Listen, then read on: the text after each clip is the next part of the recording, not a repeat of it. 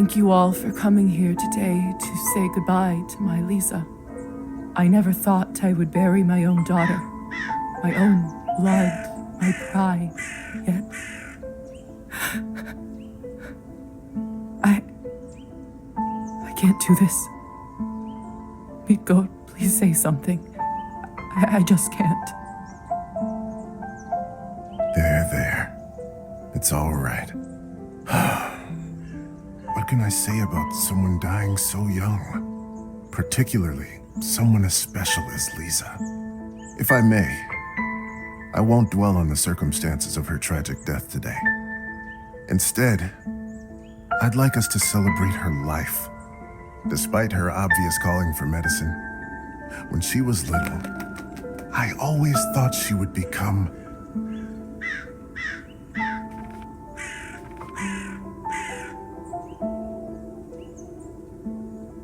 a famous writer.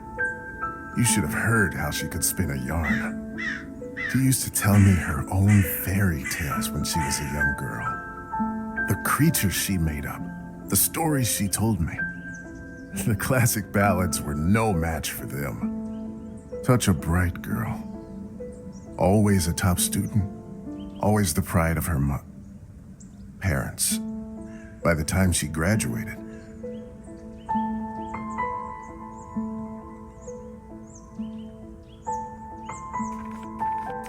Lisa knew everything there was to learn from books about science in our enlightened age. Laws of physics, human anatomy, chemical solutions, you name it. Every time she went on about this scientist or that discovery, she'd light up like a matchstick.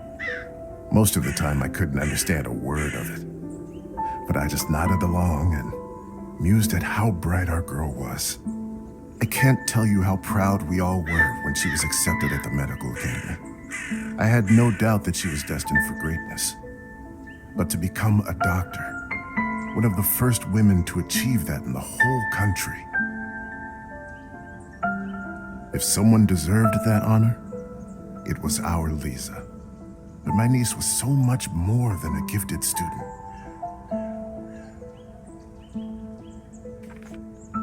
Even with all her talent for science, what everybody truly knew her by was her artistic nature and angelic voice. Do you remember her summer night performances at the cabin? Her singing, no matter the song, time or place, it felt like it spoke to you alone. Haunting, otherworldly, beautiful. She was my favorite niece. Let us raise a glass to her. Pour some vodka for Kolya, too. He is old enough to send his sister off. A piece of my soul went into the ground with her today, as I'm sure did many of yours. Let those pieces help Lisa, wherever she is now. To Lisa. To Lisa.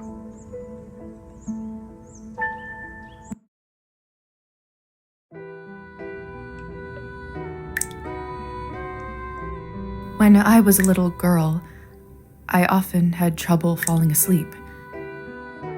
My mother used to sing me this lullaby to comfort me.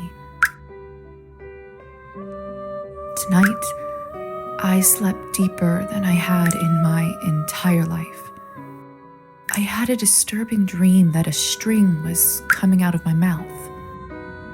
When I started pulling it, I realized that it came from all the way down my throat, buried somewhere deep in my body. I kept pulling, but I couldn't go too quickly for fear of burning myself with friction. Finally, the whole string was out. I felt relieved, but also strangely empty. I realized that I was in my bed, with my mother sitting beside me, crying. I didn't know why she was in tears, but I knew it was my fault.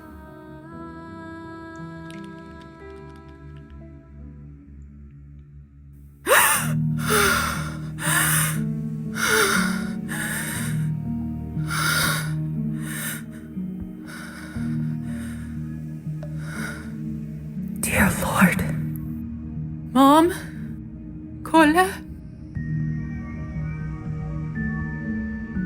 My body feels like it's stuffed with cotton. Like I slept for days.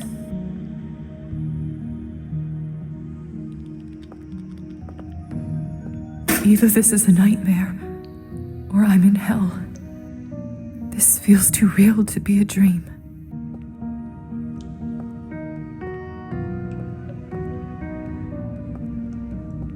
I can't see further than my own fingers. I should take the lamp with me. I can't see further than my own fingers. I should take the lamp with me.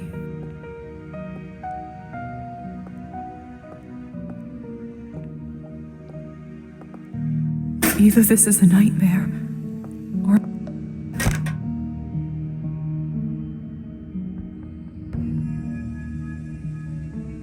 The cupboard is locked. Why would anyone keep something of value in a place like this?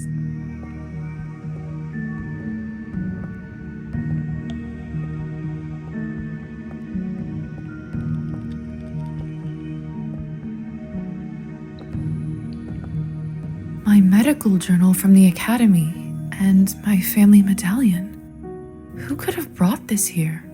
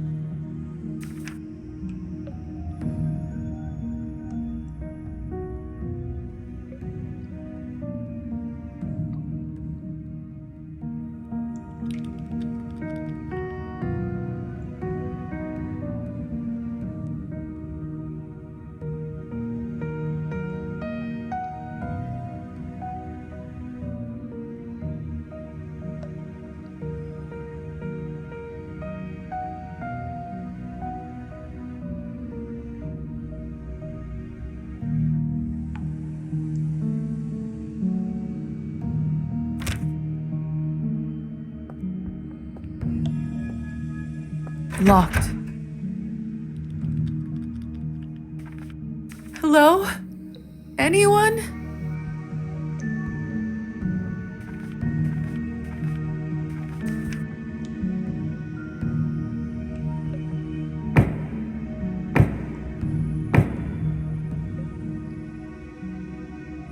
Hello? Who is this? I'm locked inside. Please help.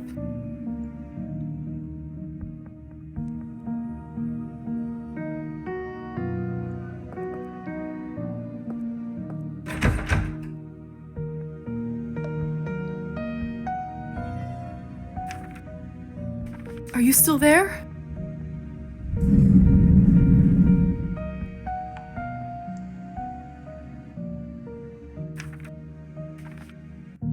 Maybe you can't talk?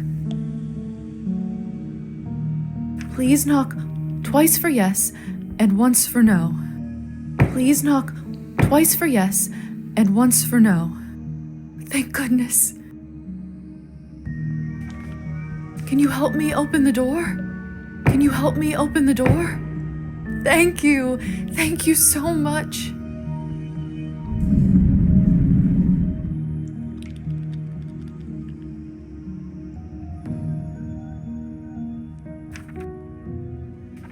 Will you help me?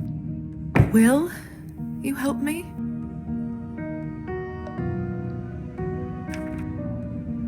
What is it that you want from me?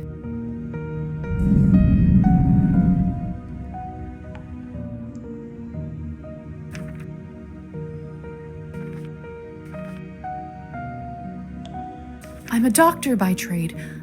I can heal you if you're sick, or come on call anytime, day or night. I'm a doctor by trade. I can heal you. I don't have much, but I can owe you a favor?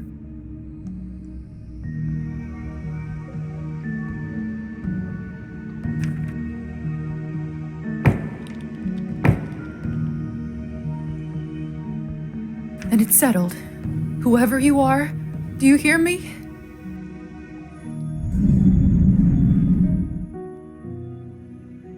If you open this door, I, Elizaveta Morozova, will be in your debt.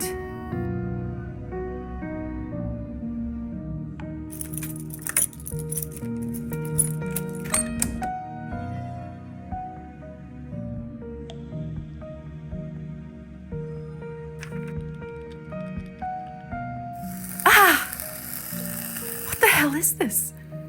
My shoulder just felt like it was burning up. I can't see anything from this angle. I should check up on it later.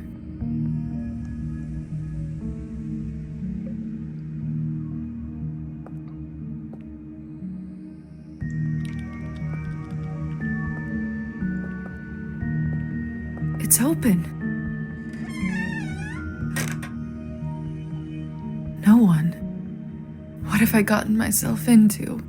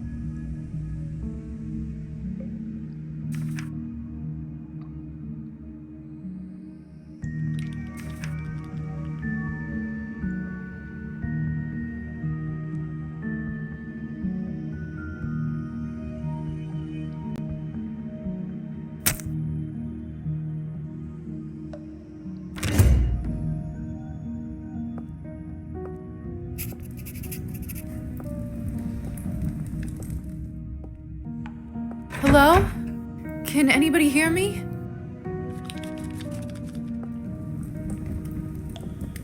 What a peculiar painting.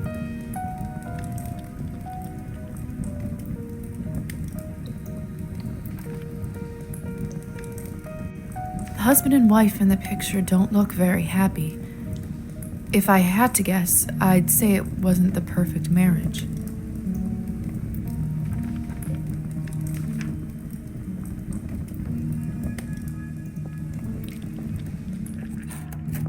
It smells like death here.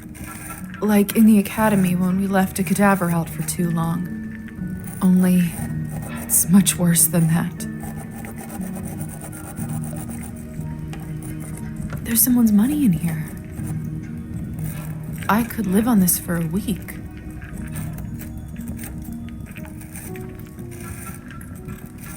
After all that has happened, I think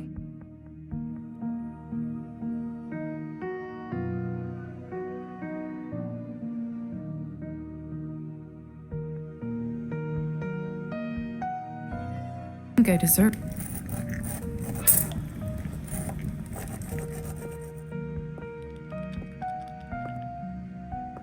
The mirror is covered by a sheet. People only do that when someone dies. Mother explained that this is so the dead soul does not get lost and trapped inside. Silly superstition, of course. We live in the age of science where there's no room for this nonsense. What is this? Where is my reflection? I can't see myself. It must be a trick mirror.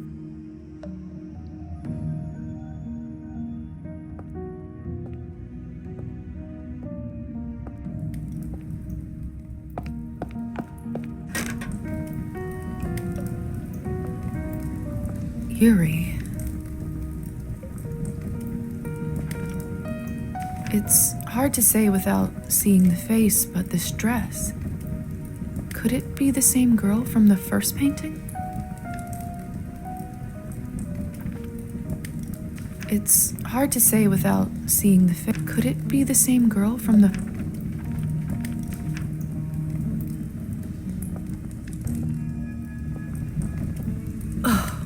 This is unbearable. I'm a doctor. I can get through this. I just need to look straight ahead.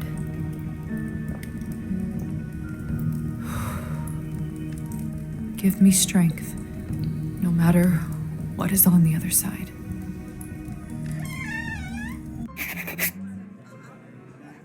What in heavens is all this? I will make sense of all this later. Something is wrong. My head is spinning. I feel the floor slipping from under my feet.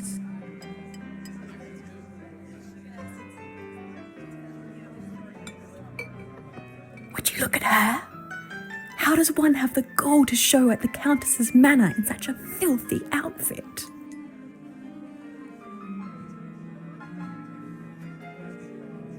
You two don't know what you're talking about. It's the latest rage in Paris now. The dirtier, the better.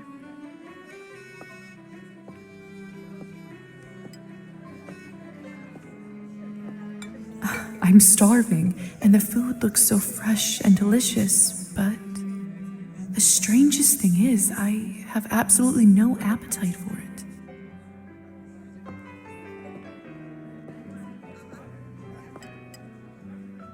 I'm starving, and the food looks so fresh and delicious, but the strangest thing is, I have absolutely no appetite for it.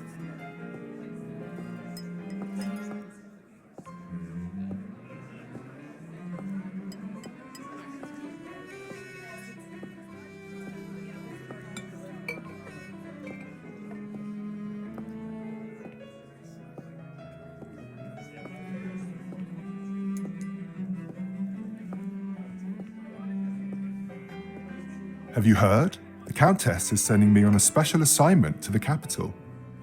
You lucky devil. I've been stuck here for years. I swear, I'd dull my fangs just to spend a night in the city.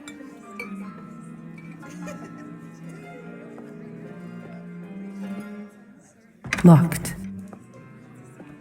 Miss, are you all right? Mind your own business, Petya. It's rude to stare at a lady. Sorry.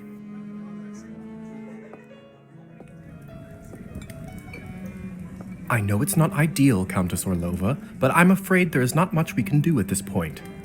Of course now there bloody isn't. The right time to act was last week. I don't understand where this influx of product is coming from. It's undercutting our prices. Where were you when I...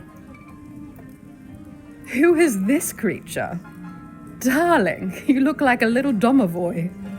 Come over here. I don't bite. Hello?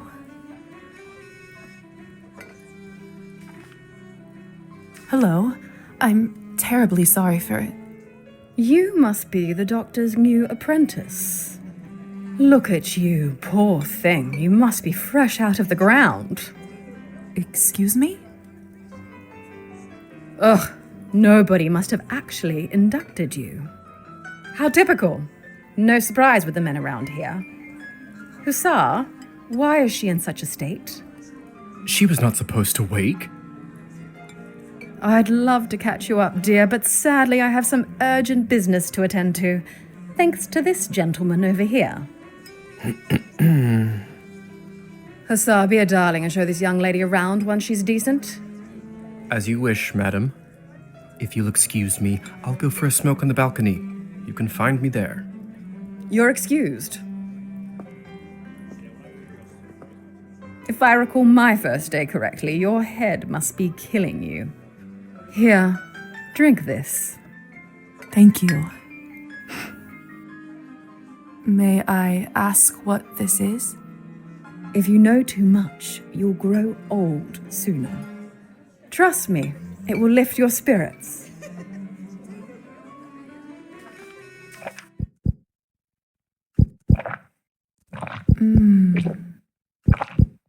Whatever this is, it's beyond delicious.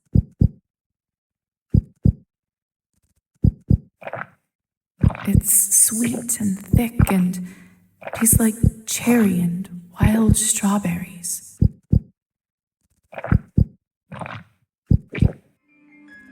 Thank you. I do feel a lot better all of a sudden. Now go change. We can't have you gallivanting around in those scrubs. There is a nice dress about your size in the cloakroom. Consider this my welcome gift. Thank you kindly, madam.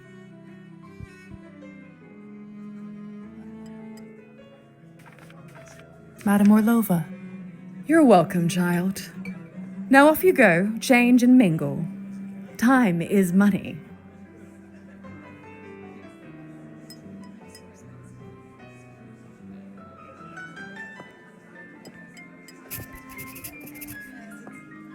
Countess is right. I should get dressed before exploring.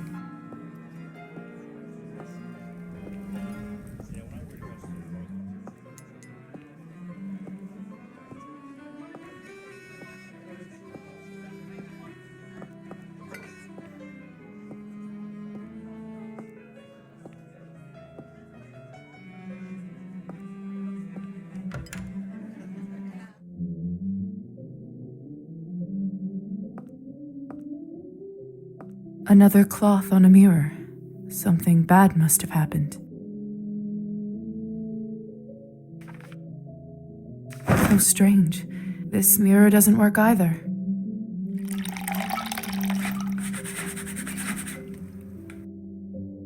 That should do it, hopefully.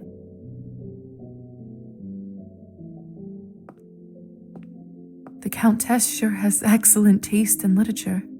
In other circumstances, I'd spend all day here reading.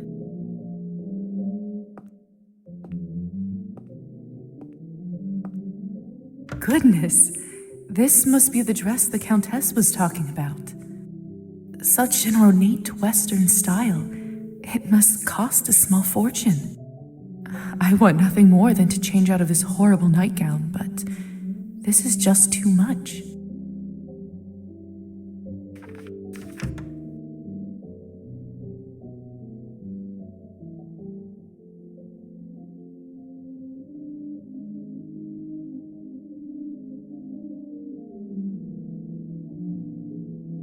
It's perfect. Fits like a glove.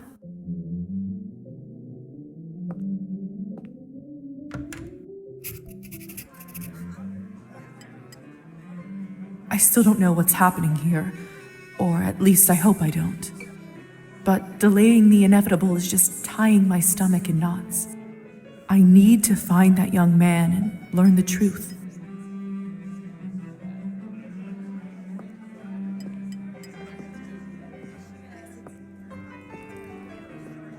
Please tell me you have some good news for me.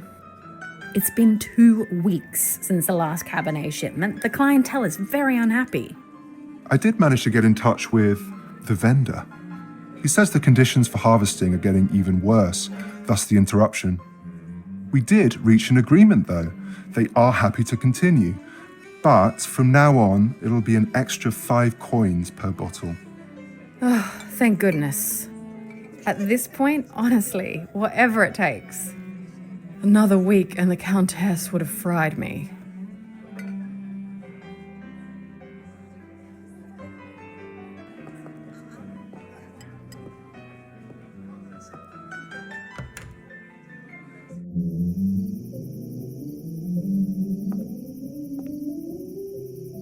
Locked.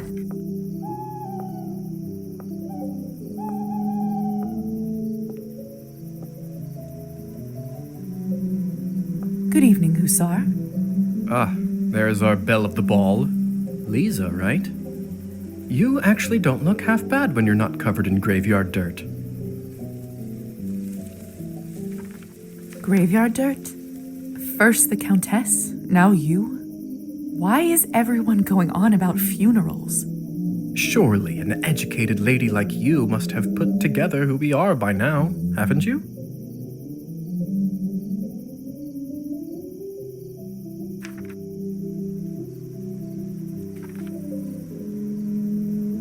I'd rather not guess.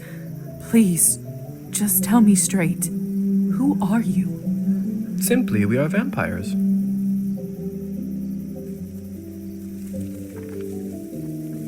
Does this mean I'm dead?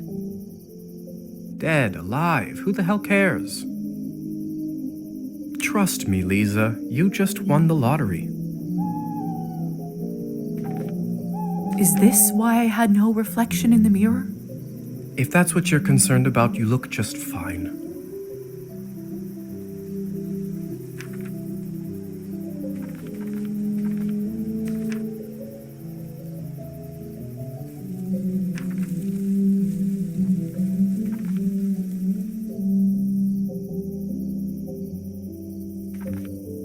What about my family? When can I see them? I was worried you will ask me that. Technically, they think you are dead, and it is best for everyone if they keep thinking that. It's true, too. I can't just leave them like this. They have to know I'm all right. Look, I know this is too much for you to take in right now. Maybe that's a conversation we should revisit another time.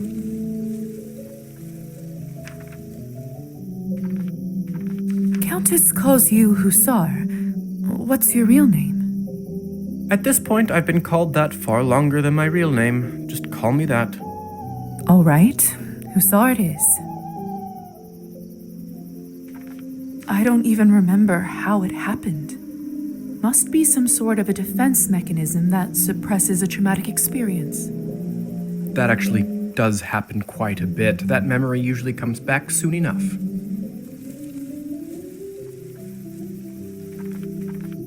I have so many questions. See, that's what I was afraid of. Theory is not my forte. I'm a proponent of learning by doing. Why don't you go talk the ears off some other guests while I finish smoking in peace? After that.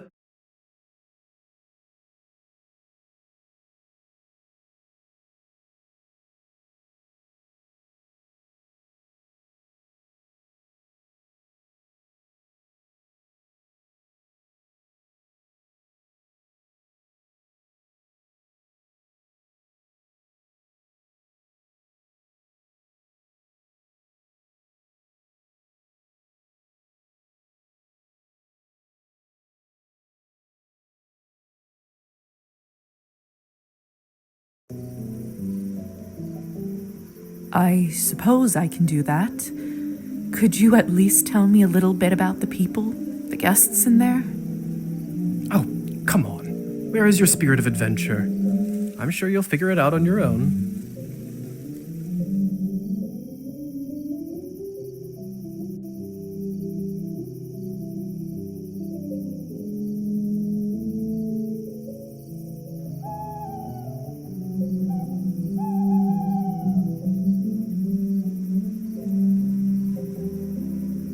All right then. I'll go see if someone can actually help me. Meh. All right. Thank you kindly. I'll be back soon enough. No rush, please.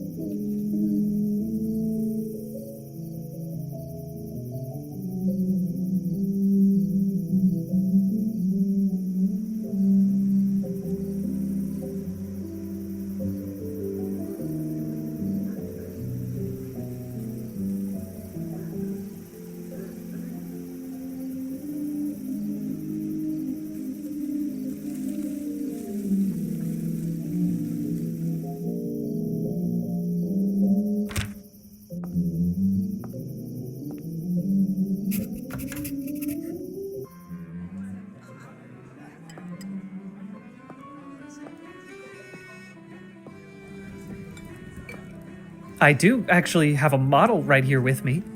I always carry Matilda with me, just in case a good opportunity strikes. You never know. Look into her eyes. Doesn't she look alive to you? Like she's going to blink? Yes, well. Apologies. Petya. Petya, we should probably go and discuss some urgent business with the Countess. I do actually have a model right here with me.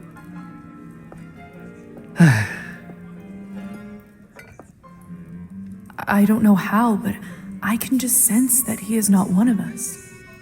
Such a strange feeling. Attraction? No, but something very similar. He is most certainly human.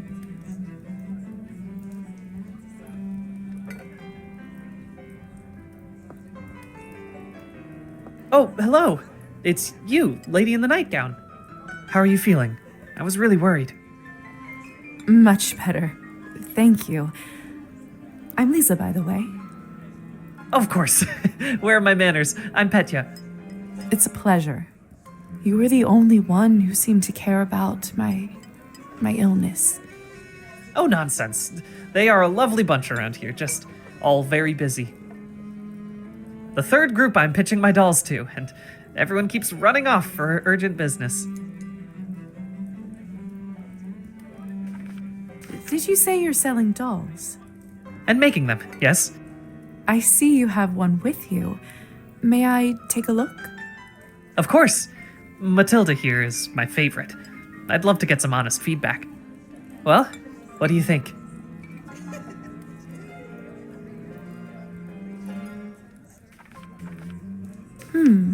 It looks promising. It might need a little polish, but I'm sure it will get there. Thank you. It's always great to hear some objective thoughts. It is still a prototype, and rest assured, I will keep working on it till it's perfect. I have no doubt of that. You know, making toys is what I wanted to do since I was a little boy. My father always called this foolishness, among other things. Said it's not manly work. I never managed to convince him otherwise. I'm sorry.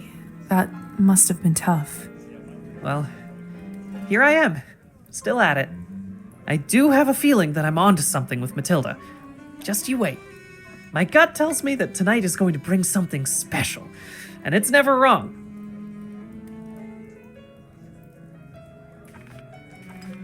How did you end up being invited here, if you don't mind me asking?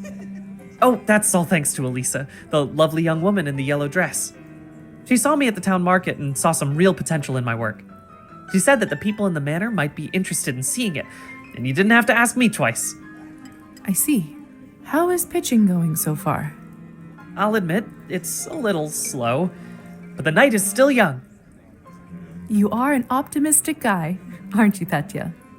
My mother used to say that my hope will be the death of me. But what's the point of living if you don't believe in people and yourself? You may be right about that. At least I truly hope you are.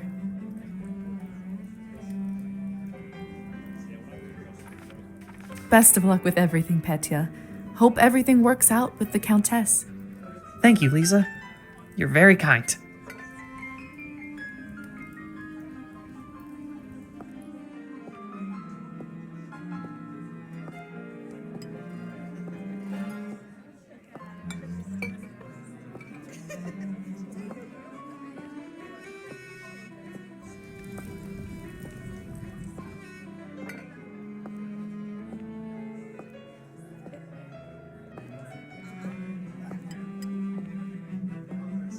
Come on. Don't any of you cowards want to have any fun? My lady, with all due respect, Russian roulette just seems like, too much fun for the night. Fine, get lost then. Be on your merry way. Who knew that the second time I die would be of boredom?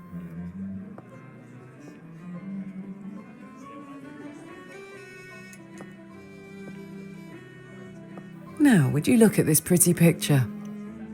I could barely recognize you from before. Where did you get this dress? It's a gift from the Countess. She is very generous. Huh. I thought it looked familiar. Name is Alisa, by the way. Lisa, it's a pleasure. May I ask who was the young man you talked with earlier? Who, Petya? Why, are you interested? Goodness, no. I was just making conversation. Don't be shy. We're not attached. Petya is human. I picked him up at the town market. He is a salesman. A ridiculously bad one at that. If you two are not an item, may I ask why did you invite him over? Because it was my turn. A turn for what? To spice up the eternity. So, I've just been turned today. Congratulations. That must be quite shocking. Thrilling, even. I'm envious, really. Yes, thank you. I'm not quite sure how to process all this yet. What does one even do with this? Being dead, drinking blood, who knows what else? Same thing anyone around here does. Masticating plain eternity day after day. Spicing it up any way you can. Hence the Russian roulette. We're already dead, aren't we? What else is there to lose? Do you fancy a round? Maybe some other time. Suit yourself.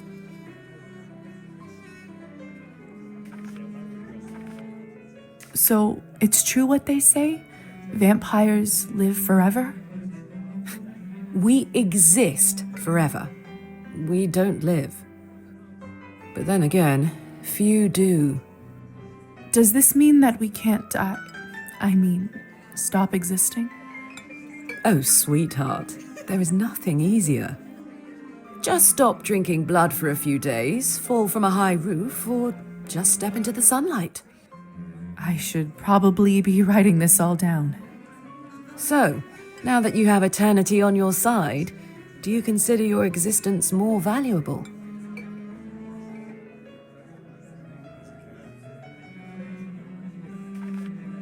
I suppose infinite time does add some gravity to it. I see. In that case, how would you compare the value of your new existence to, say, Petya's?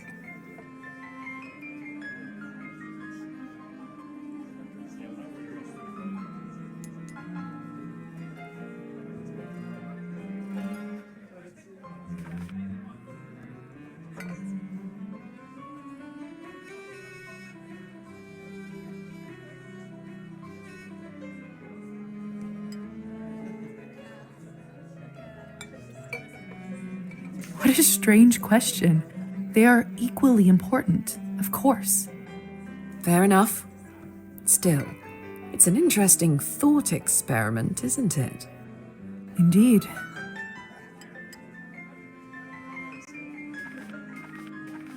Excuse me. I think someone is calling for me.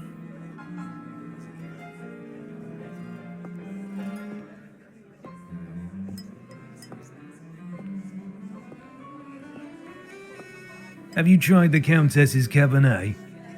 Honestly, I think this may have been the best one I ever tasted. I prefer to stick to clear drinks around here. If you really want to try some decent Cabernet, stop by my salon on the main street. Oh, that sounds like a challenge. I'll take you up on that offer.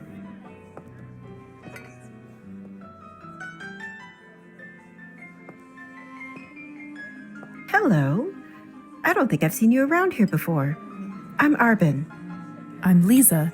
Good evening to you too. You don't sound so sure. Is it really a good one for you? You're right.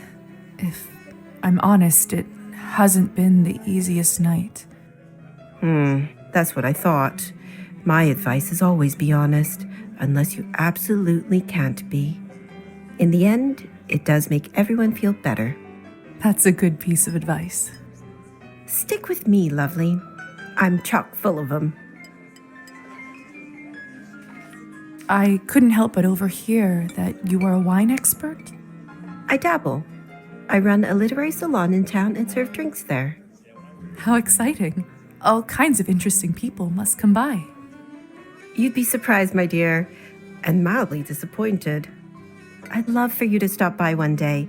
I'll treat you to a round of something nice. I'll make sure to visit.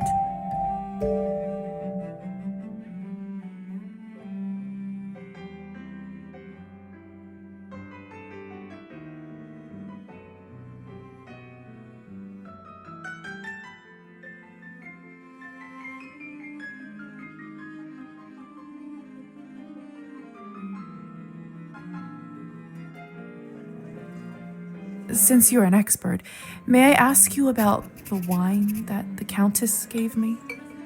I'll admit I found it delicious, but it wasn't really wine, was it? It was not. Cabernet was sort of our code word for blood, so we don't shock any innocents. And then we just got used to it. Funny how language works, isn't it? Yes. Funny. Arbin, I've only just been turned, and all of this is very new to me. May I trouble you for some advice? I hope you don't mind me asking, but has someone in your family enjoyed wine a little too much?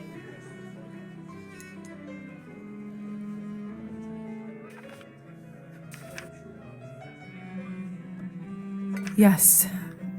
My father. Wine, vodka, anything he can drink, really. You aren't clairvoyant, are you? Everyone becomes a little clairvoyant if they live long enough and pay attention. I saw you drinking that glass earlier, and I think you should be careful around it, my dear. Alcohol's my father's problem. It isn't mine. It's not just alcohol you should be concerned about. You can keep away from it if you want. Blood, however, you will now have to drink, whether you like it or not. Whether I like it or not. Demons are hereditary, my dear. Always remember that. Well, I should get going. Good luck. I have a feeling we'll see each other soon.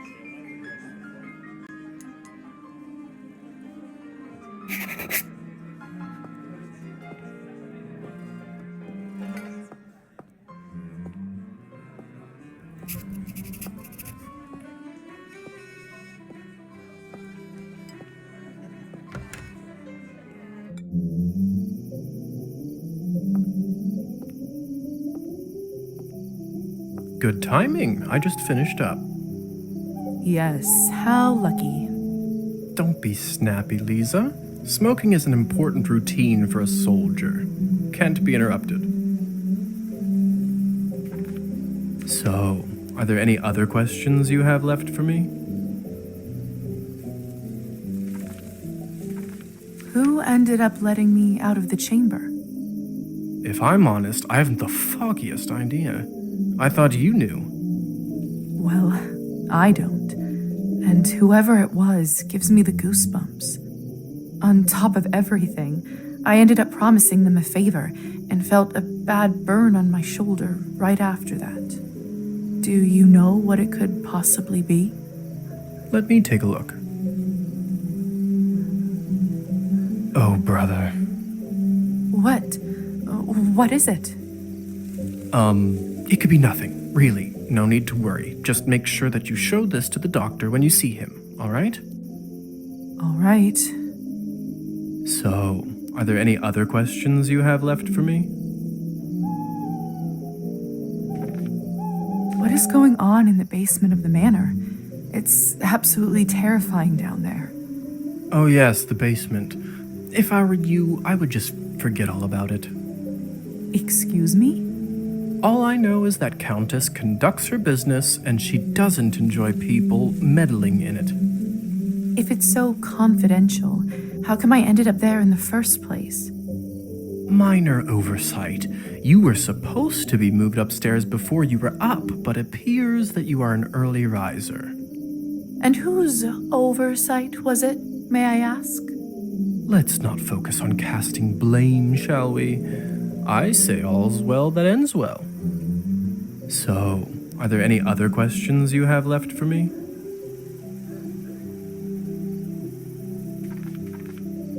If vampires are real, does this mean other fairy tales are? You'll have to be more specific than that. Rusalkas? Domovoys? Ghosts?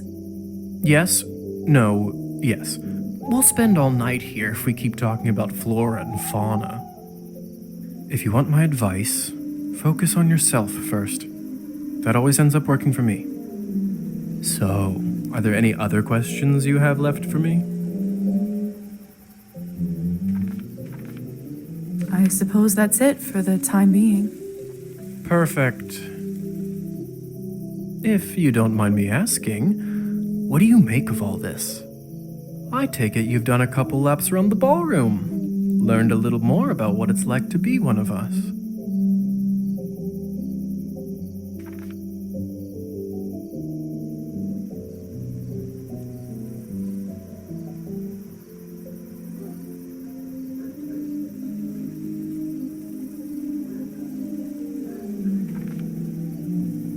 Well, for starters, I'm still dead, apparently.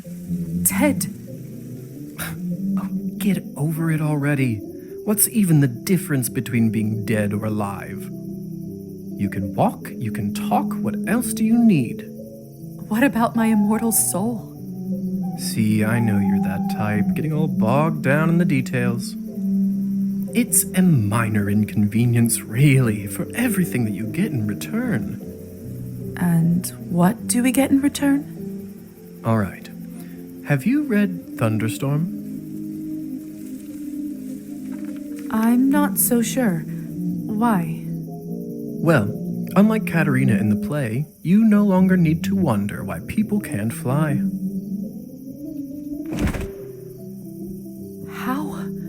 How did you do that? By sheer will, Lisa. It's very simple. How are you even talking with me in such a state? That's yet another benefit of being one of us. We can project our thoughts into people's minds. I prefer it, really. I find normal speech kind of primitive. Why don't you do it all the time, then? I'd love to, but you don't want to get too used to it and scare a human by accident. Now, why don't you try it? Let's see what kind of bat you are.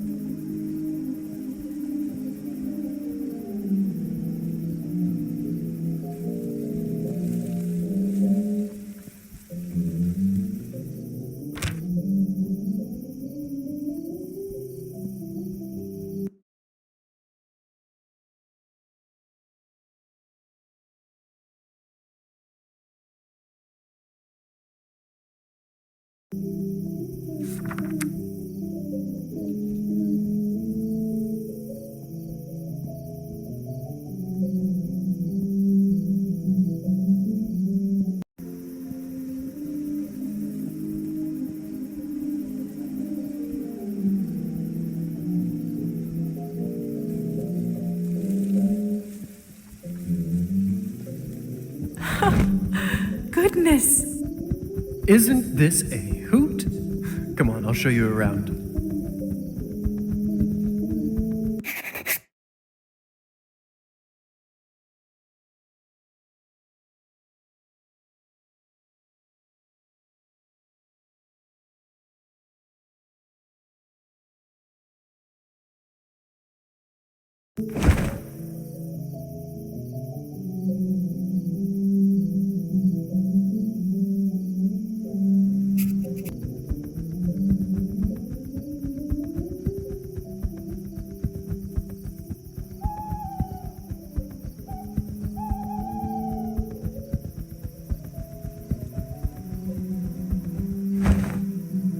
Seems like you're catching on. Follow me.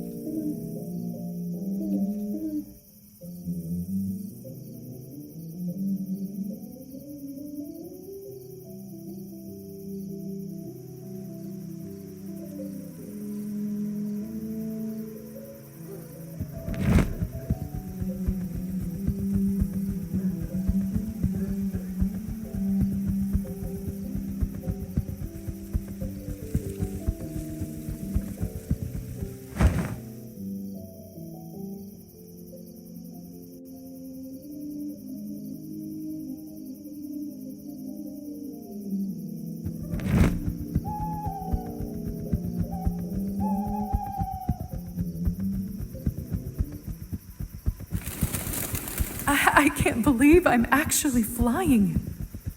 All this talk about death, but don't you feel more alive than you ever have right now?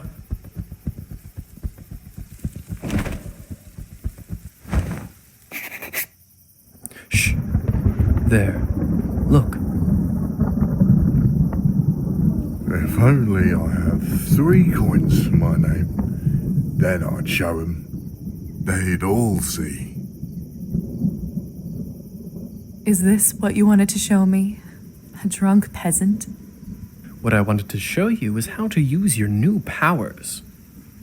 Meet Trophime. He is the Countess's former serf, now custodian and coachman. Among other things, he makes sure no one goes in or out of here without her permission. Important man. Now, come with me.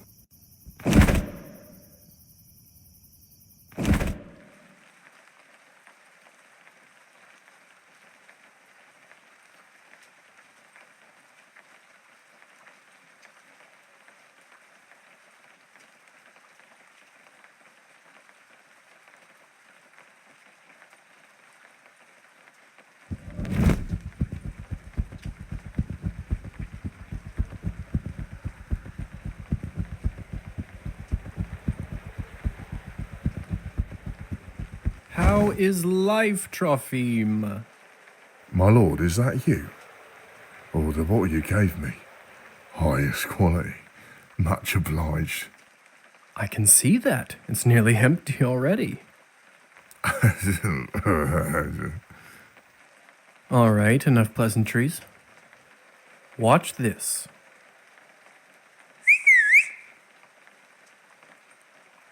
What happened to him? Is he all right? He is fine. We call this enchantment.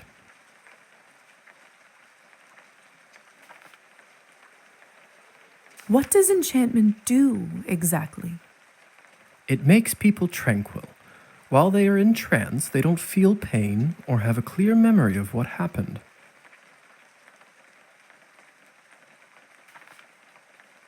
Is it like anesthesia? In a way. I bet you this fellow in the States who invented it is a vampire. You mean William Morton? Mm-hmm. I heard the doctor was toying with that idea before the discovery. He was not happy the Americans figured it out first. So they don't remember anything once they're enchanted? Not quite. They may not remember what happened, but they won't forget how you made them feel. Sounds like a subject for some awkward conversations. You don't know the half of it yet. You'll see.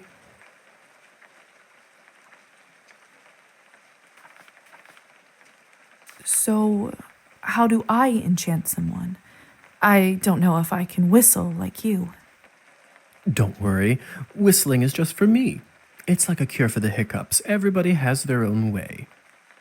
When you need it, it will come to you.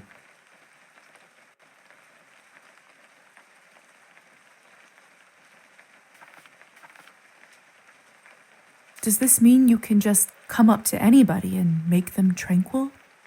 In theory, but it's not quite that simple. Firstly, they have to like you, an important condition. Without it, the charm won't work.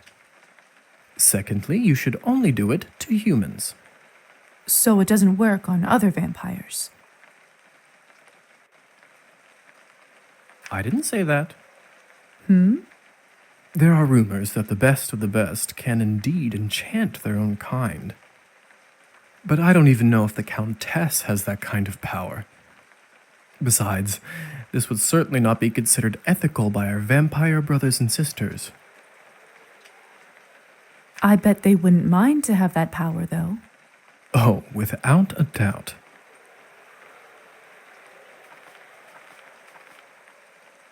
So why would you want to enchant someone? I thought you might ask that. There are two main reasons. One, people in a trance are easily suggestible. You can use that to influence their thoughts and opinions.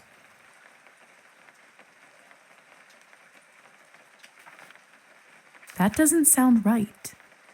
Well, I didn't say you have to do it, did I? Everyone lives with their own choices. When you say influence their thoughts, does this mean they will do anything I say? Only within reason, of course, especially when you are a beginner. Impression is a delicate art and takes a lot of practice. And what is the second reason? I think you already know.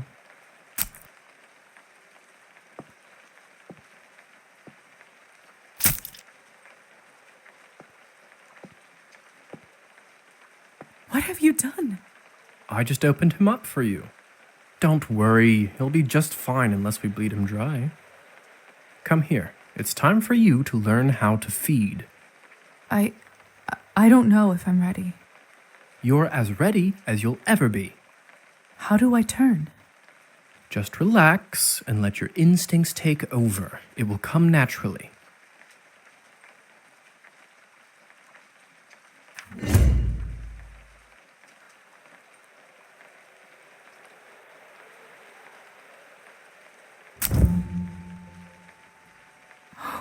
My mouth, it's bleeding. Of course, I forgot to warn you. Sorry. Don't worry, it's normal. That happens when your fangs are out for the first time. It will recover in a minute.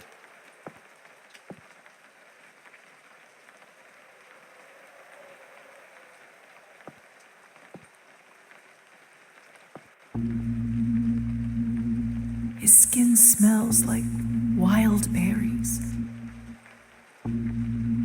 But not just the smell, the promise of warmth that draws you, the promise of being whole. I want to feel it on my teeth, in my body.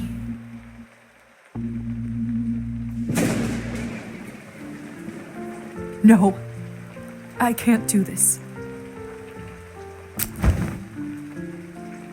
I don't think I can do it. I'm sorry. All right. But if the Countess asks, promise you'll say that you've done it. I don't want to get in trouble because you chickened out. I promise. Remember, you have to learn to do it to survive. I better get back to my other errands. Don't want to get my tunic wet. Do you remember the way back? I do. Hussar?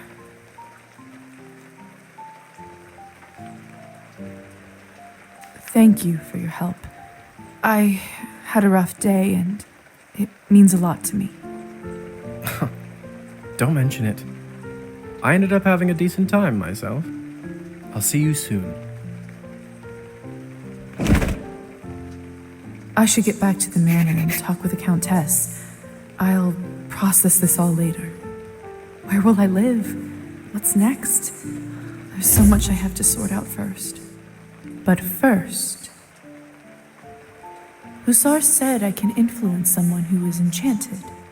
I should try it on Trophime.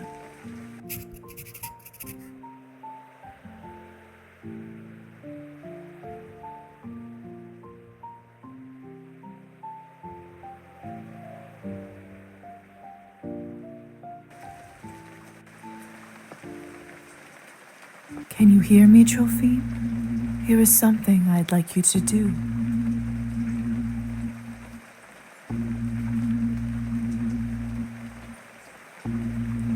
You will start pacing your drinking.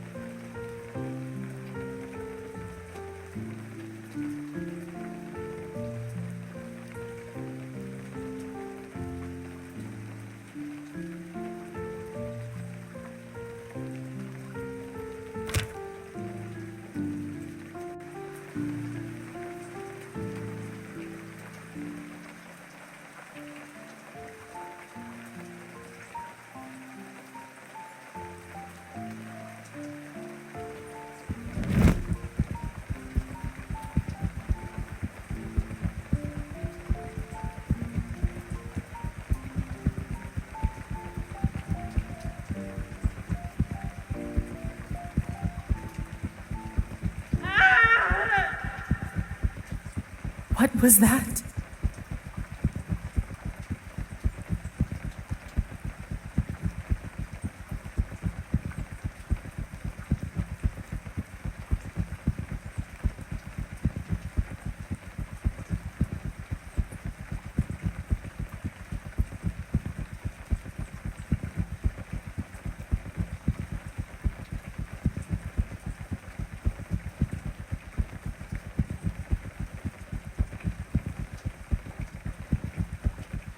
Looks like the banquet is over.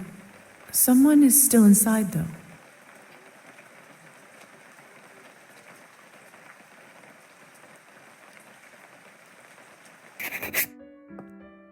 I don't understand.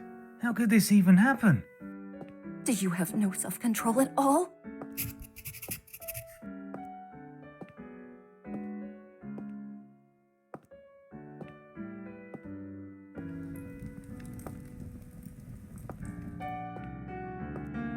What is this?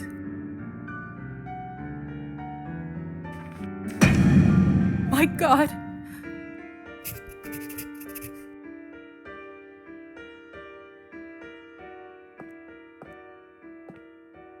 It's Petya's doll, Matilda.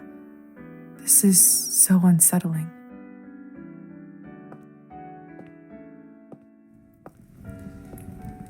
What the hell happened here? It's all Victoria's fault. I told her he's almost empty, but she wouldn't listen. What do you want from me? I was starving, and you two barely left me anything. Doesn't matter now. We drained a man. Not anywhere, but at the Countess's manor. Someone is gonna fry for this, and it sure as hell won't be me. Are you mad? No one's going to be executed for this. He's just a human.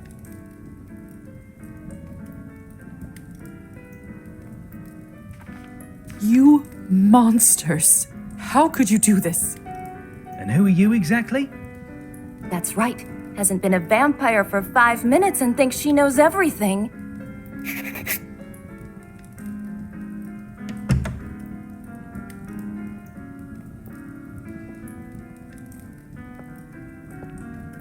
Come with me, my dear. This is not your mess to sort out.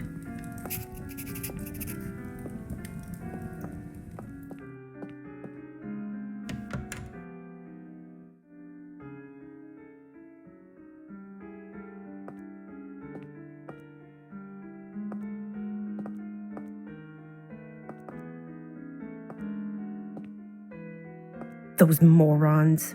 I knew I couldn't leave them alone with him. I just can't seem to make sense of it. I talked with Petya not even an hour ago. I'm so sorry. He didn't need to die today.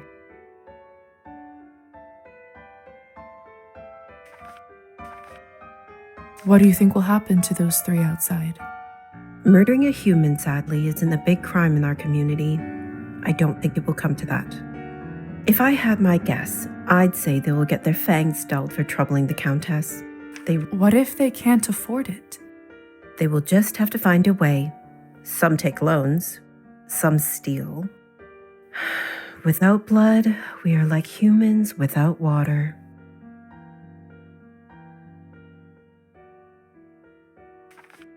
What happens now? Well, the Countess won't like this one bit. I can tell you that much. Is she sympathetic to humans? I wouldn't say that. However, she doesn't like murders being linked up to her property. She will find her way out of this, no doubt. But those three in the ballroom, we'll have to see.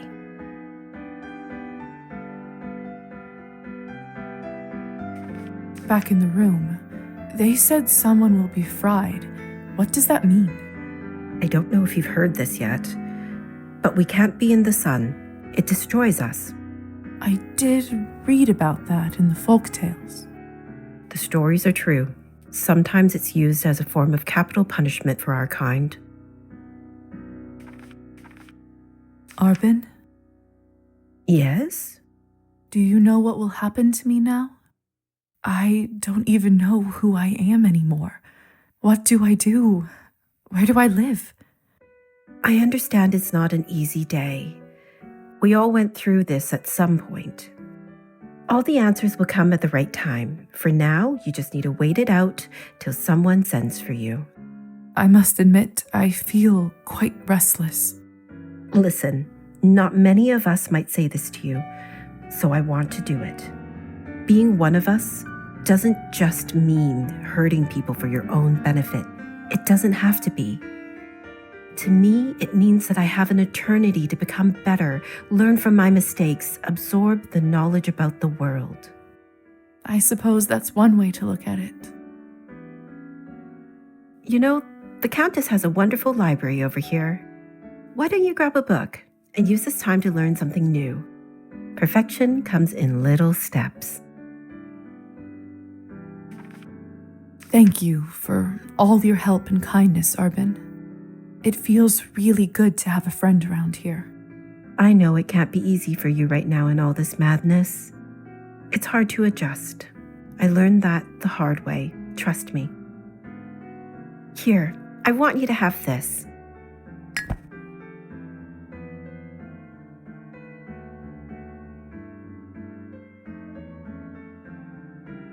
This should give you a little boost when you need it. Clear your head. It's not going to last long, but it will give you a little peace of mind for the time being. I should go now, my dear. You know where to find me. Next time, a drink at my bar is on me. I'll be looking forward to it.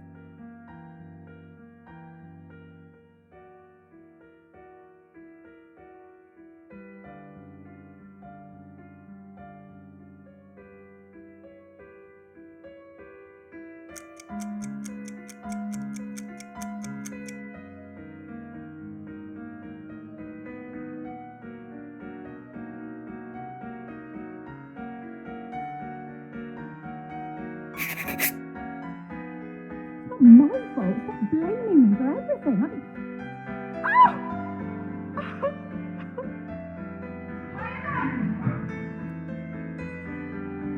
I should see what all this ruckus is about.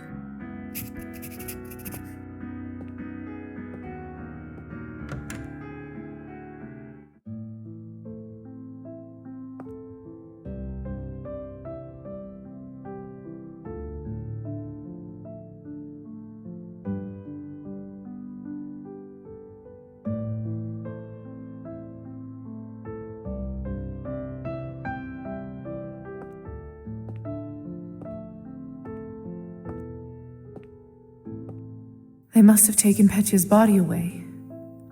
Lord only knows what they'll do to it. This is fresh. What in the world caused this?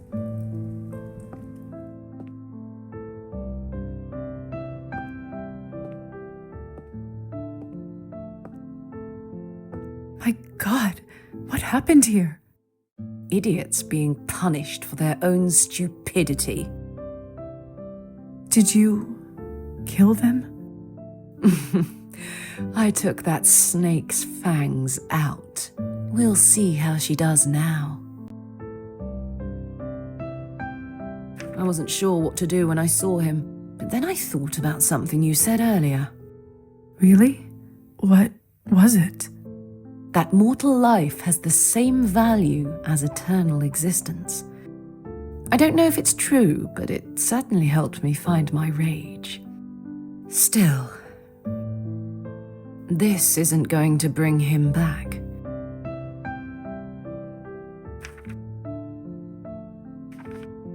I'm so sorry about Petya. He seemed like such a nice boy. It was always a risk.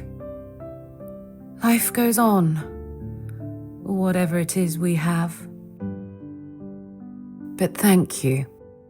You must be curious about what happens to you now. I'd be lying if I said otherwise. The way it works is that you get assigned to the one who turned you for the apprenticeship. I believe you are the doctor's disciple. I don't really remember much before I woke up. The doctor. He was a traveling doctor that came to the city, wasn't he? He was a vampire? He certainly was. It will all come back eventually. Don't worry about it now. Countess has a coachman, Trofim. He will take you to the doctor's place in town. He is rough around the edges, but you can learn a lot from him. May I speak with the Countess herself? You need to be a little more important for that to happen. Trust me, she'll send for you soon. She has errands for us all. You will be no exception.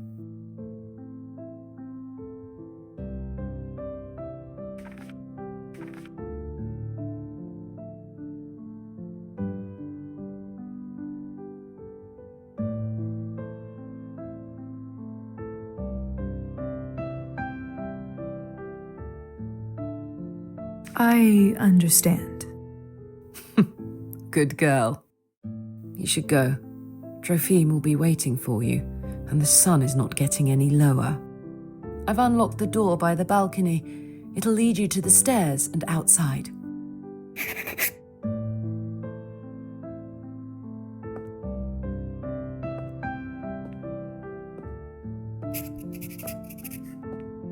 They must have taken Petya's body away. Lord only knows what they'll do to it.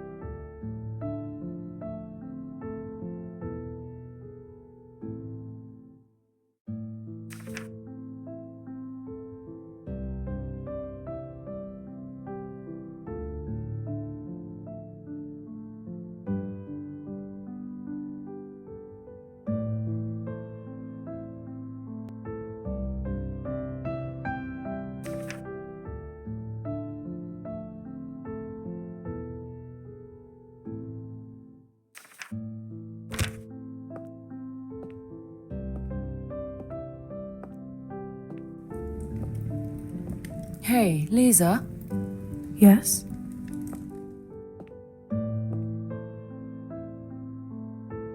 Never mind. What is it? You've only turned recently. When was the last time you watched the sunrise? It must have been a couple weeks ago. I was studying late for my exams. What did it feel like?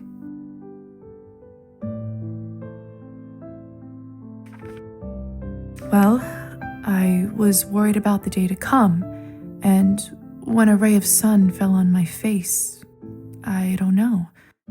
I felt warm, hopeful. Why do you ask?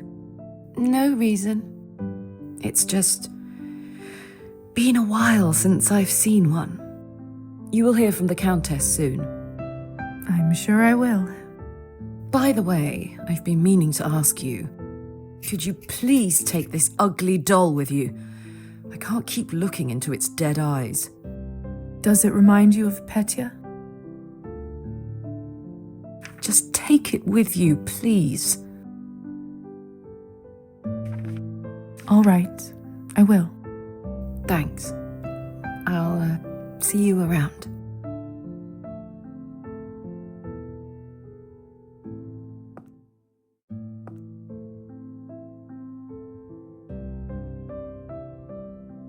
I swear it just blinked.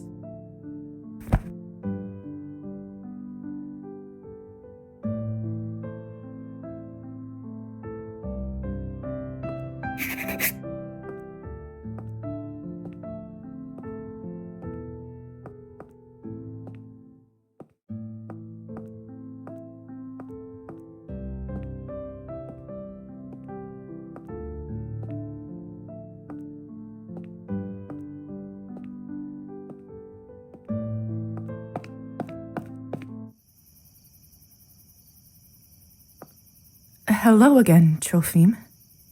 Evening, my lady. Forgive me, but have we met before?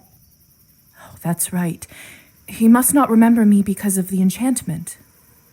Oh, no. Lisa just mentioned your name when she directed me to you. But of course, silly me. I was worried I forgot. Happens to me after vodka sometimes.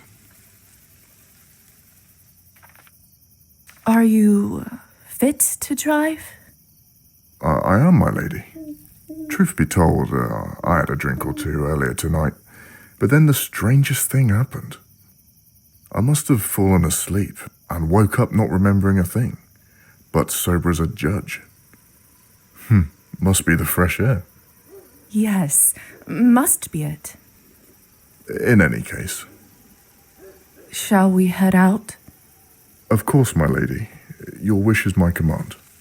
Mistress Orlova arranged for you to be taken in and out of the town as you see fit, at no charge.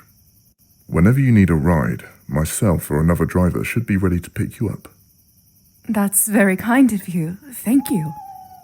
Don't thank me, my lady. Countess's orders are the law around these parts. Well, in that case, send her my thanks. Will do. Get in, my lady. Don't be shy. Marta and I will get you to your new lodgings in no time. One more thing. I'm afraid you'll have to wear a blindfold, my lady. Mistress doesn't want anyone knowing where the manor is.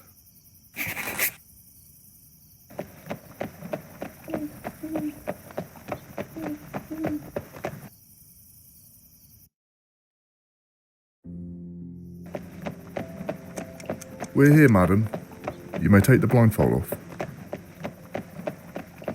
So this is my new home.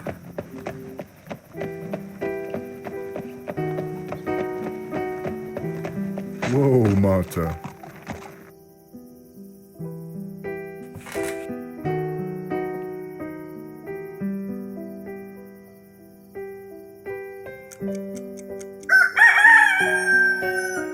What? Where do all these sparks come from? What is happening to me? That's the sun, madam. You must go inside your new home soon. But don't worry, there's still some time until sunrise. Doctor's flat is on the second floor. Door on the right side.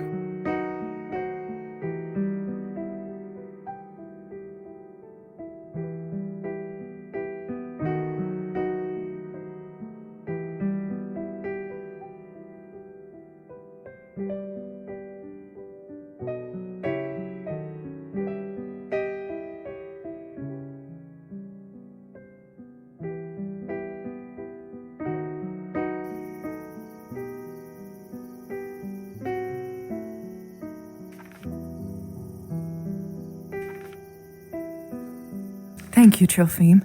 Be safe. If I'm honest, madam, no one is really safe here.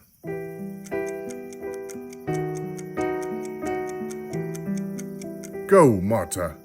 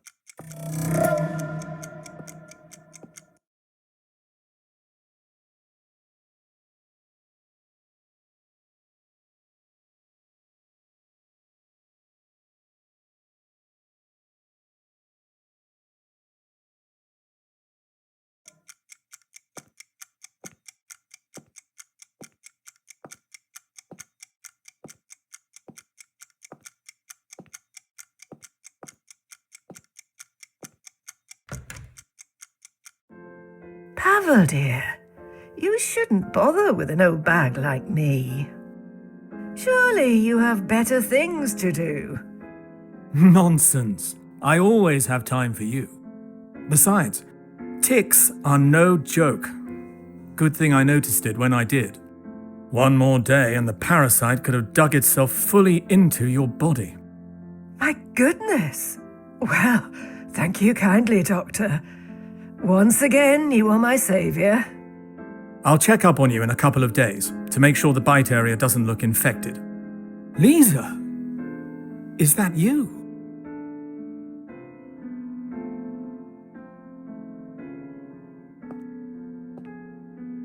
Oh, this must be the new apprentice you were talking about. Indeed. Very good, very good. Thank you again, Doctor, for taking pity on an old woman. Hello, little dove. You look like you've seen a ghost. Are you all right? It's just been a rough day. Ah, that's what I thought. You poor girl. Thank you.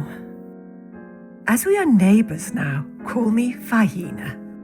I'll be right next door if you ever want to check up on an old woman. Don't be a stranger.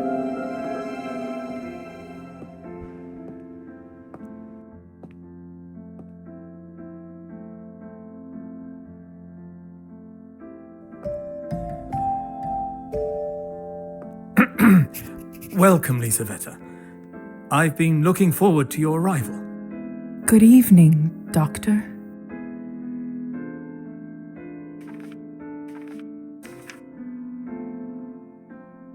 Tonight was your initiation night, wasn't it?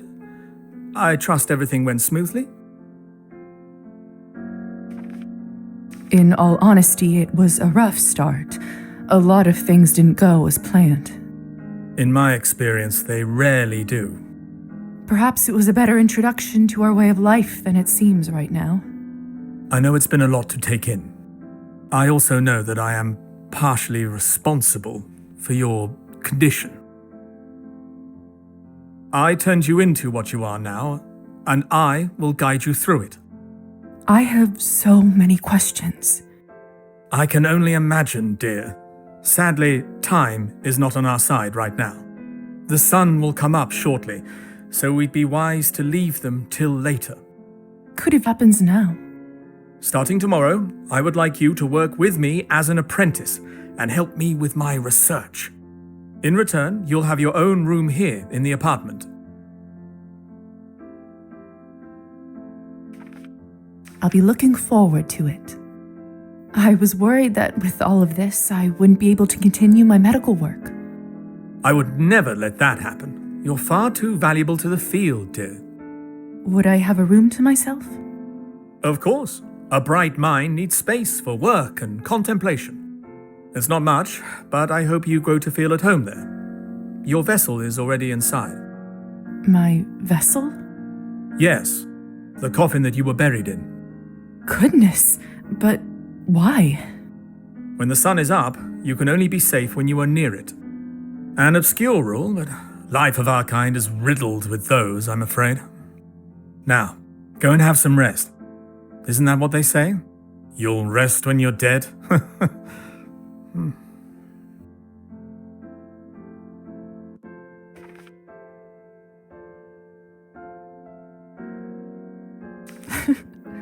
That's right. Let's see if that's true. By the way, I left an outfit in your wardrobe that you may find more appropriate for your medical work around town. It's probably a bit old-fashioned for a city girl like you, but it's all I have. Now, time for you to get some well-deserved rest. Thank you, Doctor. Good night.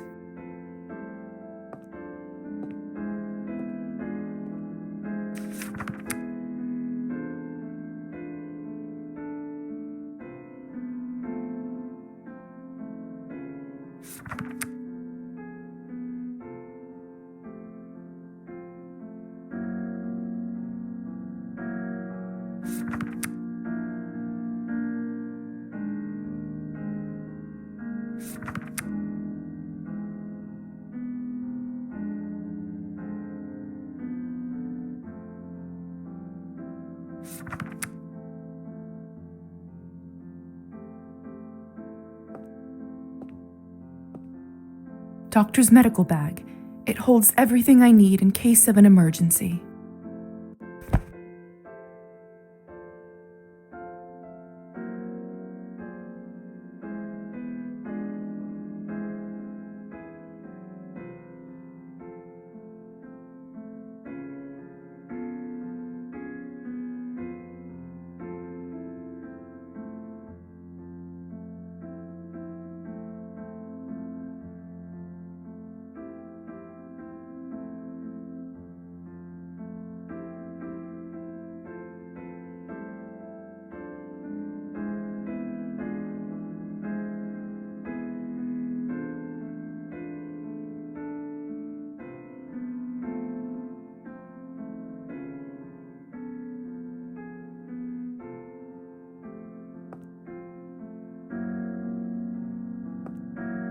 It's almost sunrise. I shouldn't leave the house at this hour.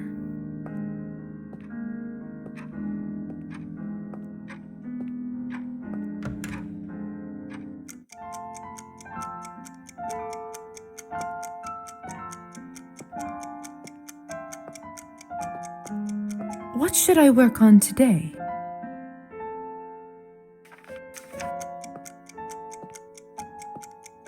Dr. Volkov's vessel. Nothing fancy, of course. Efficient use of space. Makes perfect sense.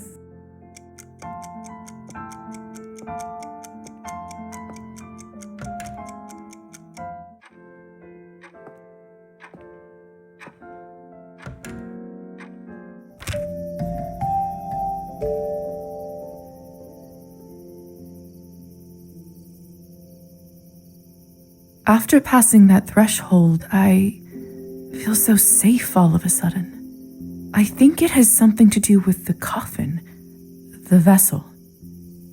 Ironic that something like that can bring a sense of calmness.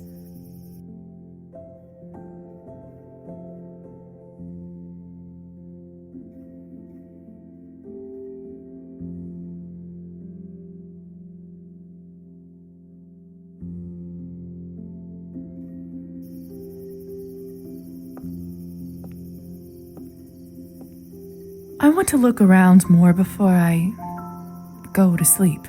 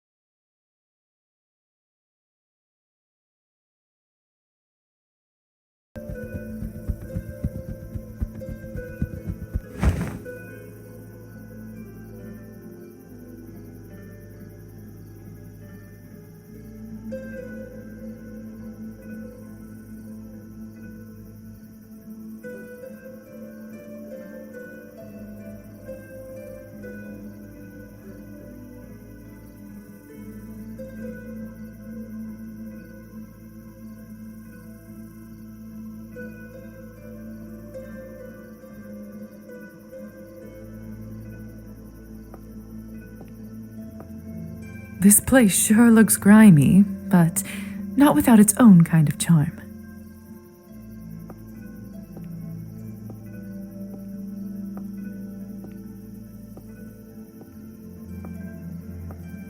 The local vodka bar.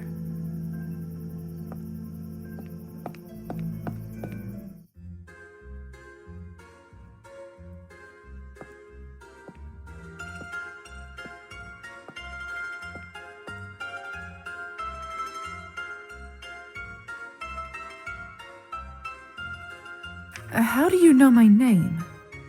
Let me just say I take pride in knowing my customers. So, what can I do for you today? Would you like a sweet pint of lager? Or the freshest Cabernet you've ever tasted? Perhaps a cheeky game of cards?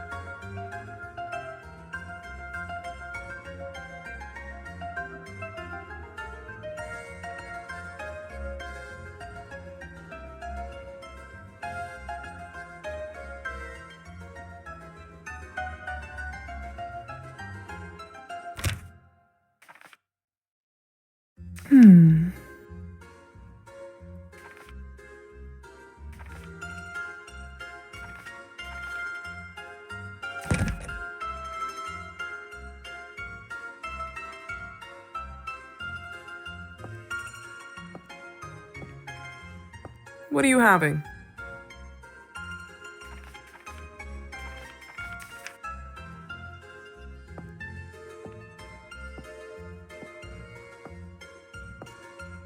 Wait a second. I can sense he isn't human. Could it be that a vampire is working here? What can I do you for? Excuse me, I couldn't help but notice that you are...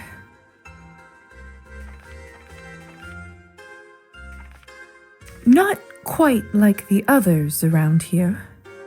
Yes, I am what you think I am. Name's Yurgis. I'm Lisa. Pleasure. If you're ever in need of Cabernet, let me know. It's actually affordable here, unlike that posh place Arbin runs.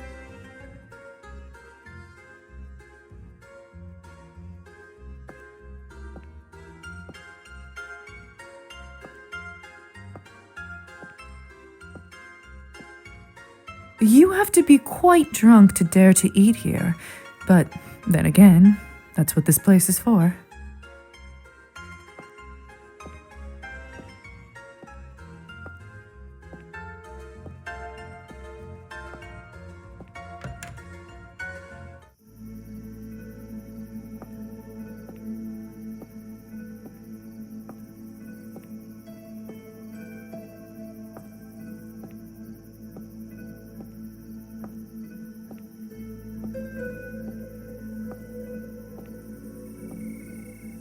Local music school.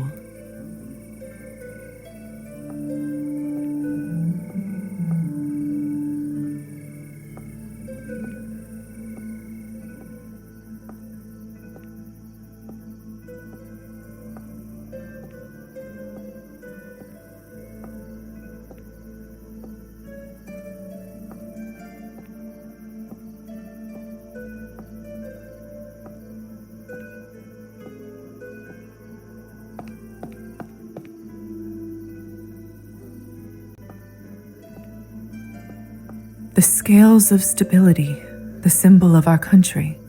How patriotic.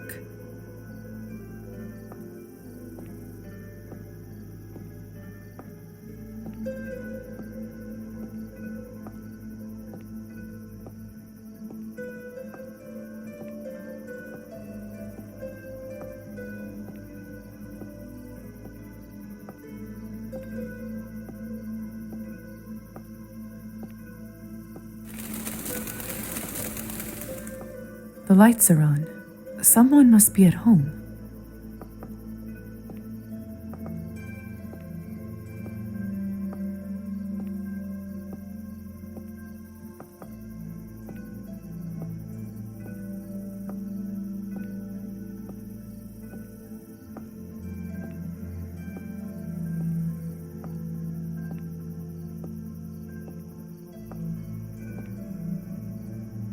Locked.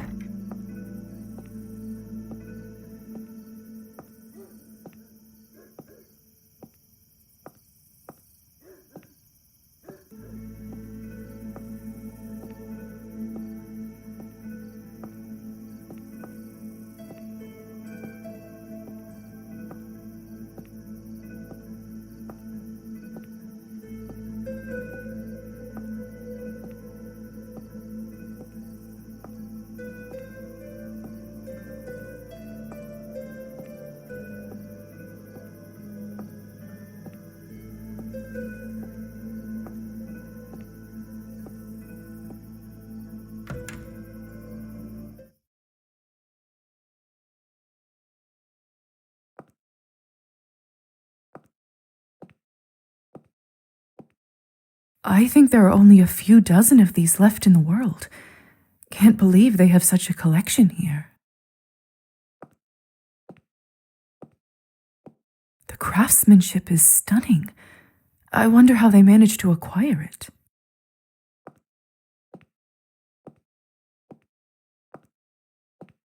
It looks authentic. Unbelievable.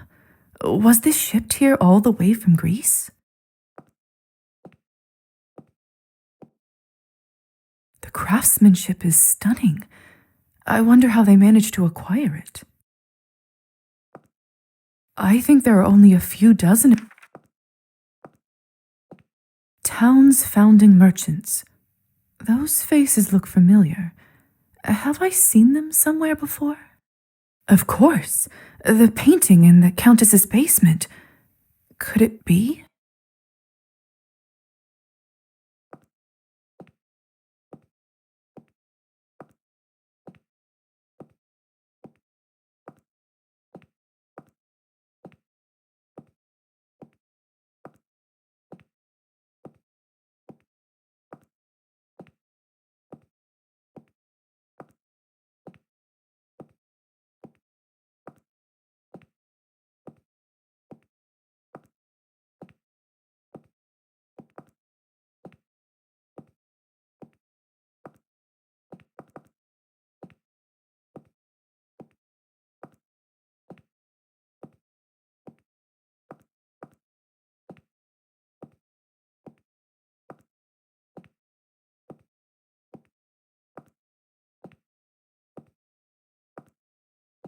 Athena, the goddess of wisdom and warfare.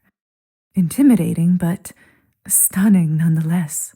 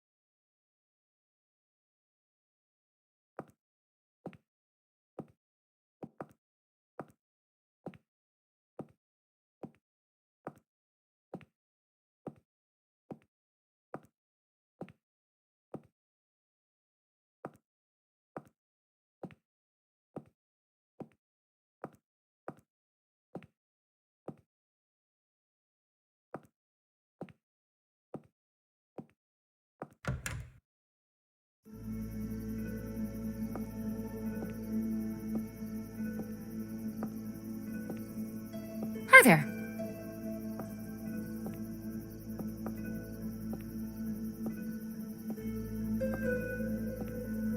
That's one messy path. I'd rather wait for it to be tidied up.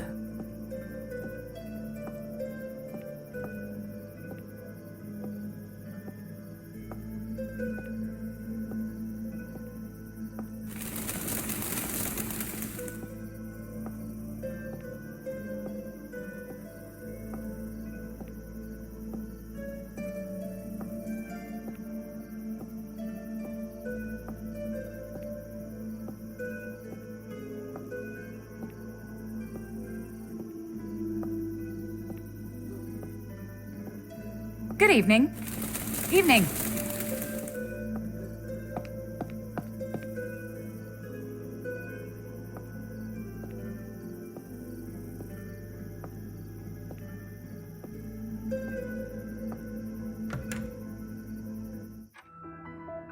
Perched upon a rotting barrow, my eyes survey the fallow field.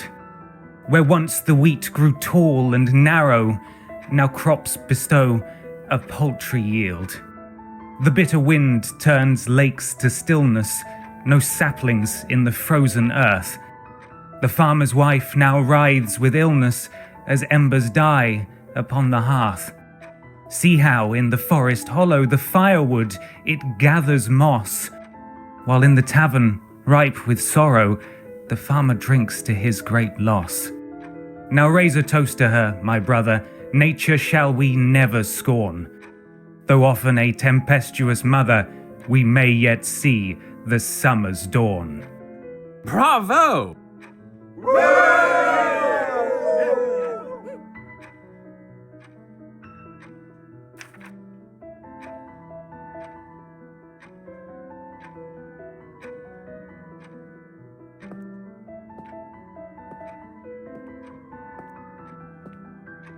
I don't think this clock is working, but it doesn't seem like anybody here cares. I presume you are the famous Evgeny Skvortsov? I don't know how famous I am, but I certainly am him. And whom do I owe the pleasure?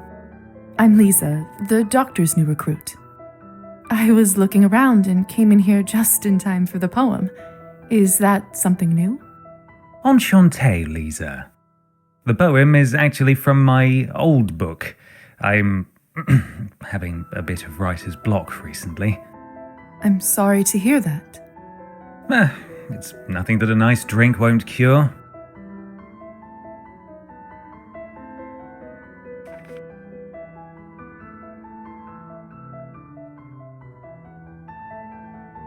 You know, I happen to have read your poetry book recently.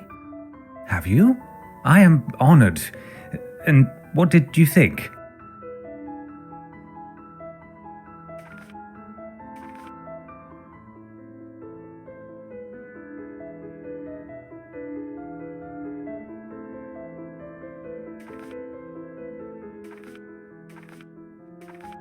It was brilliant. Reminded me of early Byron, so passionate and brave. Thank you. That's quite a compliment. You do know your poetry. Don't act too surprised, please. You're right. My apologies. I think such nice sentiment deserves a toast. Would you do a celebratory vodka shot with me? Vodka isn't really something I drink nowadays. You know that nobody actually likes vodka, don't you? It's designed to be terrible, to make you feel terrible. That's why it's a perfect companion for your misery. After all, isn't that why people drink in the first place? What a compelling pitch. Advertising is what poets are really made for, isn't it?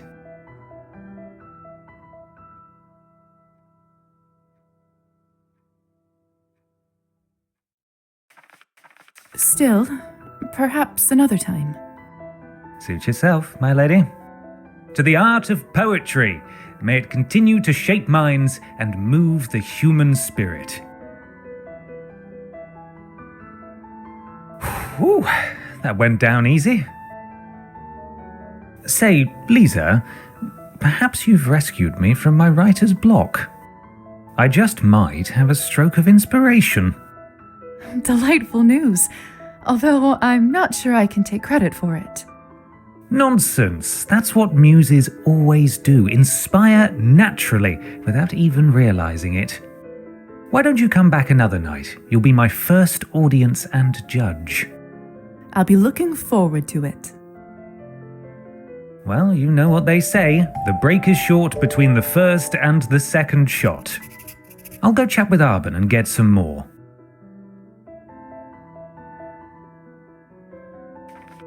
Have fun with your misery, companion. Oh, we always do.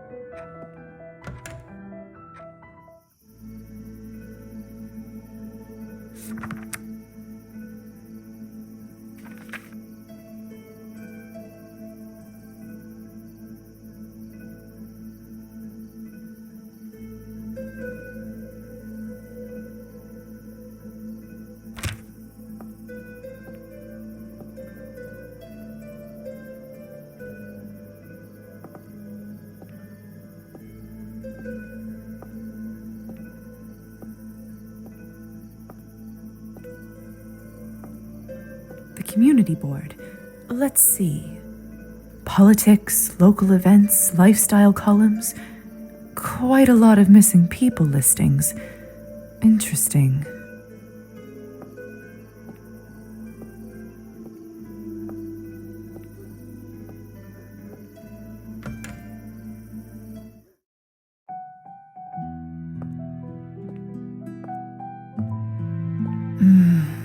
Too bad I can't eat pastries anymore.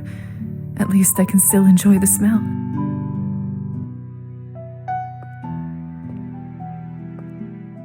This produce looks so fresh. I almost feel like eating solid food again. What can I do for you?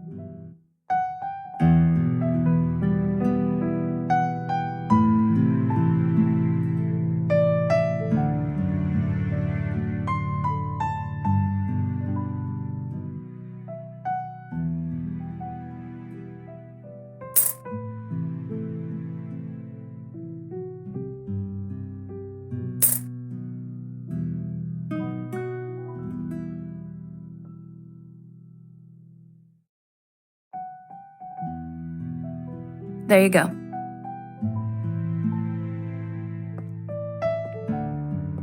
Anything particular you're looking for? Have a nice evening.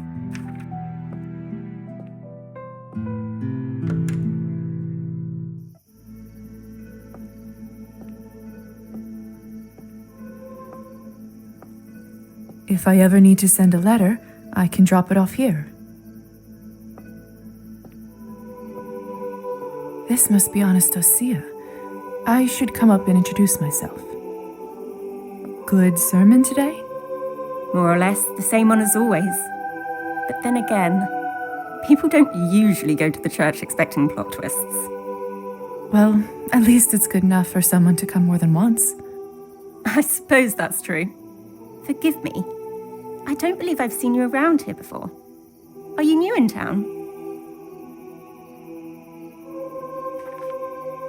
I arrived just a couple days ago. Oh, in that case, let me welcome you to the town.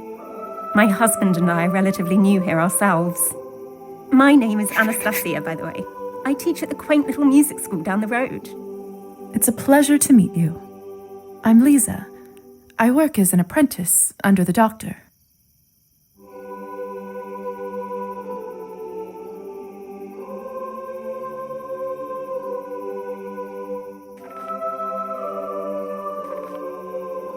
The church choir here sounds remarkable. The tenor in particular is something else. Doesn't it? I must admit, I didn't expect to hear something like that in such a small town. I couldn't agree more. You have quite an ear for music. You sound surprised. Do I give off such a bad impression? Oh no, it's just that I rarely meet anyone I have a lot in common with around here. Not anymore, at least. A music teacher? That must be so rewarding. It's true. When I see a spark of passion in a student, especially a child, it does make my day 1,000 times brighter. Do you play an instrument yourself? I don't, sadly. Ah, that's a real shame. But trust me, it's never too late to pick up an instrument again. Thanks. I'll keep that in mind.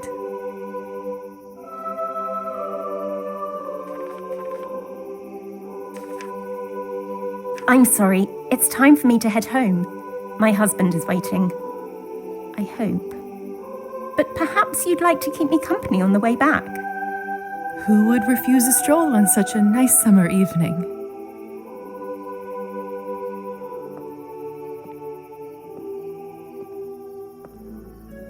The tenor that you so precisely placed belongs to Father Mikhail. Father Mikhail has a true gift. His voice is unbelievable. I find it very difficult to listen when he speaks, or agree with anything he says. But when he sings, I just can't help myself. It is frustrating when you can't deny the talent in a person you don't admire. Isn't that the truth?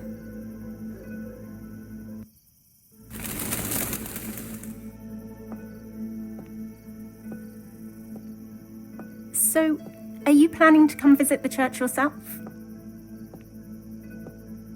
Definitely. I used to love the one back in my hometown.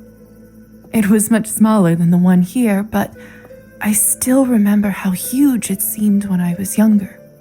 I miss it. Well, that's just lovely. It will be nice to see a friendly face in there. If I'm completely honest with you, I come there mostly to listen to the choir.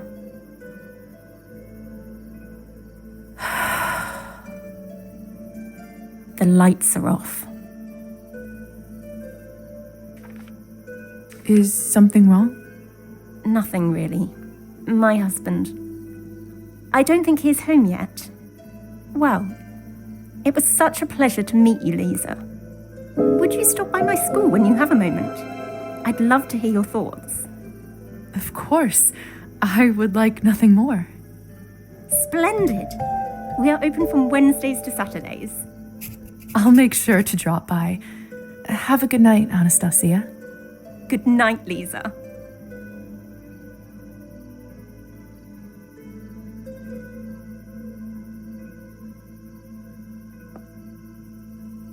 The lights are on. Someone must be at home.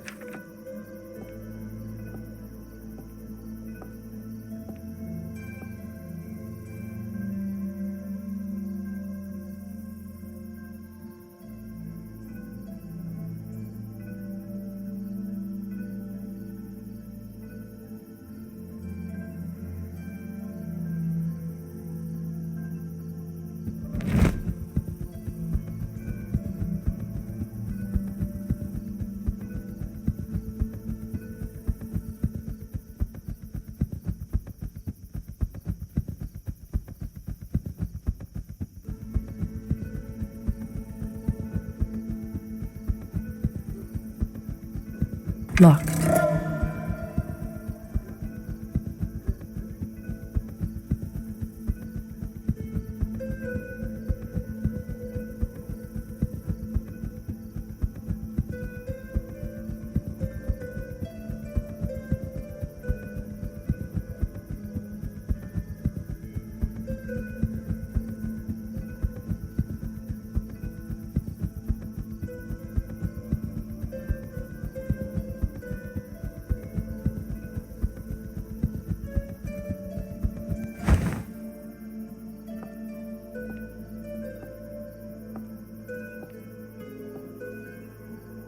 Locked.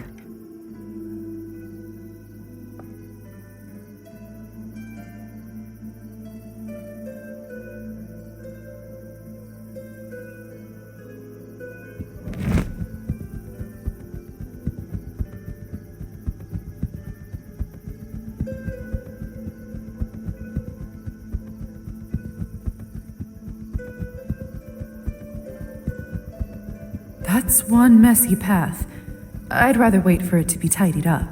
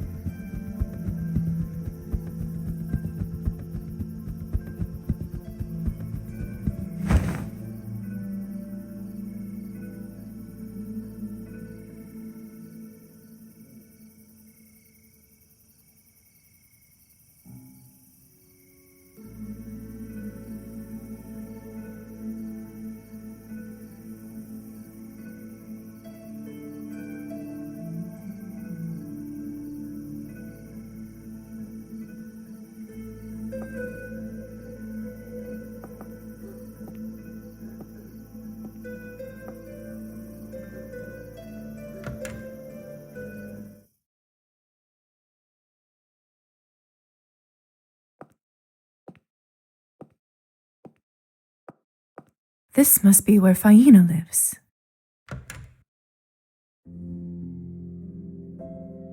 Good evening. I'm your new neighbor, Lisa. Thought I'd stop by and say a quick hello. I know who you are, Lisa.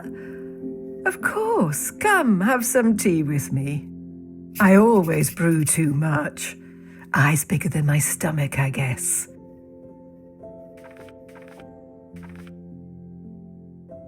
Yes, please. I could use a little break. Thank you. Oh, it smells heavenly. It's juniper, my favorite. With a spoonful of honey, nothing beats it. Try some. Tell me what you think. You weren't kidding. It reminds me of the times my mother would make tea for my brother and me when we were little. Sounds lovely, dear. It was. Although, I don't think it was about the tea itself, more about the little plates she poured it in for us instead of cups. We can certainly arrange that if you'd like.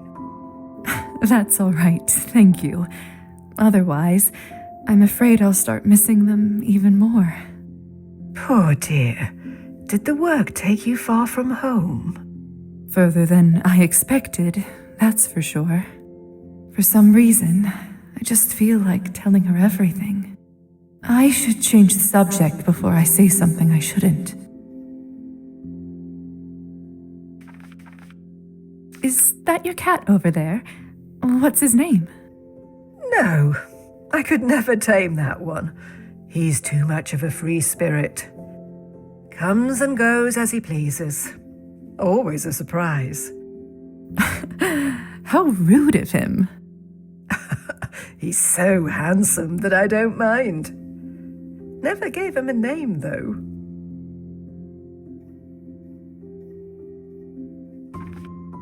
Do you live here all by yourself? I wouldn't say I'm all alone. My plants always keep me company. From time to time, that handsome gentleman in the armchair pays me a visit. And if ever I'm in trouble, I have some lovely neighbours to bother. I'm never alone, not really. Are you from around here, Faina? Oh no, dear. I happened to wander quite a bit before I settled here. Although, I reckon I've stayed in this town longer than you've been alive. And where have you lived before? Many places, sweetheart. Oh, far too many places.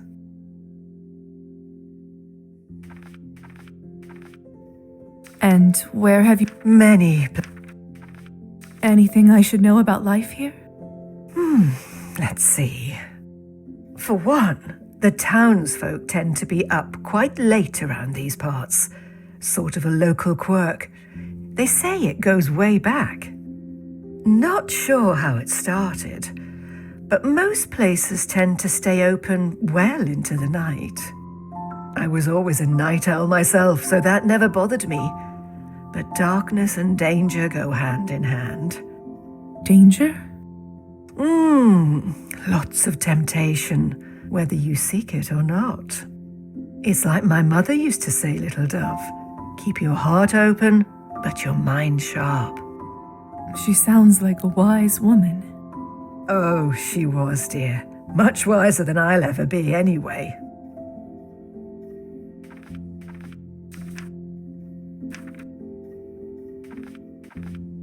I should be going. Might I stop by again sometime to check in on you? That would be lovely. You're always welcome in this house. Thank you for the tea again. It was delicious. You're welcome, little dove. Come again soon.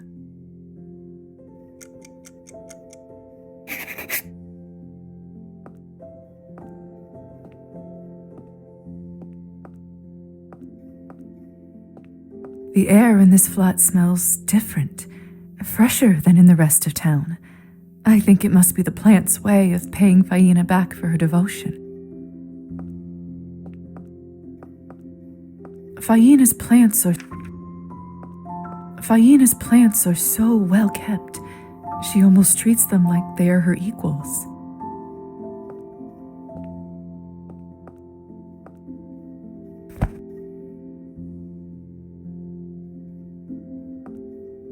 Faina's plants are so well kept.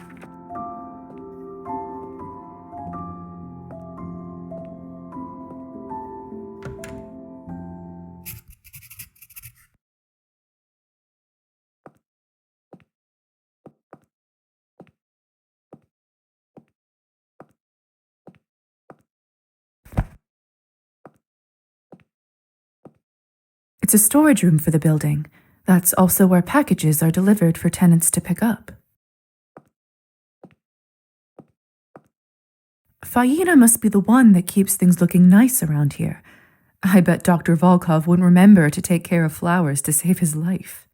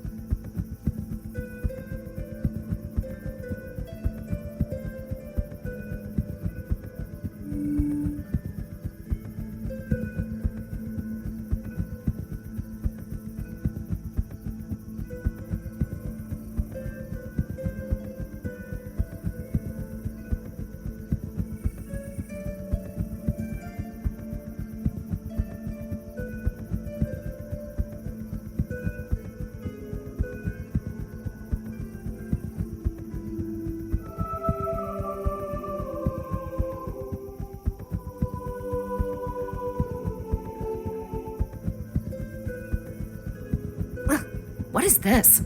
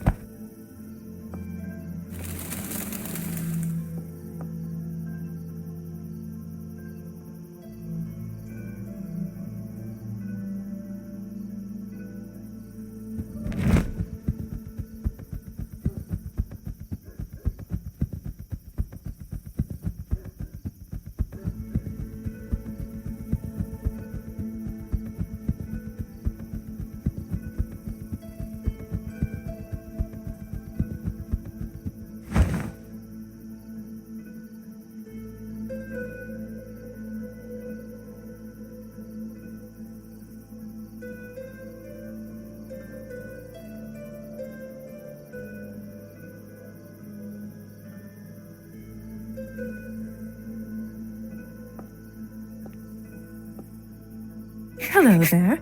You're Phaina's friend, aren't you?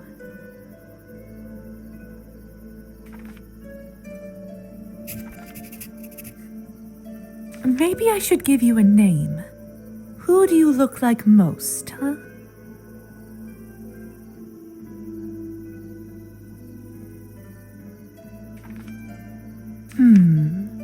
I think Augustus suits you rather well. I think Augustus suits you rather well. You like that, don't you? In that case, pleased to make your acquaintance, Augustus. You're a pretty one, aren't you, Augustus? You're a pretty one, aren't you, Augustus? Oh, what a sweetheart.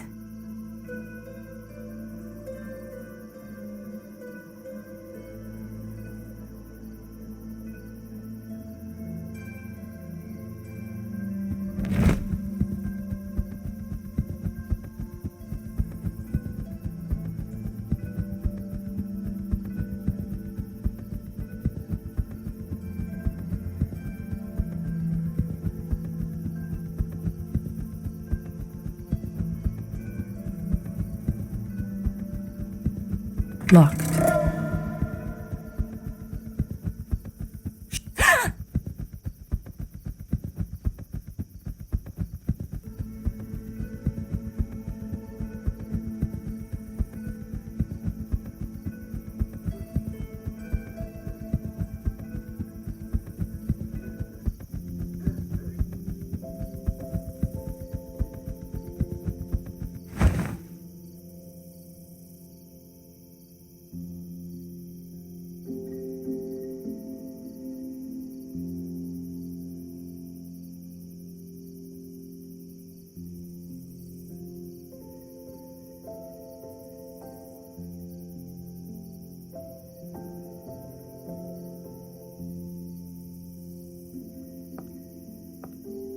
Too bad I can't see my reflection in mirrors anymore. I wonder if I will one day forget my face.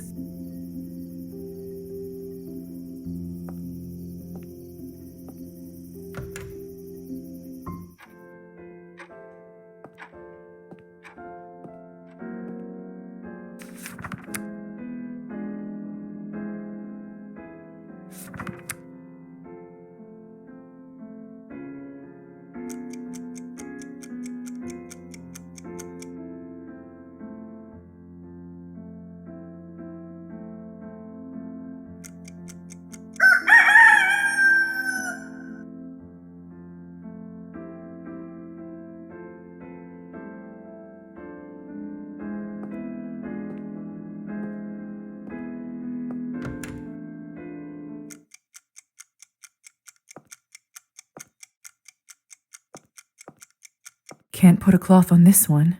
Would only raise questions. Makes for a strange reality check every time I come back home.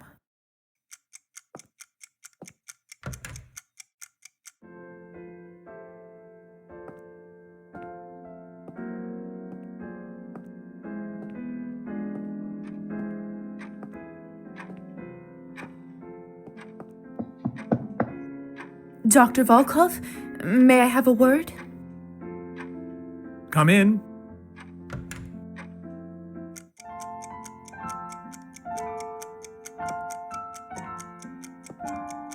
Welcome, Miss Morozova. Appreciate you coming over straight away. Punctuality is a highly important quality in a doctor. I trust you had a restful night? Or rather, day, I suppose. Certainly an improvement over what I had to go through yesterday. Yes, well, we have a lot to cover, don't we? Where would you like to start? I'd love to start with my medical duties, if you don't mind. You mentioned you might have some tasks for me? I most certainly do. As of last month, the only other doctor in the area passed away, God rest his soul. Not that he was that much help. Human medicine has always been a step behind. But, I admit, with most of my time spent on new research, the work did start to pile up. There is some administrative and patient work I'd like you to take care of. Is this something you think you can handle? Certainly. What should I start with? Do you remember the woman who was here when you arrived? Faina? Of course. I actually already stopped by her place. Ha! Went to see the neighbors before talking with me. Quite unorthodox. Anyway, as your first assignment, I'd like you to pay her a home visit and look over the bite spot on her neck. I've observed some curious rashes around tick bites in my time. I don't exactly know if there's a correlation, but best to make sure she's doing well. She lives in our building, so shouldn't be much trouble anyway. Will do. Splendid. As for the rest of the tasks, you'll find them all in the journal on my desk. Feel free to borrow my medical bag and use the lab as needed. I myself am particularly proud of my lab's blood testing instruments. I dare say they are far ahead of any mortal medical equipment. To more material matters, your allowance will be distributed gradually as you progress. Understood. I'll get to it then. Looking forward to tracking your progress. A doctor's work is never done.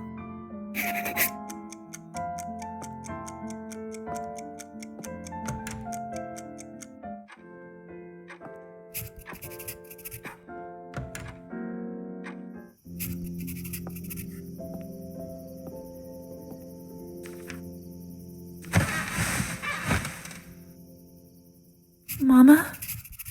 What's wrong, Lisa? Why aren't you asleep? I can't. Would you sing me the lullaby, please? Oh, all right. Let me tuck you back in. Now close your eyes and listen. Hush now, the sun's gone to sleep. Close your eyes, rest now in peace. In the morn you'll awake and the darkness will flee, and the light will await you and me, await you and me. You sing so well, Mommy. Do you think I'll be able to sing like you when I grow up? You can do anything you put your mind to when you grow up. Anything at all.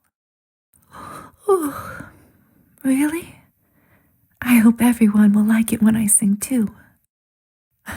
Of course they will, my sunshine. Now, rest your little eyes. Good night, Mommy. Sweet dreams, my darling.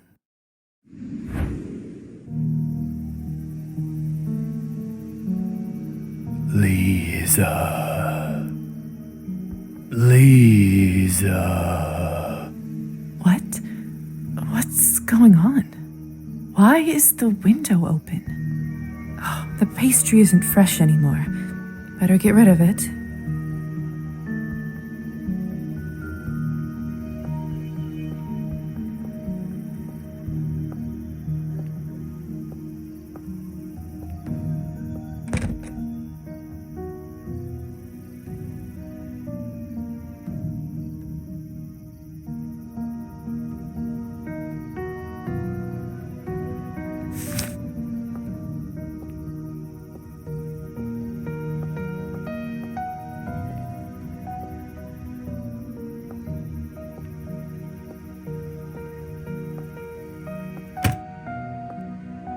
Your soul is mine. Who is this? Where are you? Ah! Damn candle.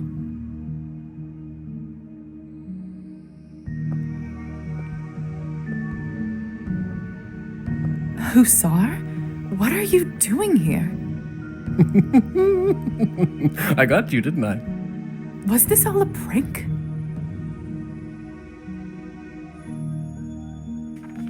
You're a sick man. You know that?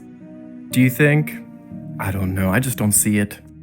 How did you manage to do all this? Well, I already had your warm invitation, so I helped myself to your room. And then I turned invisible for a hilarious prank. Turn invisible. We can do that? Uh-huh. Didn't I tell you? I think I'd remember it if you did. Could have sworn I told you. Want to try it now? Just hold your breath and relax. It will come to you.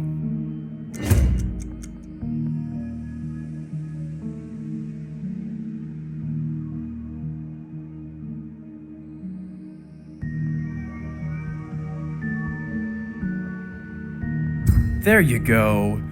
Where's Lisa? I don't know. You really can't see me? I cannot. Otherwise, you wouldn't be invisible, would you? Oh, now that I think about it, that could have been another hilarious jape. Lord only knows what you would be up to thinking you're invisible. What a missed opportunity.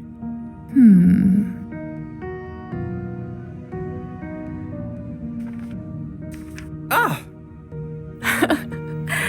Now that's a funny jape. That's just immature. Be careful with this ability. You can only stay invisible for so long before your power starts draining. You have to remember to take breaks in between.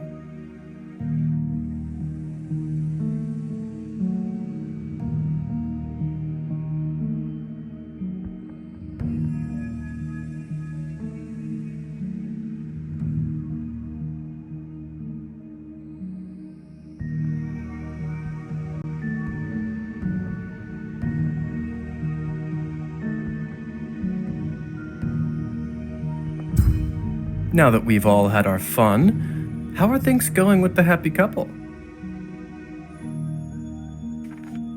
I met Anastasia and got to know her a little bit.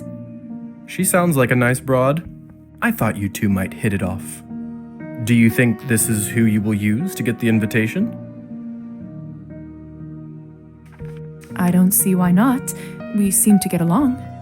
Obviously, it doesn't really matter to the Countess who you choose as long as you get that invitation and those documents. On a personal note, though, it may not always be better to pick who you like more. How so? When it comes to the hunt, it's those who you get close to that get hurt. Just something to consider.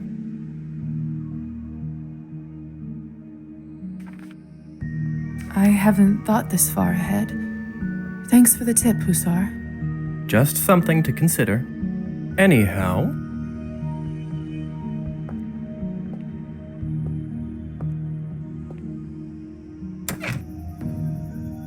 I suppose my job here is done. Job? I'm sorry, do they pay you to play tricks on people? I never thought about it this way. Maybe my line of work isn't so bad. good luck with the invitation. I'll be rooting for you. Kind of.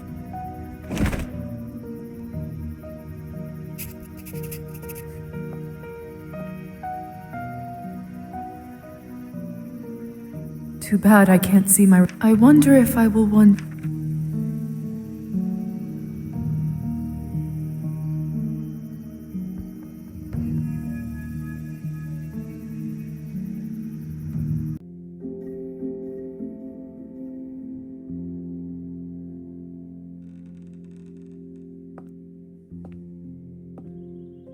Perhaps it's time to spruce this place up a little.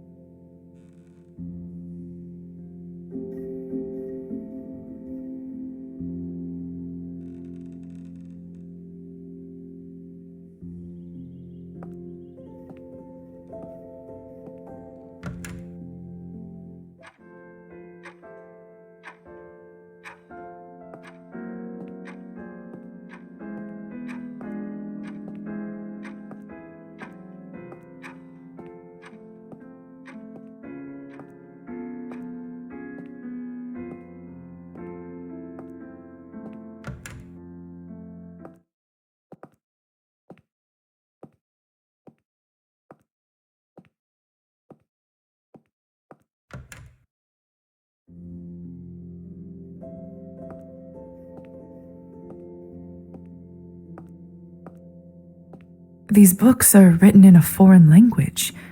They look beautiful. Wish I could read some of them. Good evening, sweetheart. I actually came to follow up on your appointment with Dr. Volkov.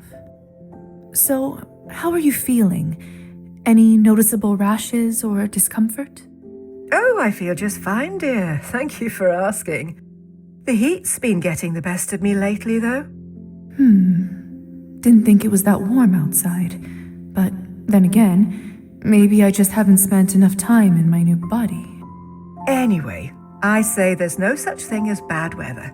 To each their own. It seems like there's nothing worrisome on your neck. Still, if you notice anything, make sure to let me or the doctor know. Of course, dear. Huh. It seems like you do have a mild fever. Anything I should worry about? This may be a great opportunity to use Dr. Volkov's experimental lab equipment. I'm sure it's nothing to worry about, but just in case, let's take a blood sample, shall we? Whatever you say, Doctor. Just relax. It will only hurt for a second.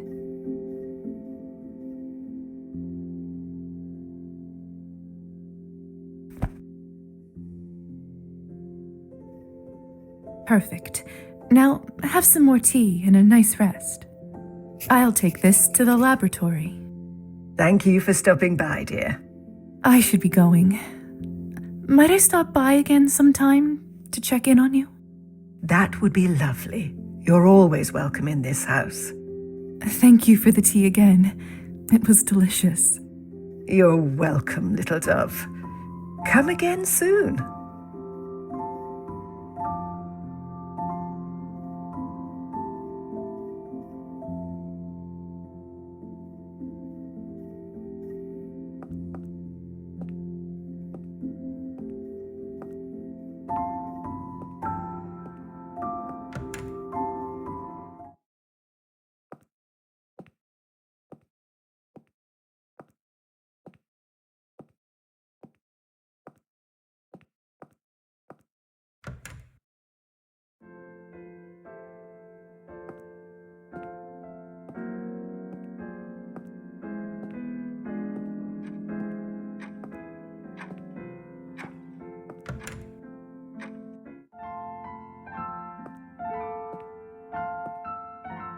Nice evening, isn't it?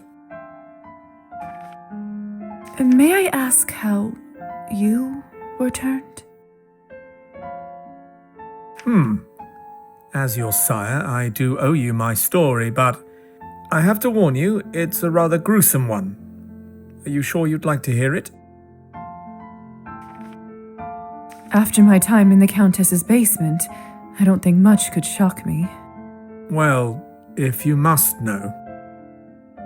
It was a feral that attacked me and my wife at the time, Clara. It struck our carriage one night as we were traveling through the woods coming from a party. A feral? A vampire that has been driven mad by their lust for blood. I didn't realize such creatures existed outside of folklore. They're a cautionary tale of what can happen to us if one overindulges for years on end. It all happened in the blink of an eye. As I recall, the vehicle turned over and we both tumbled to the dirt. He feasted on Clara first and bled her dry. How horrible. I'm so sorry for your loss. It's been some time now, so it doesn't hurt quite as much, but thank you, dear. In any case, his appetite must have somewhat subsided. Still, it wasn't enough for the beast, so he sunk his teeth into my neck. Suddenly, a blind rage overcame me, and I bit off part of his ear. Immortal being or not, I can tell you with certainty he didn't like it one bit. I can imagine. That must have snapped him out of his frenzy. He looked around as if just awoken, observed what he'd done, and rapidly retreated.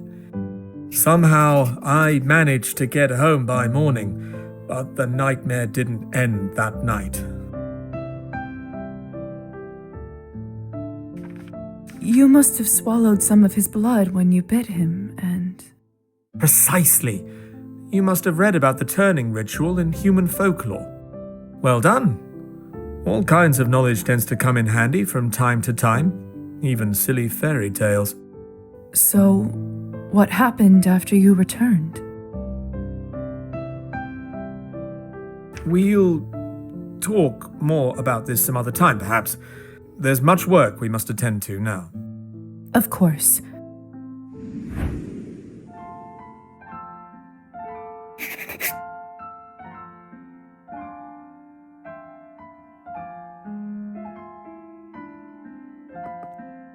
What should I work on today?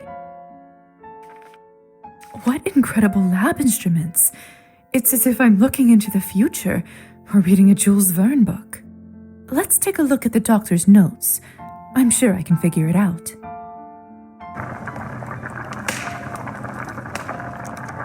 Perfect. Now I should wait some time to check the results. They should be ready tomorrow, but if I wait longer than that, it may be too late.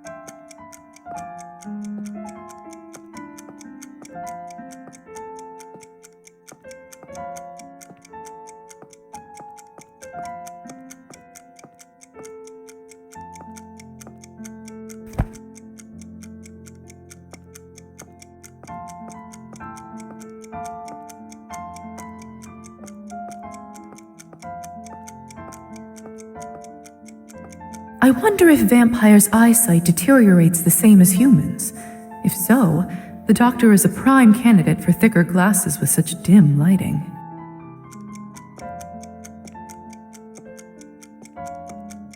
What should I work on today?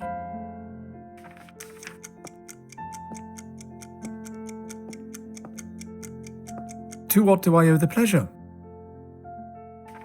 Dr. Volkov, I have some questions. I'd like to ask about my situation, if that's all right. It was you who turned me into a vampire, wasn't it? That is correct. But I don't remember anything from that day. What exactly happened? Lisa, I want you to know that I take full responsibility for what happened to you. As your sire, I promise to do my best to ease your transition as a vampire. However, in my professional opinion, forcing this memory may be highly detrimental to a fledgling psyche. I can't, in good conscience, reveal the repressed memory of your death before it resurfaces on its own.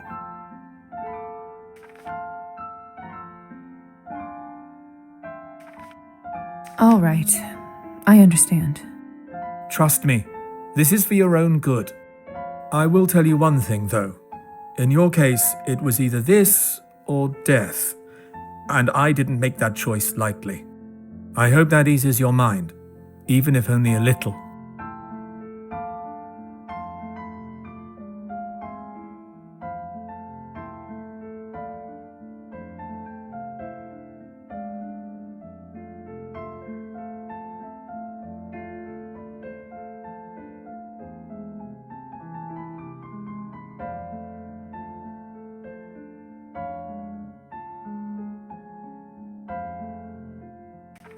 I was wondering if perhaps you could take a look at something for me. I felt a strange burning sensation on my upper shoulder on the night of my awakening. I check it myself, but sadly, mirrors are of little help lately. Yes, of course. Let me have a peek. Most peculiar. That does not seem like a medical issue, but rather a magical interference that caused a bond. Not too uncommon, sadly, among us. I wish our kind referred to science more often than to that otherworldly nonsense. Is it bad? This isn't quite my area, so I'm hesitant to offer a diagnosis, but that being said, it's likely to have been applied by a foreign entity. Depending on that entity, it could be rather harmless or not. You didn't happen to see who might have left it on you, did you? No. Whoever it was must have been behind the closed door. I see. In that case, I'm afraid it's one of those wait-and-see situations, dear. Let me know if you have any updates. Thank you, Doctor. I'll keep you posted. You're most welcome, dear.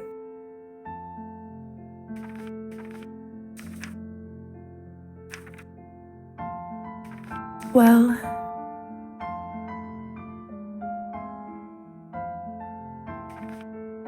I was wondering about the vanity. Oh, that's right. I forgot it was even there. Would you like me to cover it with something? I know some of us don't like to be reminded of our condition that way. Oh, it's not that. I just wanted to ask who lived there before me. Presumably a human lady? Oh. Well, if you must know, it used to be my daughter's room. Your daughter? Yes, however, it's been vacant for quite some time now. Didn't feel right to have all that space unused, so it's a good thing that it finally serves a purpose. Again. Anyway, what were we talking about? It doesn't seem like he wants to talk about this now. Maybe I should ask another time. I'm quite enjoying my room.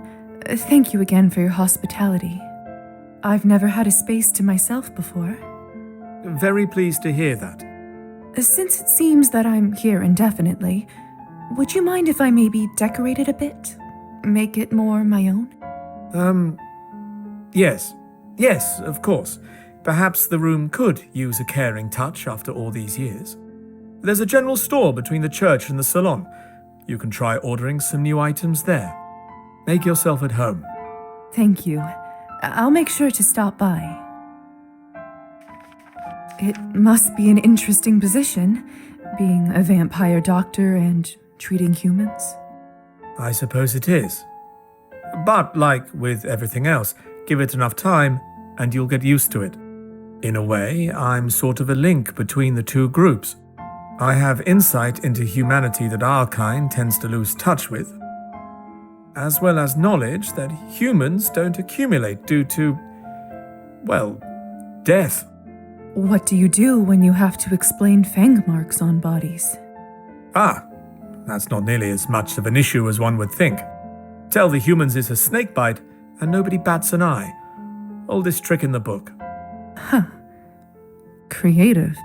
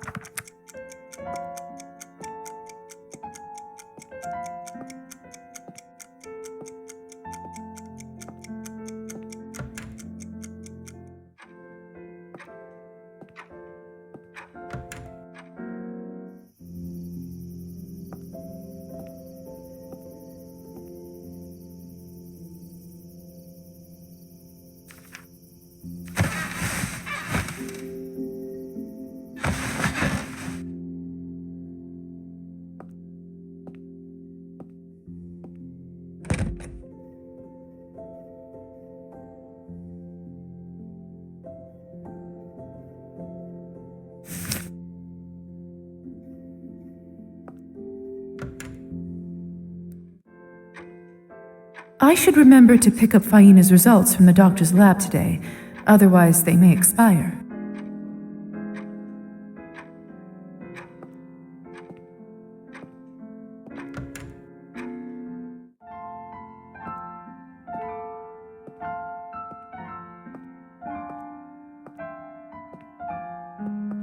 What should I work on today? All right, let's take a look at the results. Huh. It appears she could have rheumatic fever. Rather unusual for her age. I should pay her a visit.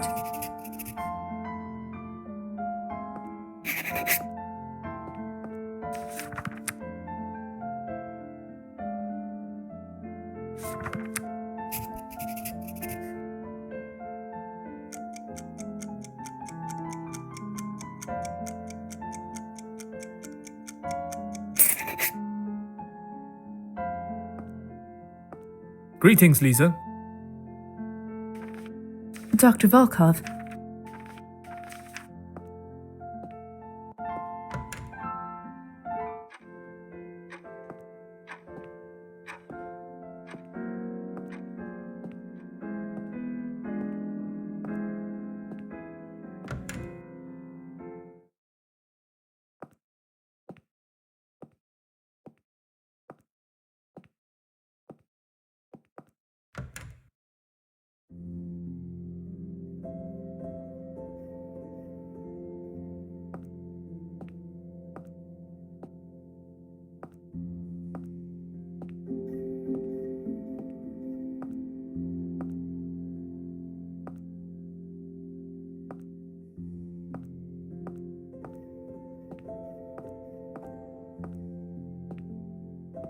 Good evening.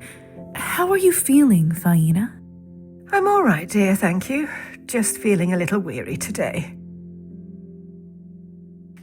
I actually came to talk with you about the test results. Oh?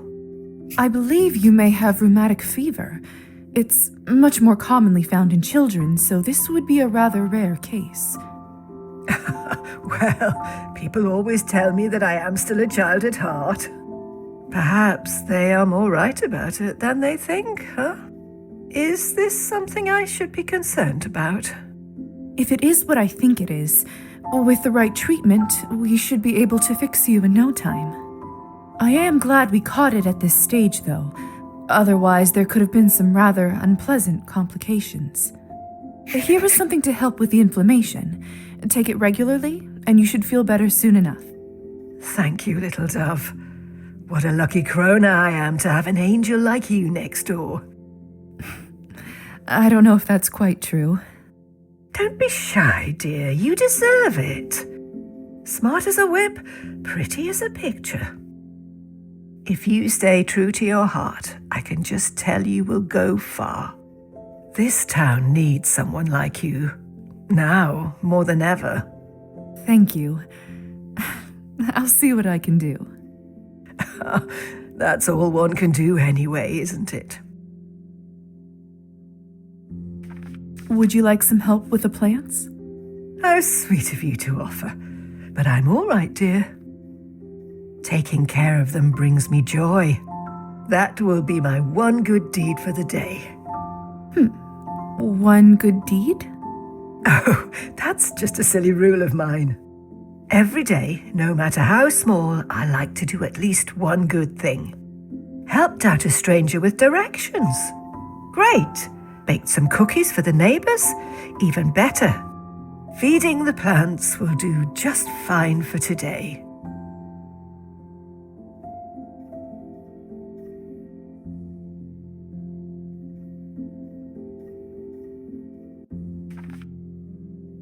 That sounds lovely. Maybe I should do the same thing. Well, off you go, little dove. Don't want to hold you with my ramblings any longer. Good night, Faina. Feel better soon.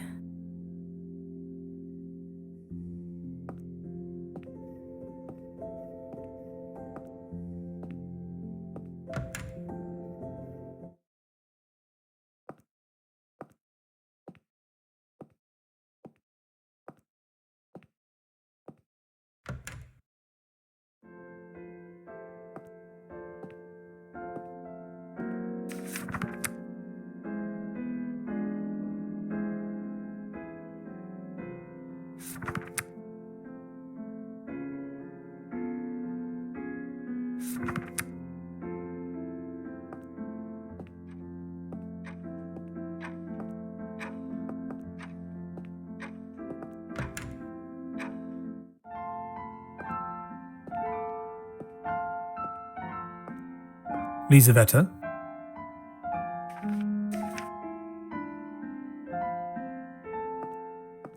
What can I do for you? Dr. Volkov, I have some questions.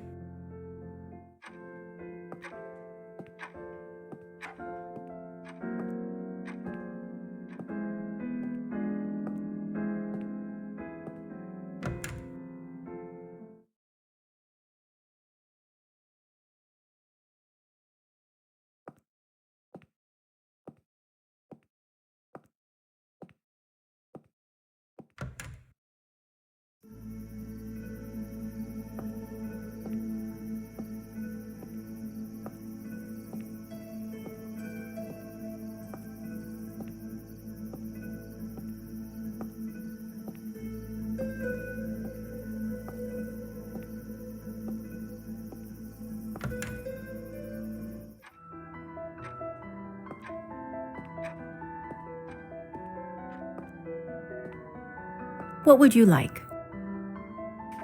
What would you like? Have you seen Evgeny tonight? I'm afraid I have. Did something happen? Is he all right?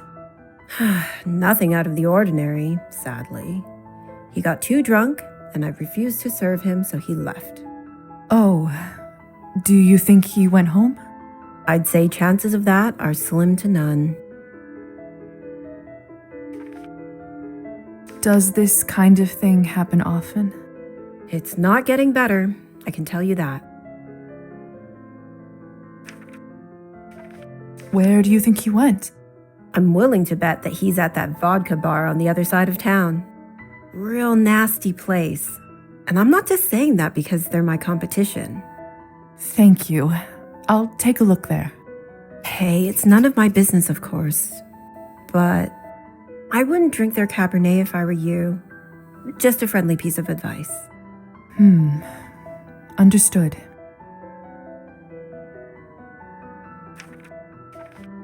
Thank you, Arben. That was very helpful. Till next time.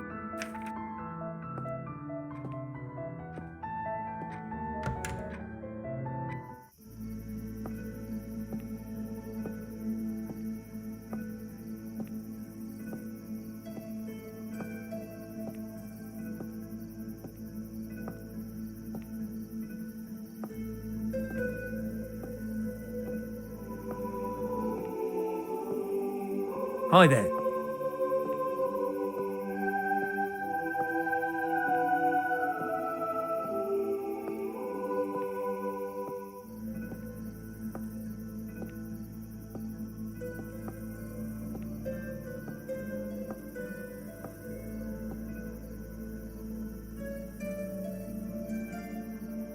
Good girl, Marta. That she is. There's something else I must attend to today instead.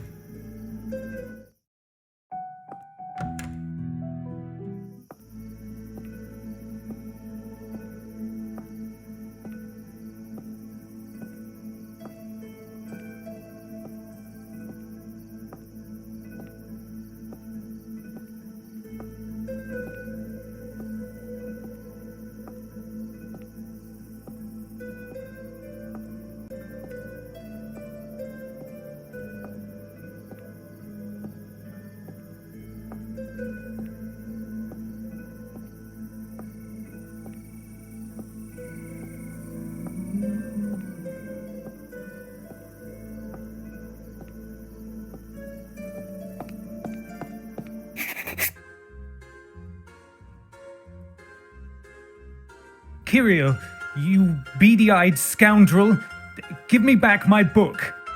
No need to get personal, Evgeny. It was a fair game. Like hell it was, you cheat. I need it, don't you get it? My life's work is in it. It is my life. Then why did you wager it? Son of a bitch. But like I already told you, I'm not without heart. I'm willing to play for it again whenever you're ready.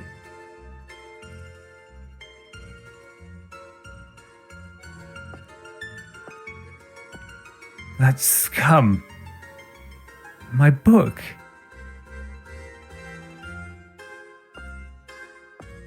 What did you do to him? Excuse me? I did positively nothing. He got inebriated and wanted to play cards. Who am I to reject a man a simple pleasure? He's clearly not in the right state of mind to make bets. He is a grown man and can make his own decisions. Say, if you do want to help him out so much, would you care to play around? Fine. Let's do this. Well, thank you kindly. What are we playing? Why don't we just play 21? You just tell me when to stop, young lady.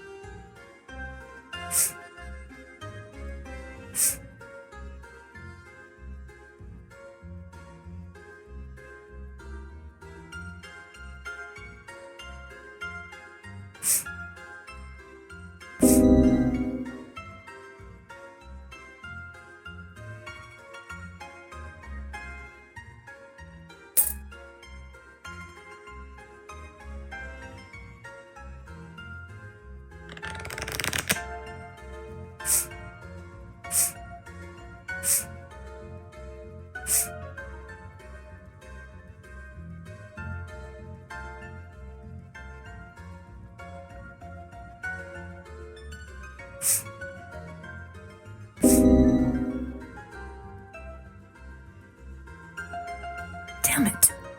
Sorry. Seems like I'm keeping the prize and the money.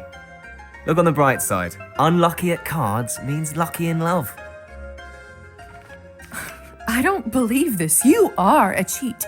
Evgeny was right. Such hurtful words from such a beautiful young woman. But I forgive you.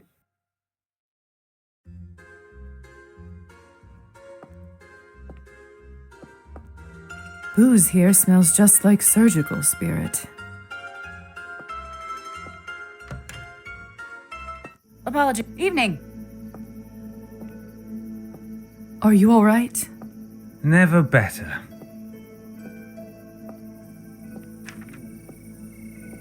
You didn't have to do this, Lisa. Thank you. Don't mention it. You needed help and I was there. Not much to think about. Right, of course. Still, thank you.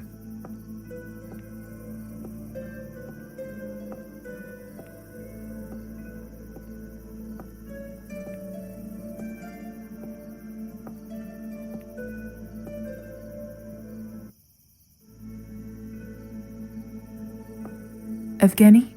Mm-hmm. You know, my father likes his drink too. He started when my brother and I were very young. Is that how you learned to take care of drunk people? In a manner of speaking, yes. It must have been hard for you. I try not to think about it. I should apologize to Anastasia. She doesn't deserve this.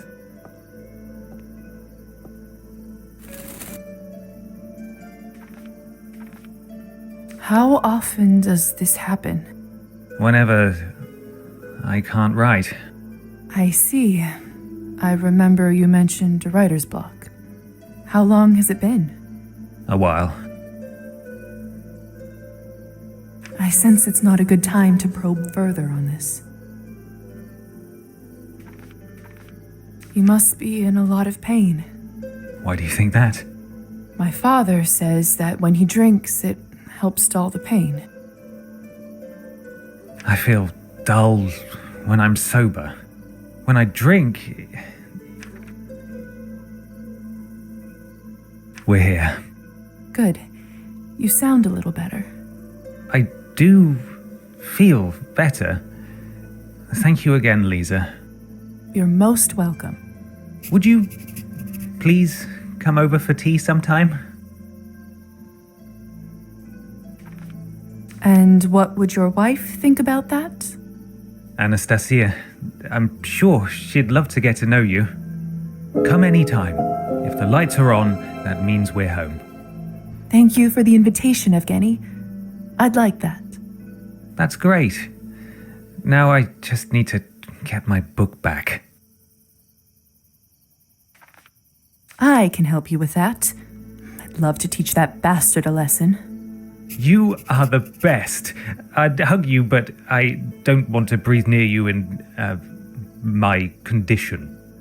Let's come up with a plan next time we meet. Well, I'd better go inside and explain myself to Anastasia. Good night. I can't thank you enough. Good night, Evgeny. Till next time. Oh, and, Lisa? I'll make sure you hear that poem. I promise, if it's the last thing I do. Well, the invitation is received. For better or for worse.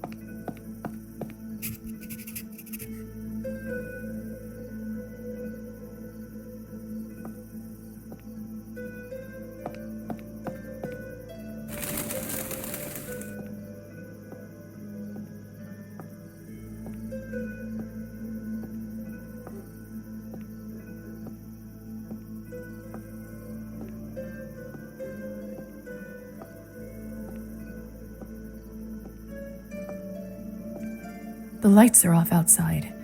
It's too early for Evgeny and Anastasia to sleep. They must be out.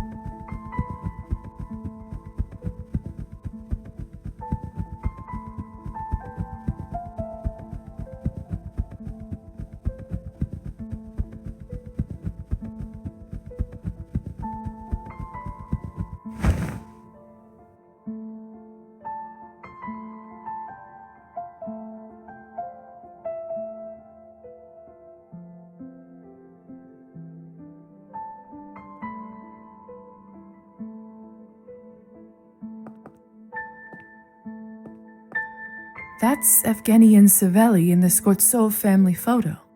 They seem close. Locked. There's last month's newspaper stored in here. There's last month's newspaper stored in here. Peculiar. There's last month's newspaper stored in here. There's last month's newspaper stored in here. Peculiar.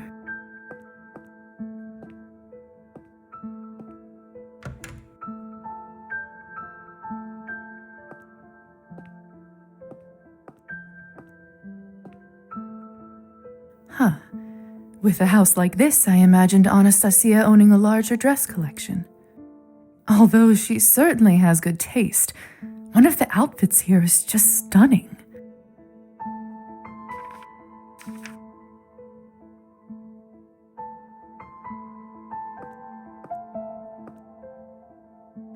What's this for? I bet it will come in handy.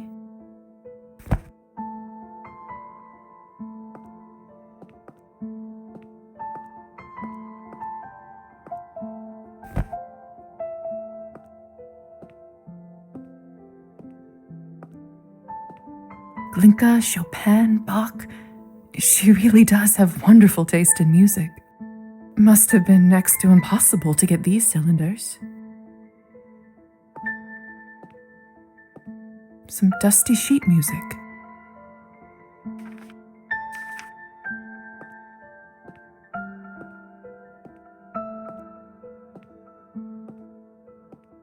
People don't always smile for these pictures, but not these two. They must have been happy at the time.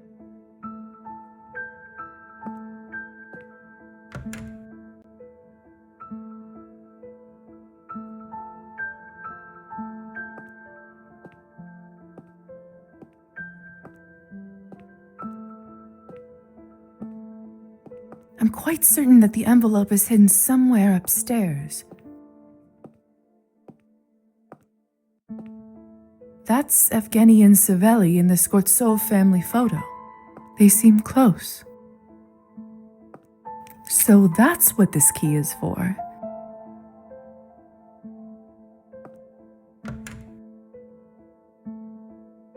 This must be Evgeny's study.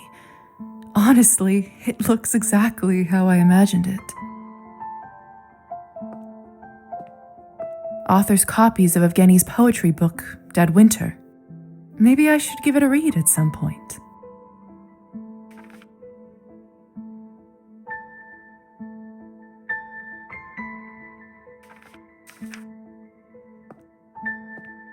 These are Evgeny's personal letters. I shouldn't be reading other people's private mail.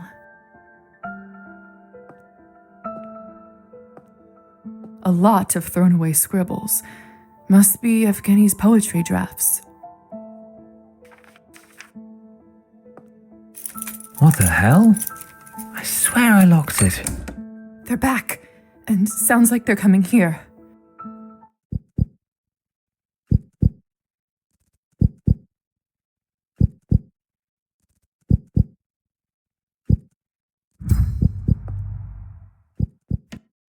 And how much exactly do you owe them? I owe what I owe. No need to go into details. Funny. And I'd say it's prime time we get into them. We are broke, Evgeny. We can't afford these habits any longer. Thanks to Uncle, we live in a grand house for pennies. We'll get by, Anastasia. I don't want to get by, Evgeny.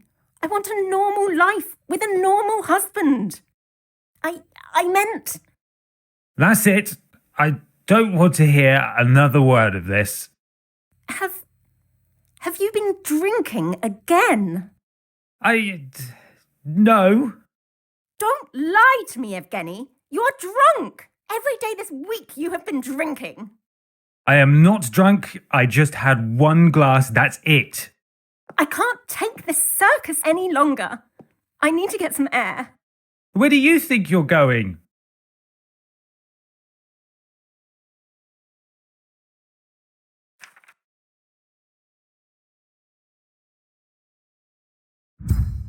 I feel so weak all of a sudden. And hungry.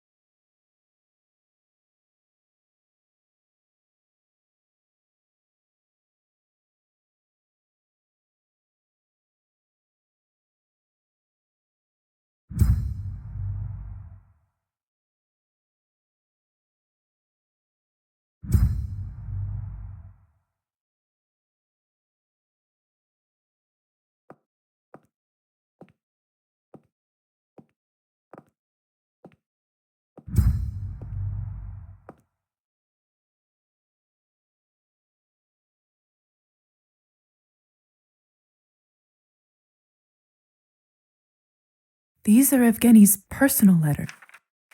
I shouldn't be This must be the result of some recent creative struggles.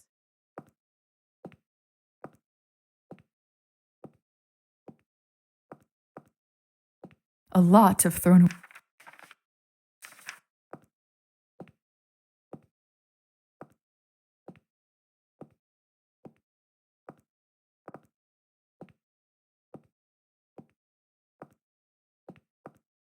A secret panel under the floorboard. Clever.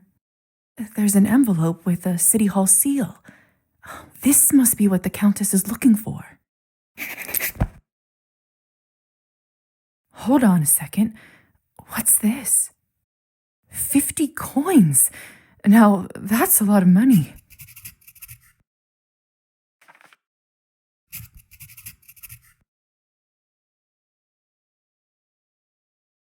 Maybe they won't even notice.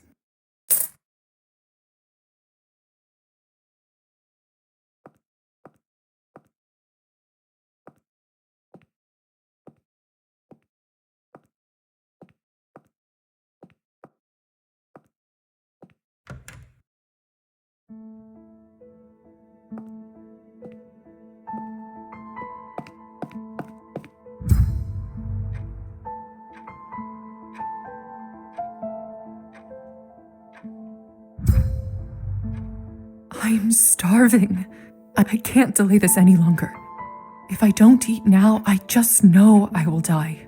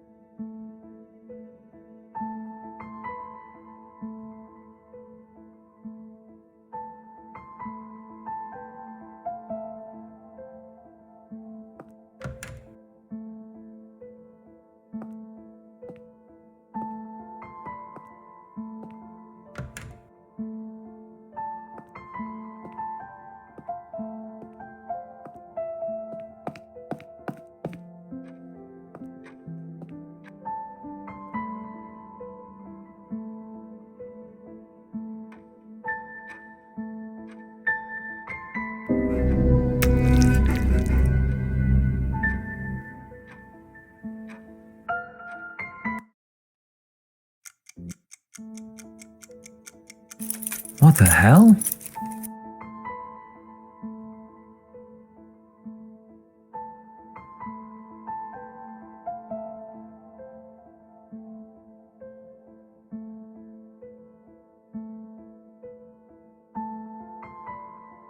I swear I locked it.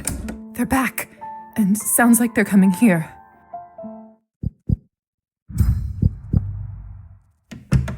And how much exactly do you owe them? I owe what I owe. No need to go into details. Funny, we can't. We'll get by. I don't want to get by, Evgeny. I want a normal life with a normal husband. I meant. That's it. I don't want to hear another word of this. Have you been drinking again? No. Don't lie to me, Evgeny. You're drunk. Every day this week. I am not drunk. I can't take this. Where do you think?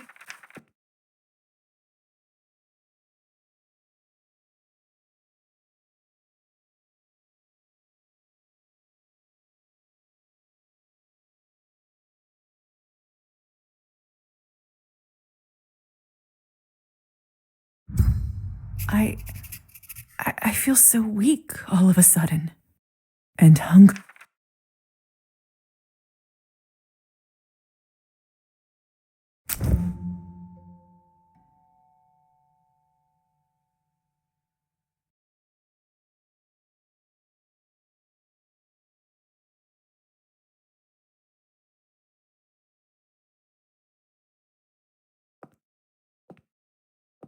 A secret panel under the there's an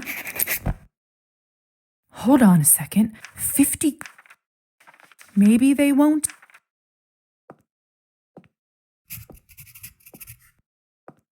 These are Evgeny's personal letters. Interesting. Seems like Evgeny has a pen pal. Her name is Ksenia, and evidently she's a fan. It started a few months ago when she wrote about admiring his work, and they've been communicating ever since. Good to know.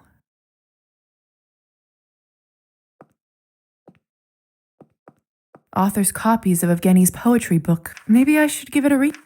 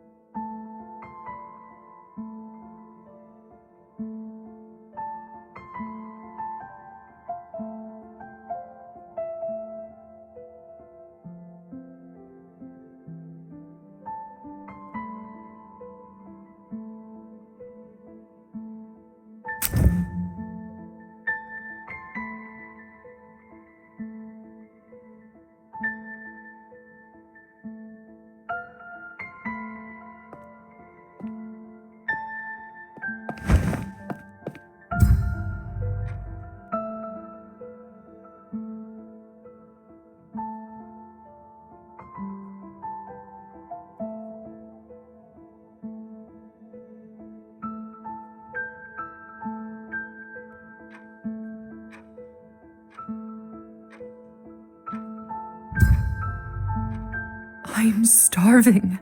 I can't delay. If I don't eat now, I just...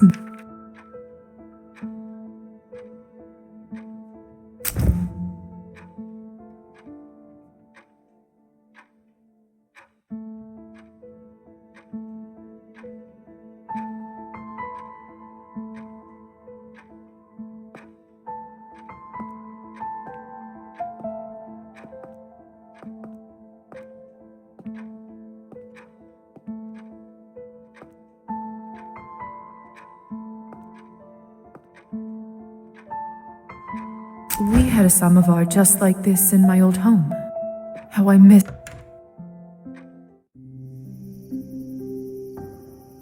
There he is. His skin looks so beautiful in the moonlight. I can smell his flesh from all the way over here. I need to taste him. I need to feed. I think I know what I need to do. Should I come over?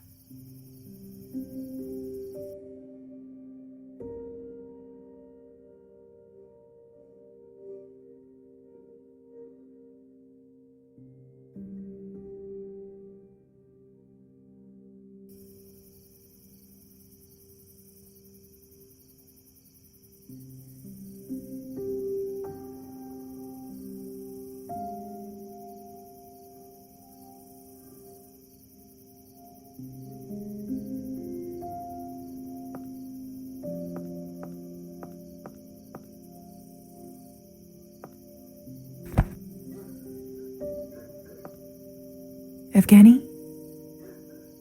Lisa? What are you doing here? This seems to be a bad moment, but I came to talk with you about your book. The book? Oh, I completely forgot about it. My life's work. Perhaps it's because I despise it. No, despise myself so much in this moment. How insignificant and inconsequential I am. How much harm I cause to the ones who love me. Is there some way I can help? Nothing can ease the self-imposed burdens of the mind. But maybe I can tune them out a little. How might one do that? There's this song my mother used to sing sometimes when I was falling asleep. I remember how much it helped me with similar thoughts. Would you like me to sing it for you? Please.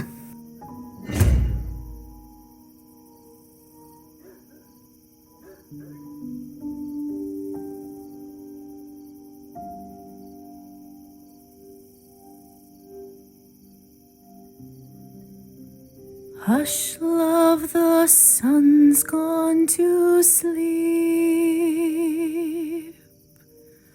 Close your eyes, rest now in peace.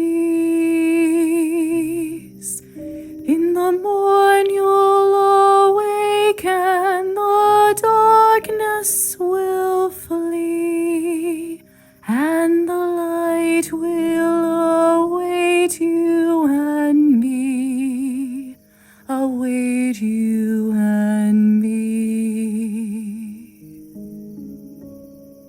Evgeny? No response. Did I just enchant him?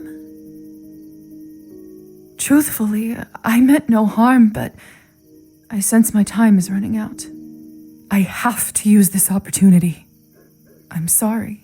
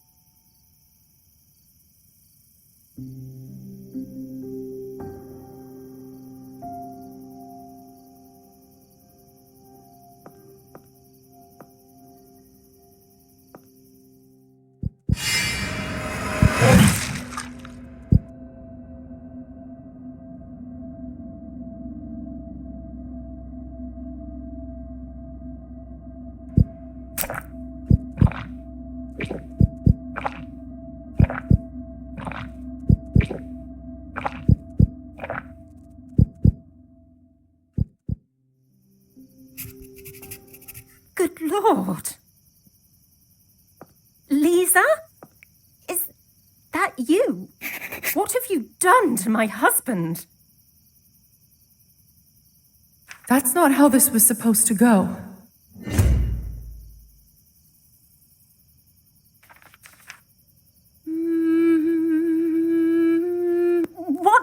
What are you doing? Is this some sort of ritual? possessed by the devil.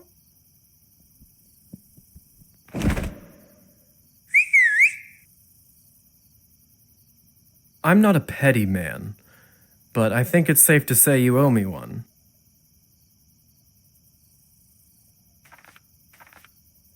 I was trying to use enchantment, but it didn't work. They must not have liked you enough for you to charm them. How were you able to do it then? Do you know them well? Not particularly, but the more experienced you become, the less effort it takes to charm someone. Some of the elders can even do it to complete strangers.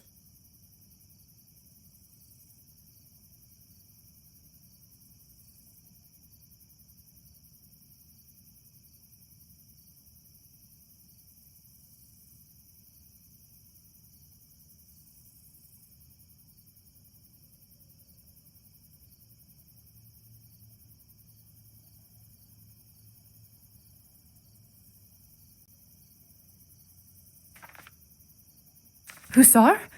What are you doing here? I knew you were going here tonight, and I thought I should stay close in case of, well, something like this. Lo and behold, I heard all the commotion from the garden and swooped in.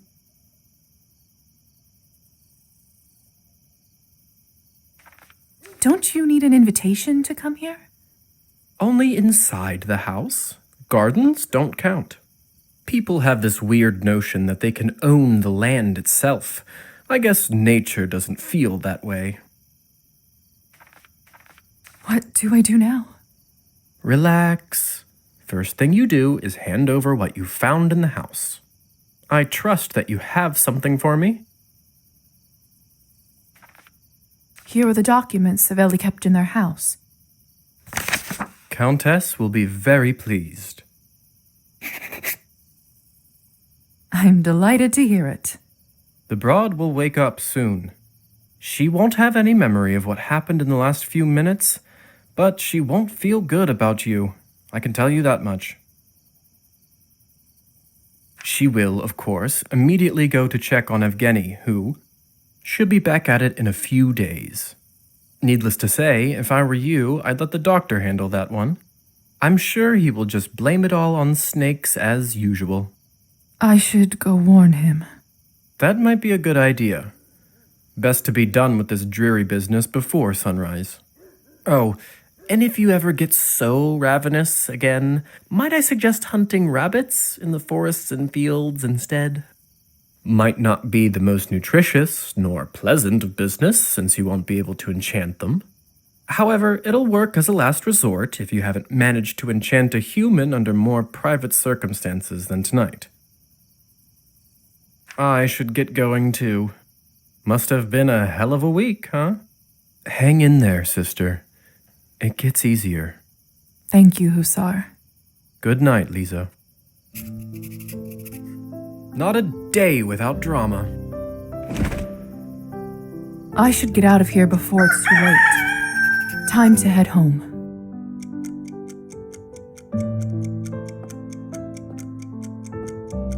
This garden's fragrance is heavenly. I'm so glad that turning into a vampire didn't affect my sense of smell.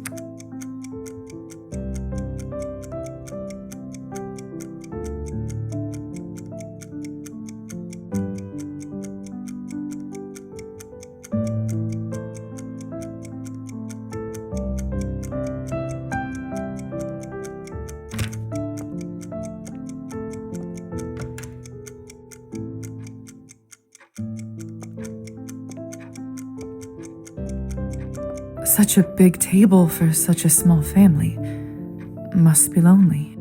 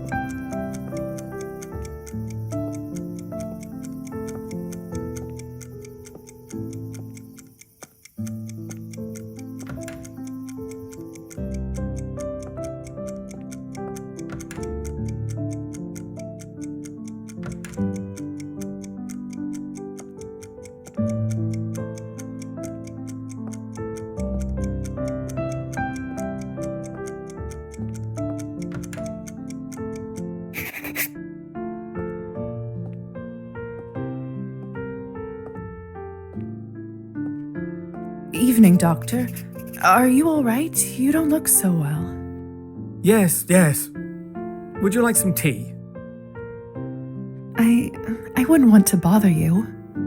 Come. It's still hot. All right.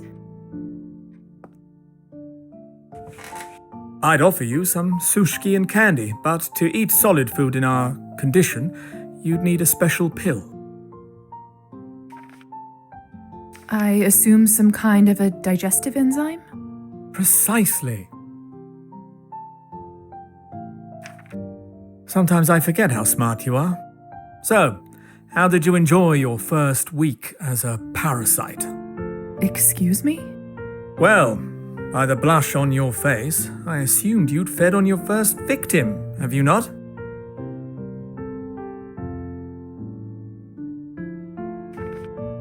I did.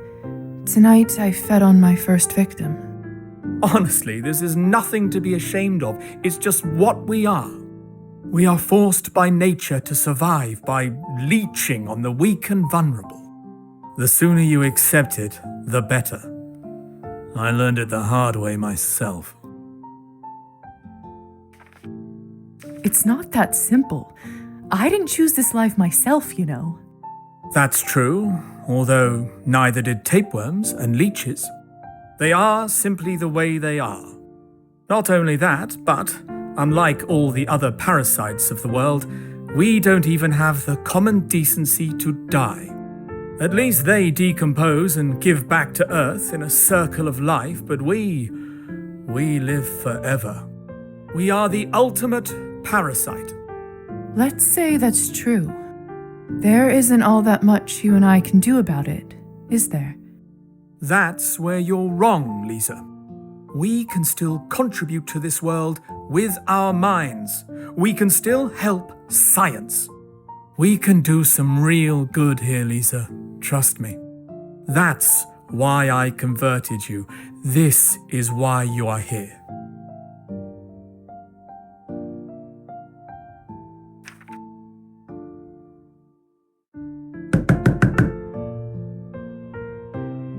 These must be your friends.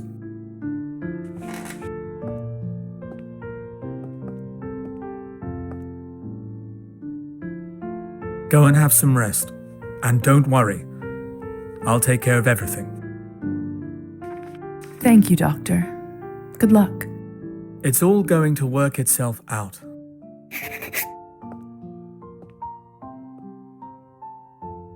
It's been a long night. I should get some rest.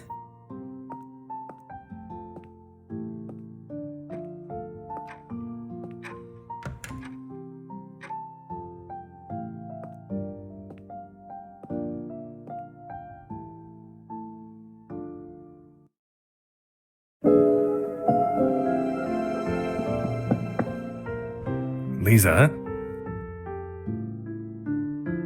Lisa, are you all right?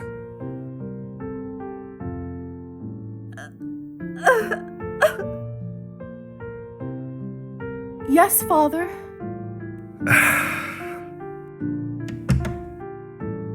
Sorry, Father. I'm all better now. Nonsense. Are you ill, dear? Should I fetch a doctor? No, thank you.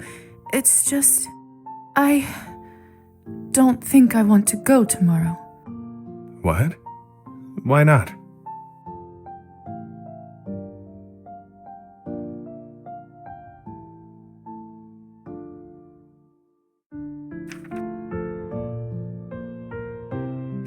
It's just, I don't know if I'm ready. The competition is so high. The odds of me getting in the academy are practically none. What if I don't know any answers? What if I fail miserably, tarnish both my reputation and the family name? Lisa, look at me, dear. Lord knows I haven't always been the most compassionate parent to you and your brother. Perhaps I've picked a stick over a carrot more often than I should have, and for that I am sorry. Dad, As little consolation as it is, I know at least you can trust my words when I say this. with the exception of some occasional disciplinary warnings. You've been a truly remarkable student. You've brought home nothing but perfect marks. I've never seen a more dedicated and talented young person than you. You've dreamt about being a doctor as early as when you started performing operations on your dolls. If someone can pass this exam and get in, it's you. If anyone deserves to be there, it's you. That's all I have to say. Do you really believe that? Give me a minute.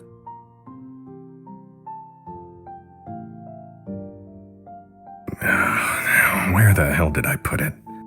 Dad, what are you looking for? Aha! There it is.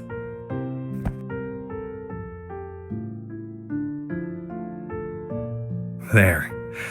This is something I was going to give you when you got your notice of acceptance.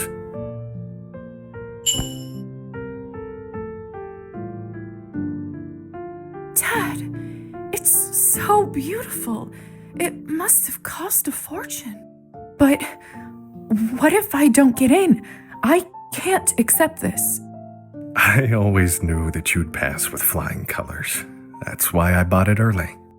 I wanted to give it to you as a reminder of us when you move to the capital to study. But perhaps you need it more tomorrow.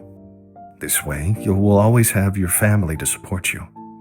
We'll be there tomorrow with you as well, no matter what happens. I don't know what to say. Thank you so much.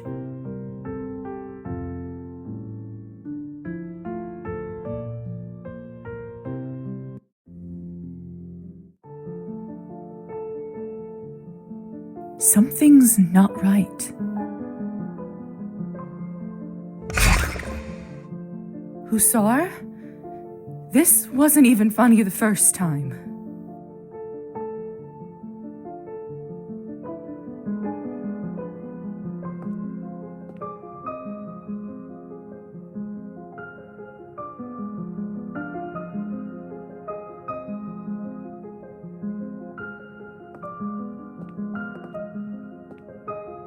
What is this?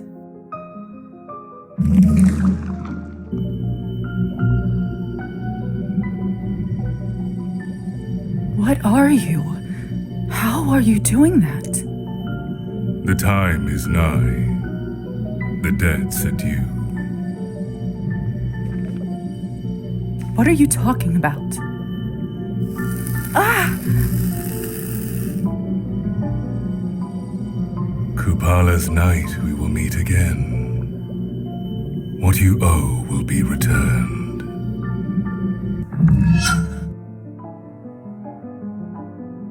Was that real?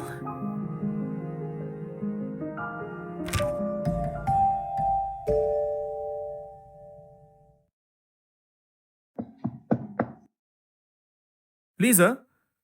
Is everything all right? I thought I heard something. I'm coming in.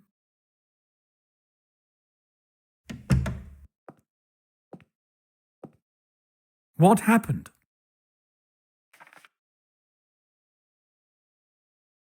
A strange shadow appeared out of nowhere. It spoke of a debt and Kupala night. Does any of this make sense to you? It's true that Kupala's night is coming soon. All kinds of unholy things crawl out from their dens around then. You had an encounter with an entity like this before, haven't you? Could be a nav that made a bond with you that way. A nav? A dead soul that can't find rest and causes trouble in the realm of the living. Kind of reminds of us a little, doesn't it? Interesting perspective.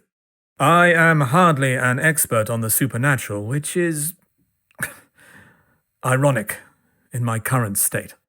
Science always made more sense to me than all that. Which actually brings me to my point. I would advise to find a book on the subject and learn more before Kupala night comes. Thank you, Doctor. I'll keep that in mind.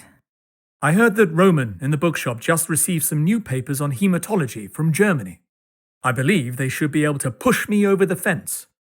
I'd get them myself, but I'm so swamped lately I could barely make it to your room. Certainly. I'll pick them up for you. Much obliged. Here, that should be enough to buy them. Well, I'd better get back to it. Let me know when you get the materials back from the bookshop. Will do.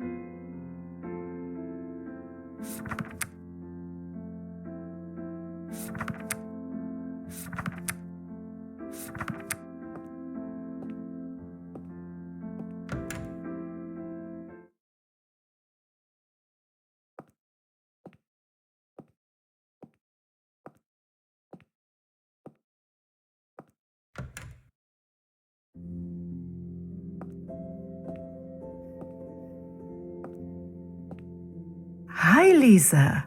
Make yourself at home, please. I don't have that.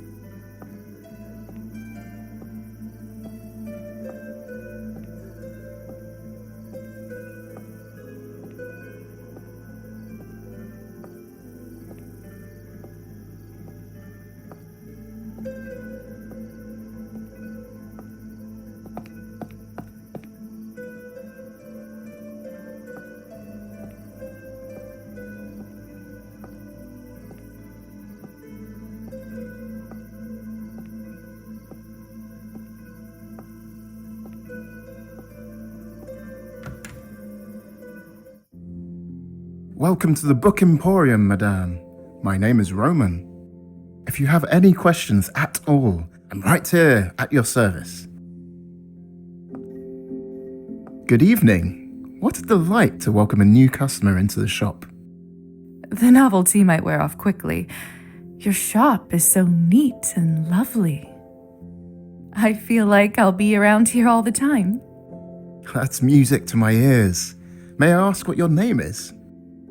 Lisa Morozova. How may I help you today, Lisa? I'm looking for something.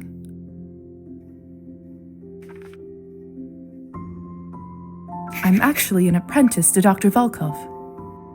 He sent me over hoping you might have some fresh medical papers.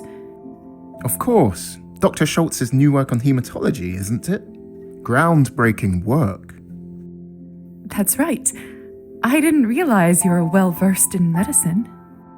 I'm really not. I just have a habit of skimming through everything I sell in the store. Anyway, I actually already stashed the book for Pavel. I just knew he'd come a-knocking any time now. Just head into the back room. It should be right by the door. What a nice gesture. I'm sure the doctor will appreciate it. The pleasure is all mine. I'm looking for... I have a bit of an odd question. That's usually the best kind. Do you have any books about navs or similar creatures? A challenge, sure. But not a hard one. It's been a minute since anyone asked. But I'm sure I have something in the back. Just give me one moment.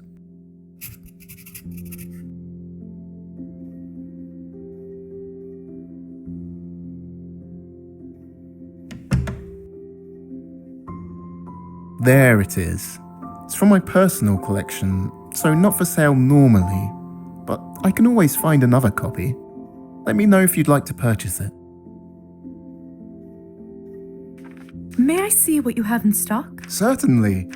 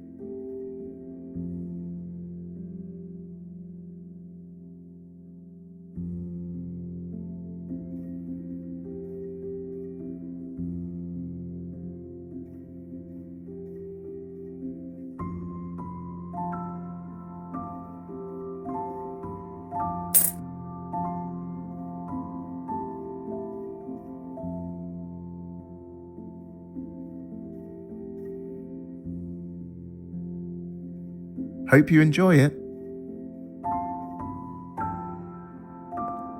Good evening, Rome. How may I help you? I'm looking for some...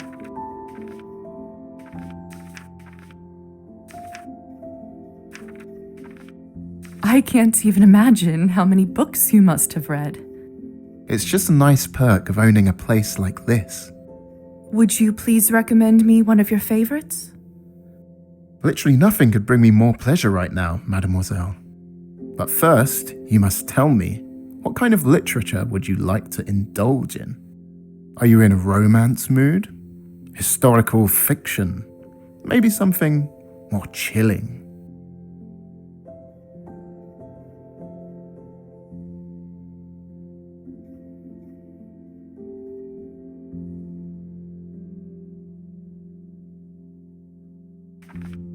I'm in rather dreary spirits lately. Maybe reading about love would make me feel better about the world. Say no more. I know just the perfect book. It's rather old, but good foreign literature is such a rare find in this country. It's my dream to make it more accessible and help educate our people a little. I must say, aren't we lucky that someone like you works in this town?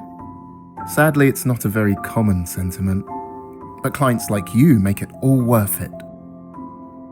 Lisa, please accept it free of charge as a token of my deep appreciation. That's so generous of you, Roman. However, it comes with one condition. Oh? You must come here again when you finish and share your opinion. I'm dying to know your thoughts on it. Why, of course. I will get on it immediately. Splendid. I'll be waiting for it with great impatience. Thank you, Roman. I'll be right here if you need anything.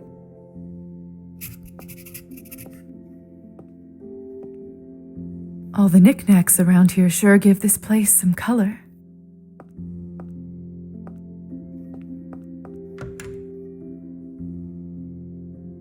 So this is where Roman lives. It's a bit of a mess, but somehow it feels very cozy in here. This room must serve as both bedroom and storage room. I sense Roman's not very good at separating his work and personal life.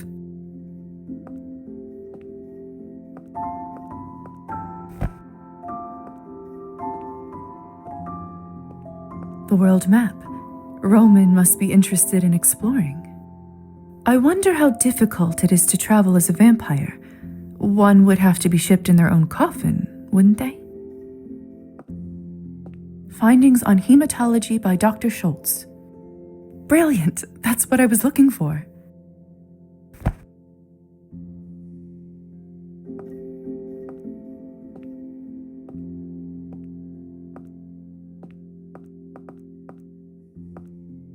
More books. I haven't heard of those. Must be Roman's private collection.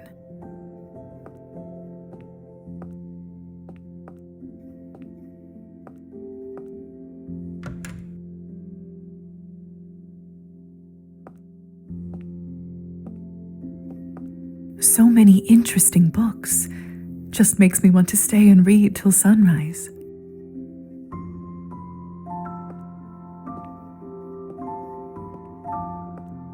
The faux birds in the cages are so lifelike. Odd choice for a bookstore, but strangely mesmerizing. All the knickknacks around here sure give... Ugh, this doesn't make a lick of sense. Damn those ancient Slavs and their runes. Elisa? Oh, it's you again. What are you doing here? I'm just running an errand for Dr. Volkov. But whatever you are doing seems far more interesting. What is all that? It's just a passion project of mine. Come on, Elisa, spill it. Fine. Just don't be weird about it. I won't. I am trying to bring Petya back to life.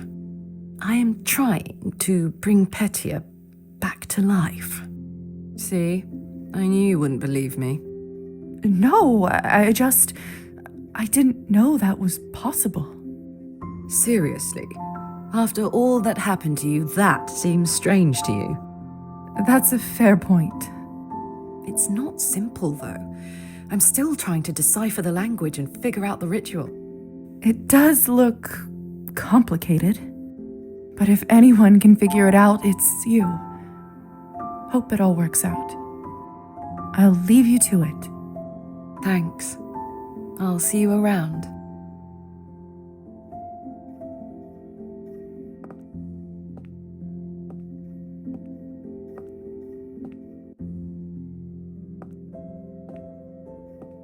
Did you find the book all right?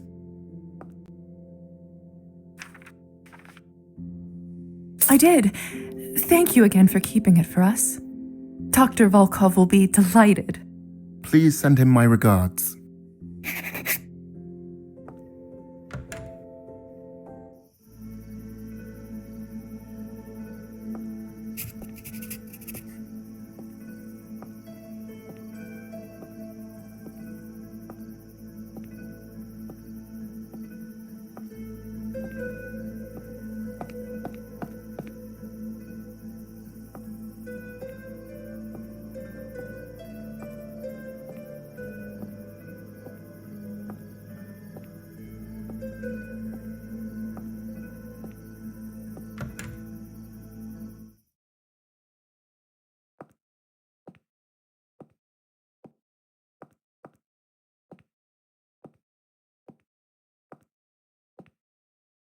Can't put a cloth on this one.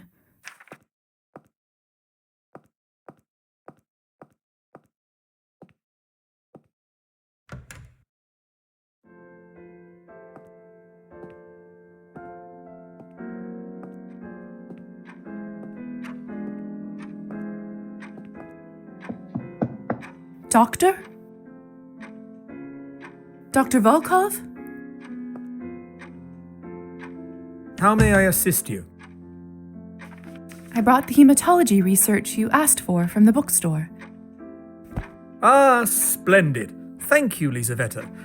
This will save me days of work. How is old Roman doing? He seems well. Quite an amusing fellow. Indeed. Don't know how I would ever get by without his foreign literature section. Was there anything else, my dear? That's all, Doctor. Very well.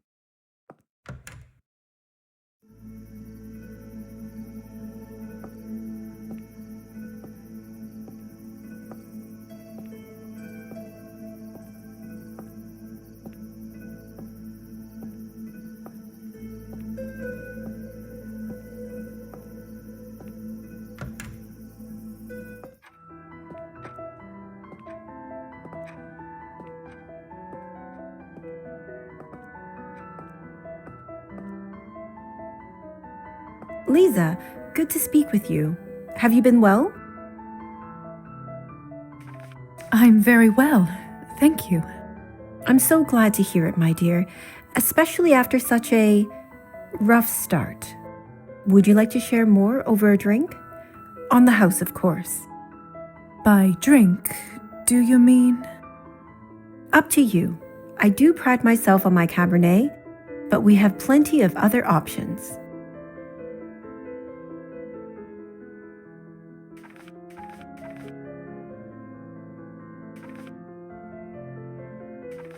The Cabernet, then, please. Of course. One moment. Anything in particular you'd like to toast to?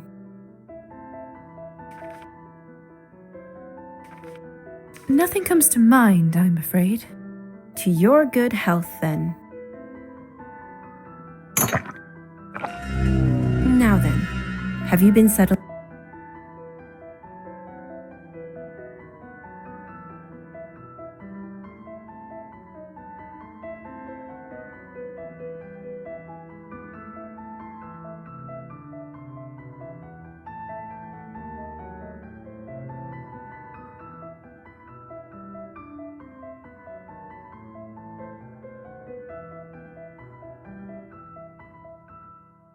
In well? Is the doctor treating you properly? Indeed, he is. Good, good. I'm glad to hear it. Siring comes with such responsibility. I worry sometimes people forget that. And with your entrance at the party. Still, if you ever need advice or a sympathetic ear, you can always come to me. Thank you. I will.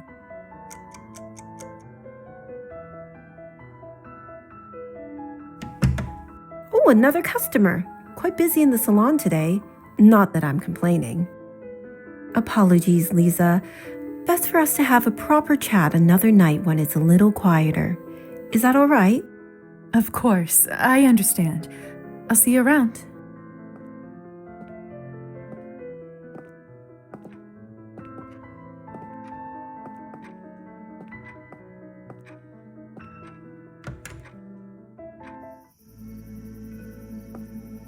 Arben's clearly a worldly woman.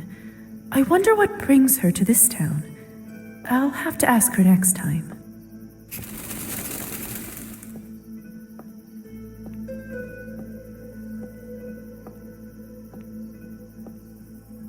Excuse me.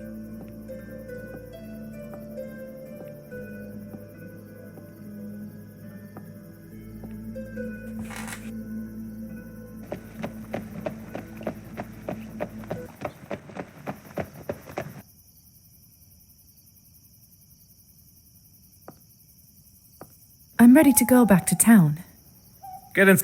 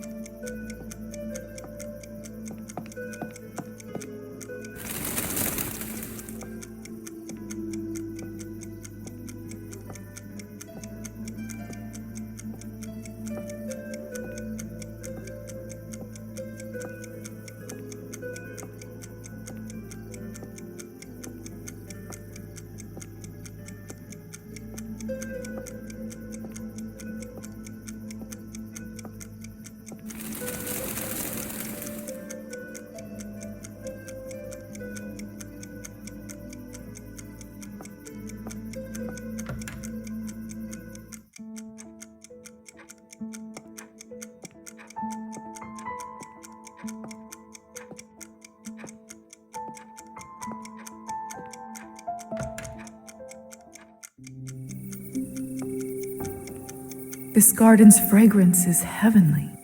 I'm so glad that turning into a vampire didn't affect my sense of smell. This garden's fragrance is heavenly. I'm so glad that turning into a vampire didn't affect my sense of smell.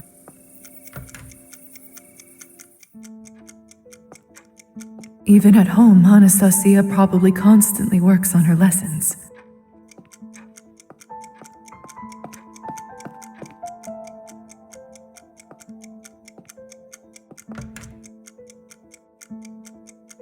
Her eyes, her smile, her legs, her breasts.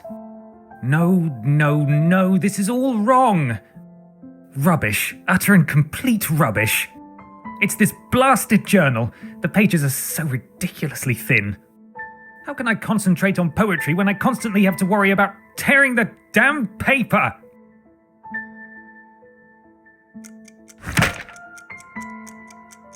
Are you all right? I swear to God I didn't mean that. What in the world were you thinking? I just barely avoided a black eye. I know. Once again, please accept my apologies. What did this poor book do to you anyway? It's just the pages in it, dreadfully unfit for writing, and... It's not about the book, really. I sort of figured that. What happened? Remember I mentioned my writer's block? I may have understated how long it's lasted. How long has it really been? I haven't admitted this to many people, but I imagine it might feel good to get it off my chest. It's been over a year since I wrote anything half decent. That's not insignificant. Indeed, I'm broke, and I have no idea when I'll manage to write anything worth a coin.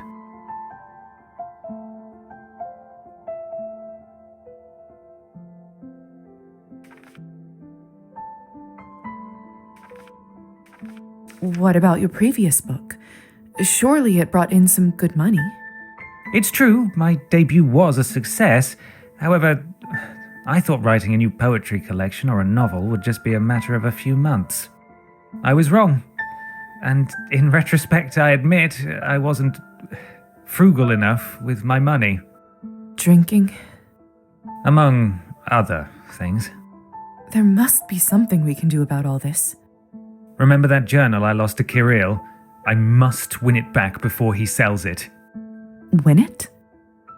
That's the only way I see. Somebody told me he even already has a buyer and has a meeting lined up in a week. I need to act fast. I'd simply buy it back, but Kirill's asking price is astronomical. I know he's doing it on purpose to get back at me. He never liked me. What's so important about that journal anyway? Well, there was this poem that started to take shape in my mind, and I had a feeling. You know, that feeling when you know that something you're writing might be incredible. It feels like there is a tiny sun that lights up in your chest. You really do know. Point is, I think it might be something that would get me back on track. I was too drunk to remember it, and now it's gone. I must win it back.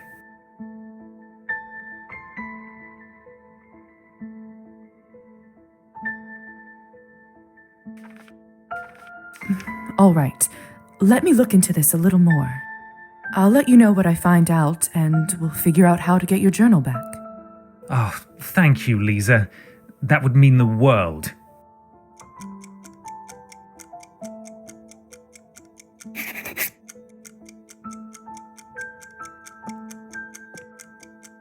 This isn't the best time.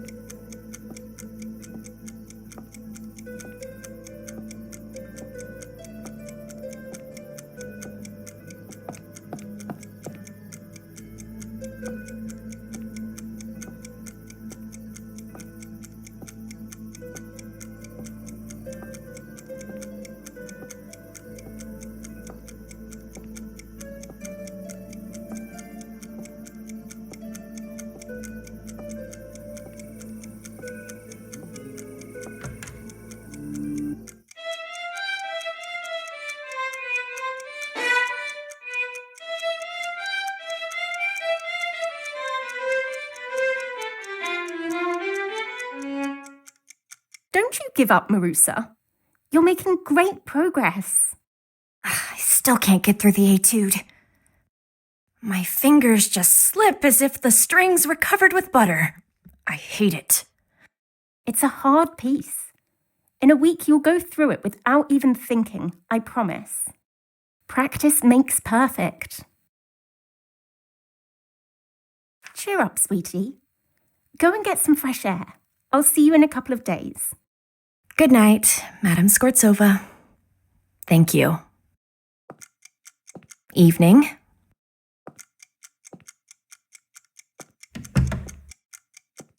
Tough lesson. Marusa's such a talented student. She just doesn't have the same advantages some other children do. Only she had an instrument to practice at home. She'd probably be playing in a concert hall already. Is there anything we can do to help? You are such a kind soul, Lisa. I am actually trying to raise a little money for instruments for some of my students. I put a little something there whenever I can. But times haven't been exactly easy lately.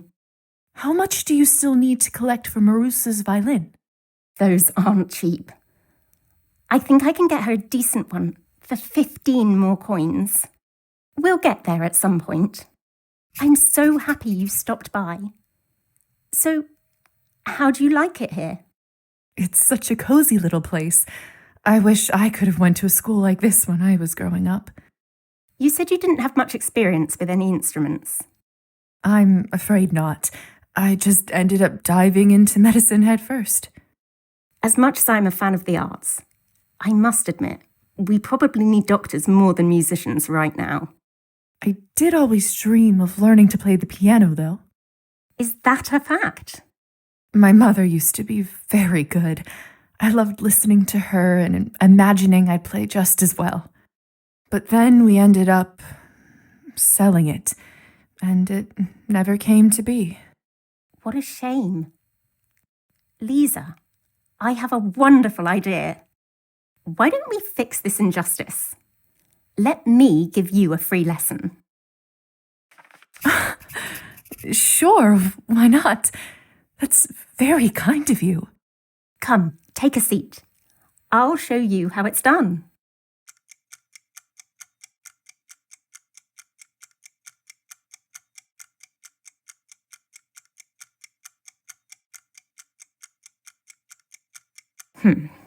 That's not right. Learning from errors is just as important as playing correctly.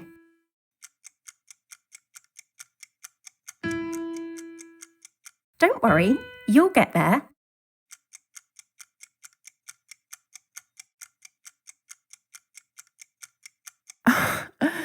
See, I'm hopeless. Looks like I was right to stick with medicine. Nonsense, honey. This is only your first lesson. You must come back for more. We'll make you the next big thing. Just wait and see. Thank you for the encouragement. You're quite a gifted teacher. Where did you learn to play? Back in my hometown, where I lived before I met Evgeny, my husband. All I dreamt about was becoming a professional pianist. Write my own music. Is that so? I was doing rather well too. Performing at decent venues, getting noticed. But then we moved here. It was supposed to help Evgeny's career, renew his creativity. That was, of course, before he... Never mind that. I am here now. And that's that. What happened with Evgeny? You can trust me. I won't tell. Thank you, Lisa. The truth is hardly a secret anyway. Evgeny started drinking soon after we moved to this godforsaken town. I mean, he always drank. Ever since I met him, really. But then again, who doesn't around here? Besides, he's a poet, you know. Artistic nature, people said. Let him be. But it has been getting worse and worse. Now every other night he isn't home. That's just awful. But I'm sure it will sort itself out somehow. Thank you, Lisa. Although I'm not so sure myself that it is that simple. It's getting late. I shouldn't keep you any longer. Besides, you've heard enough from me for weeks to come. Oh, don't be silly. Would you like me to walk you home again? Not today, thank you. I am not quite ready to come back yet. I think I will just practice here a little more. Of course. I'll give you some privacy. Lisa, before you go, would you please come over for dinner sometime? I'd love to chat some more. Besides, it would be nice to get you acquainted with my husband. It would be my absolute pleasure. I'll make sure to drop by. Delightful. Stop by our house anytime. If you see the light, it means we're home. I'll make... Good night.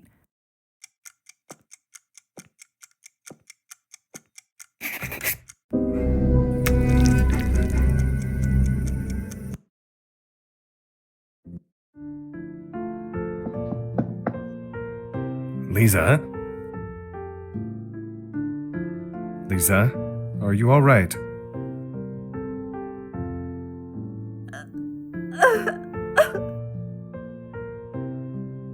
Yes, Father.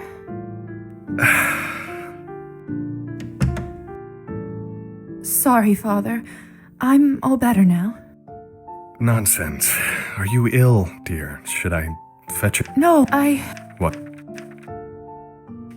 It's just the What? Lisa, Lord, no. Dad. You've dreamt. Do you... Give.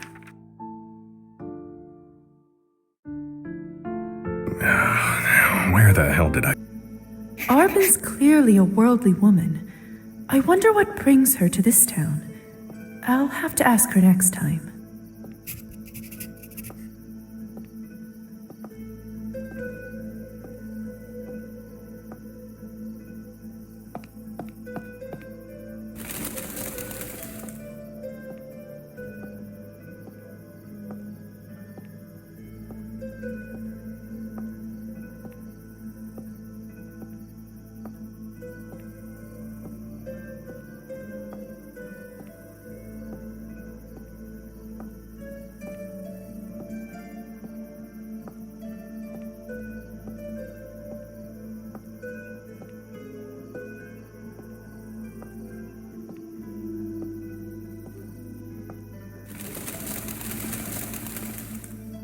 The lights are on.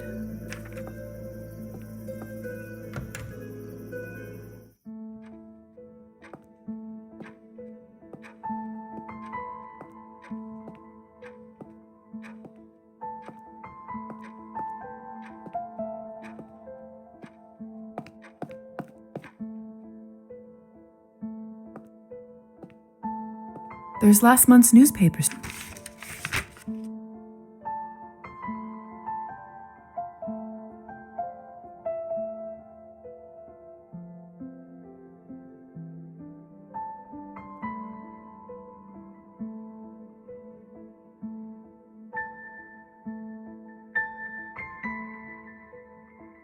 Peculiar.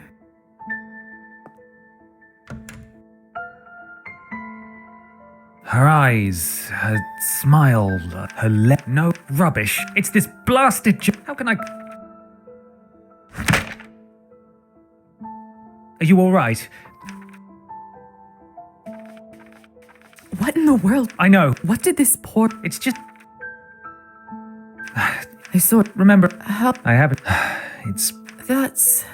Indeed. I'm broke. What about... It's true. I was wrong. And... Drink. Among other things. There... Remember that journey? Win it? That's the only... Somebody told me. I'd simply buy... What's so Well, you know, that... It feels like they're... You really... Point is, I think it might be something I was too... I'll let you know what I find out, and we'll figure out how... Oh...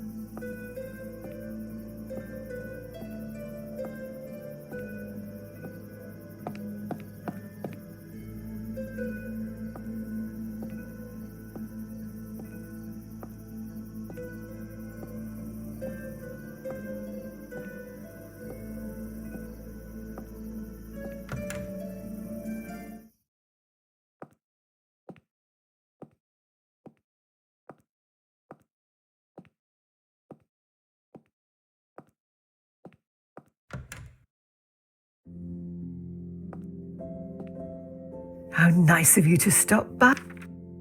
Stop by any...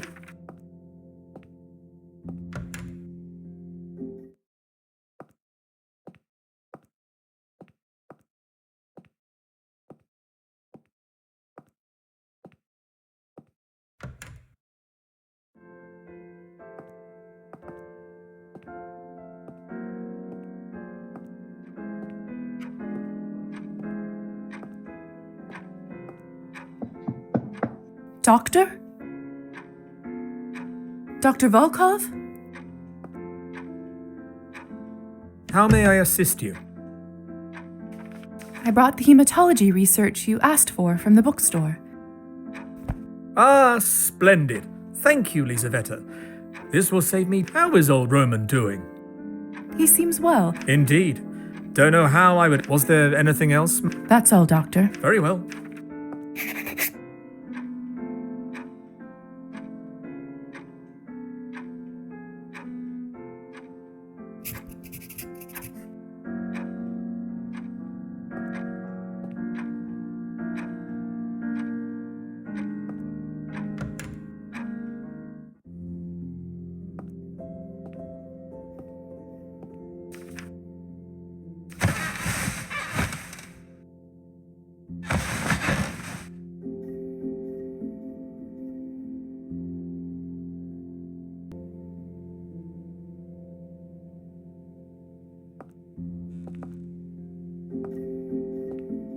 Perhaps it's time to spruce this place.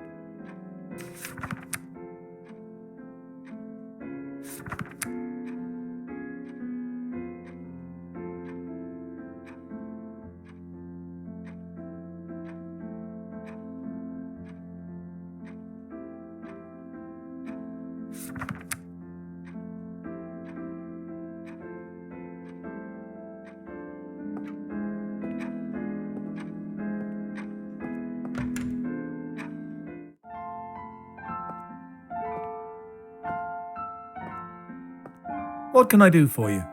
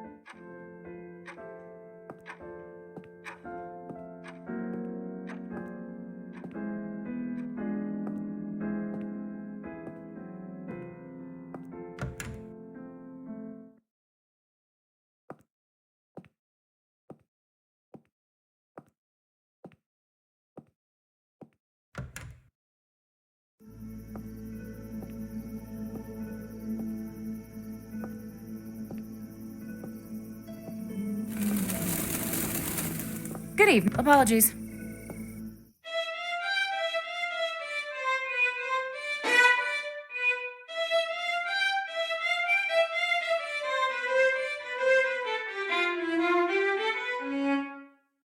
Don't you give up, Marusa. You're making great progress. I still can't get through the etude. My fingers just slip as if the strings were covered with butter. I hate it. It's a hard piece. In a week, you'll go through it without even thinking, I promise. Practice makes perfect.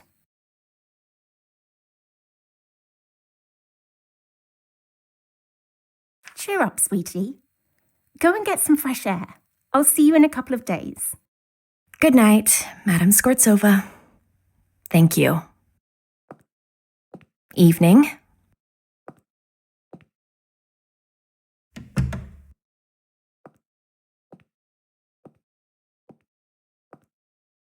What an interesting collection. You can see how much effort Anastasia puts into her work.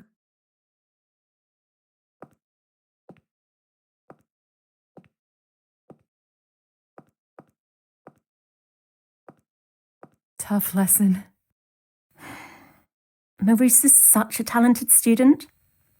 She just doesn't have the same advantages some other children do. Only she had an instrument to practice at home. She'd probably be playing in a concert hall already. Is there anything we can do to help? You are such a kind soul, Lisa. I am actually trying to raise a little money for instruments for some of my students. I put a little something there whenever I can. But times haven't been exactly easy lately. How much do you still need to collect for Marusa's violin? Those aren't cheap. I think I can get her a decent one for 15 more coins. We'll get there at some point. I'm so happy you stopped by. So, how do you like it here? It's such a cozy little place. I wish I could have went to a school like this when I was growing up. You said you didn't have much experience with any instruments. I'm afraid not.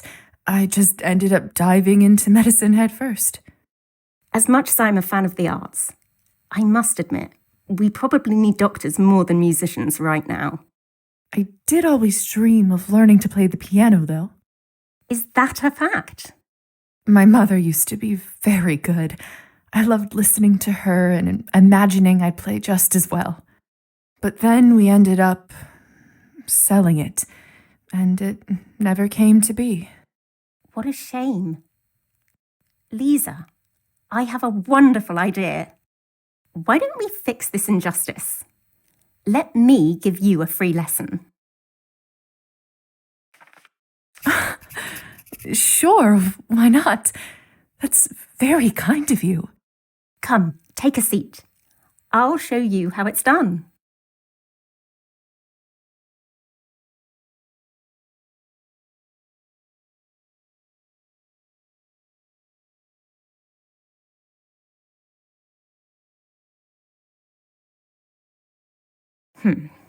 That's not right. Learning from errors is just as important as playing correctly. Don't worry, you'll get there.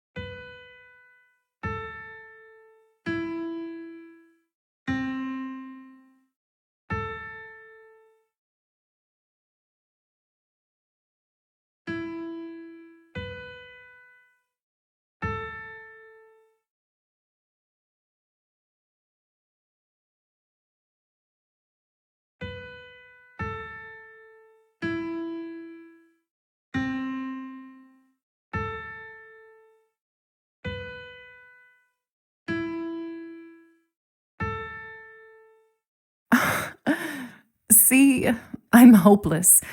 Looks like I was right to stick with medicine. Nonsense, honey. This is only your first lesson. You must come back for more. We'll make you the next big thing. Just wait and see. Thank you for the encouragement. You're quite a gifted teacher. Where did you learn to play?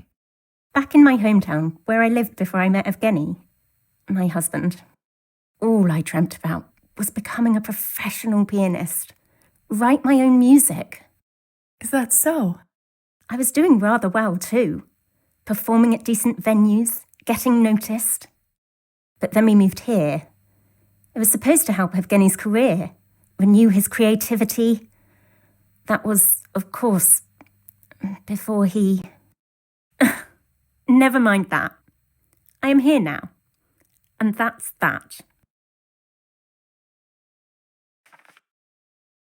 What happened with Evgeny? You can trust me. I won't tell. Thank you, Lisa. The truth is hardly a secret anyway. Evgeny started drinking soon after we moved to this godforsaken town. I mean, he always drank. Ever since I met him, really. But then again, who doesn't around here? Besides, he's a poet, you know. Artistic nature, people said. Let him be. But it has been getting worse and worse. Now every other night he isn't home. I don't know if it helps, but my father is a drunk. He started when my brother and I were very young, and it hasn't been easy for us. If you need help or a shoulder to cry on, I'm here for you. Thank you so much, Lisa. I'll make sure to remember. It's getting late. I shouldn't keep you any longer. Besides, you've heard enough from me for weeks to come. Oh, don't be silly. Would you like me to walk you home again? Not today, thank you.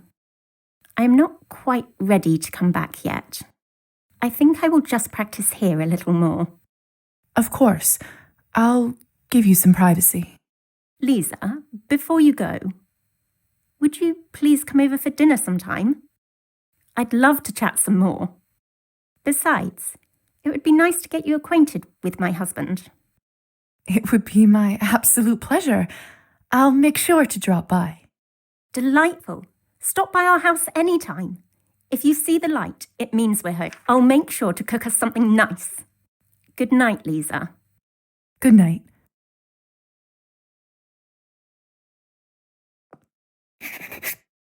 What a magnificent instrument. It seems to have a life of its own. I can imagine it having a wise, graceful personality.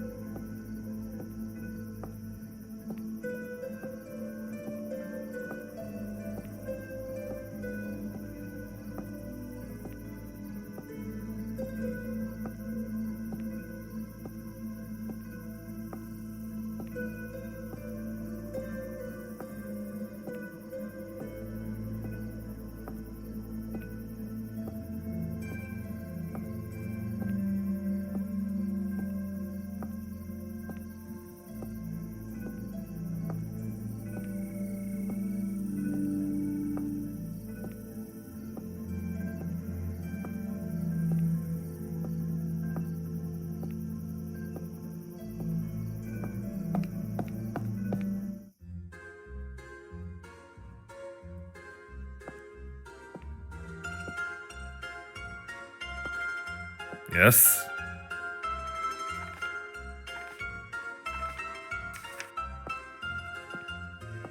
Dr. Morozova, how nice to see you.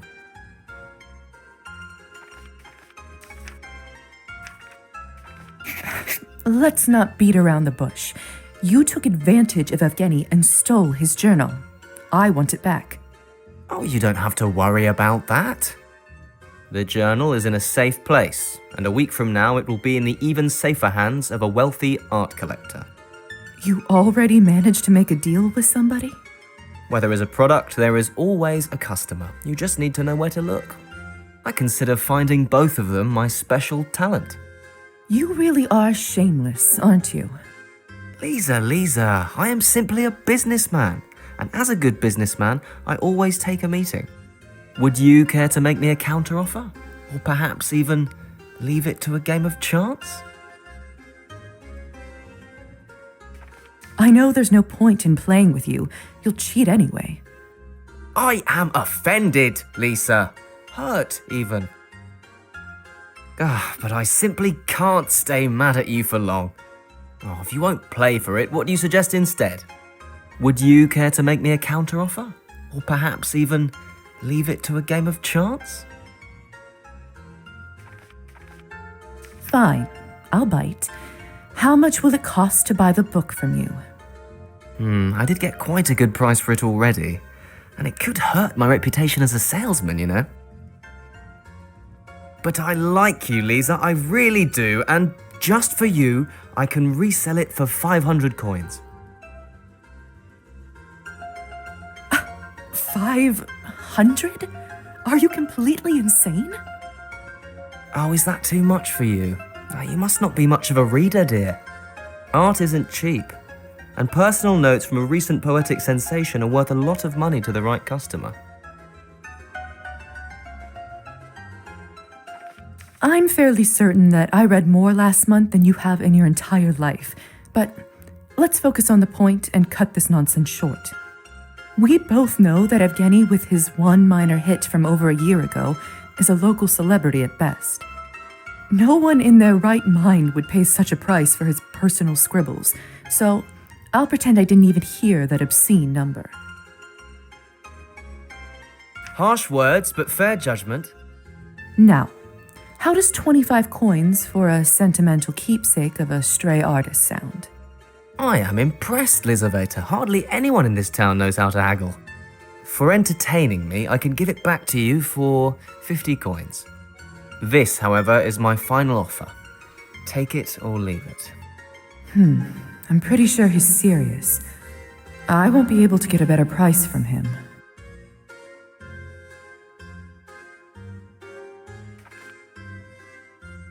I'm not going to pay this. I don't think we'll manage to find a common language here. Suit yourself. But remember, the offer stands for another week. After that, it's out of my hands, both literally and metaphorically. He's clearly cheating somehow. I bet someone here is familiar with Kirill's schemes. Maybe if I can convince a barkeep to share a secret or two.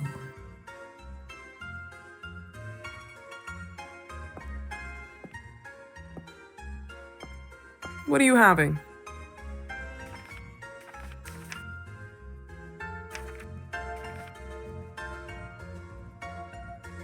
Care to join me in a vodka shot?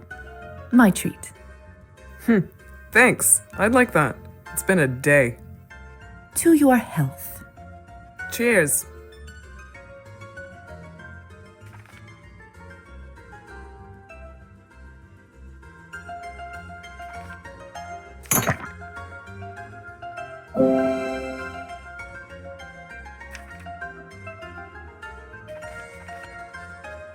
What's your name? I'm Iskra. What's yours? Lisa. Nice to meet you. Same. Thanks for the drink again. Doesn't happen often. So...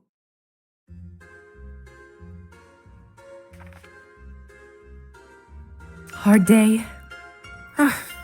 Same day every day, really. The pay is shit, customers are pigs. No offense. None taken. I'm so exhausted after working all night that I drop dead as soon as I reach my bed, and then it's time to go back here again. I'm starting to forget what daylight looks like. Trust me, I know exactly what you mean. I thought you'd understand. So,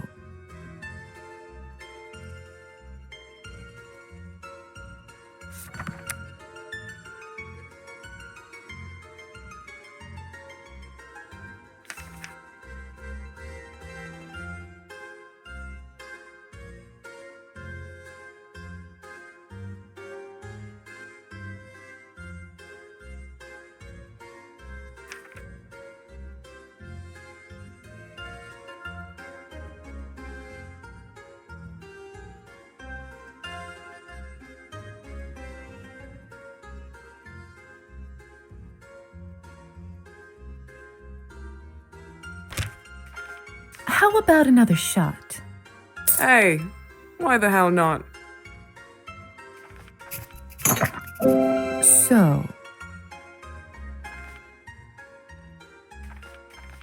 people gamble here, don't they? I'm a fan of cards myself. Maybe I should play around.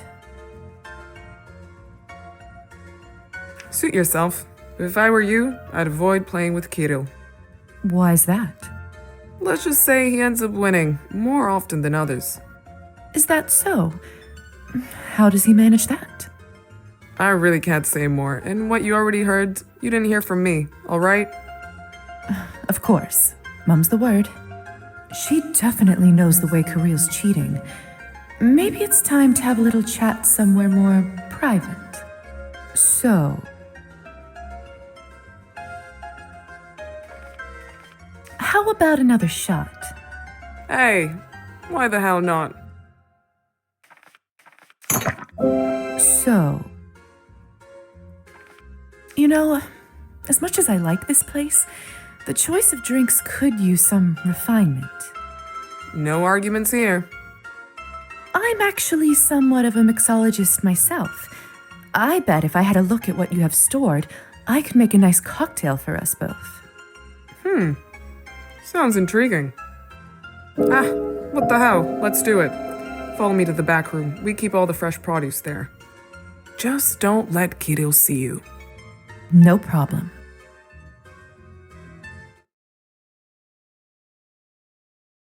Well, here it all is. Clean glasses, hard liquors, mixers, fruit. Can't wait to see what you're going to make.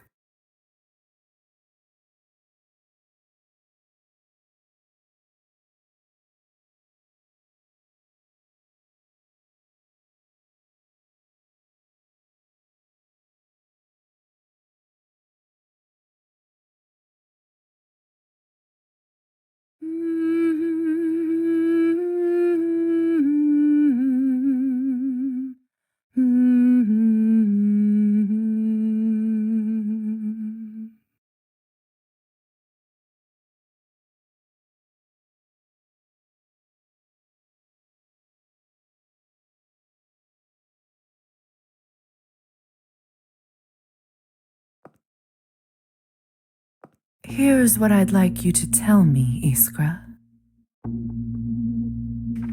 You will tell me exactly how Kirill cheats.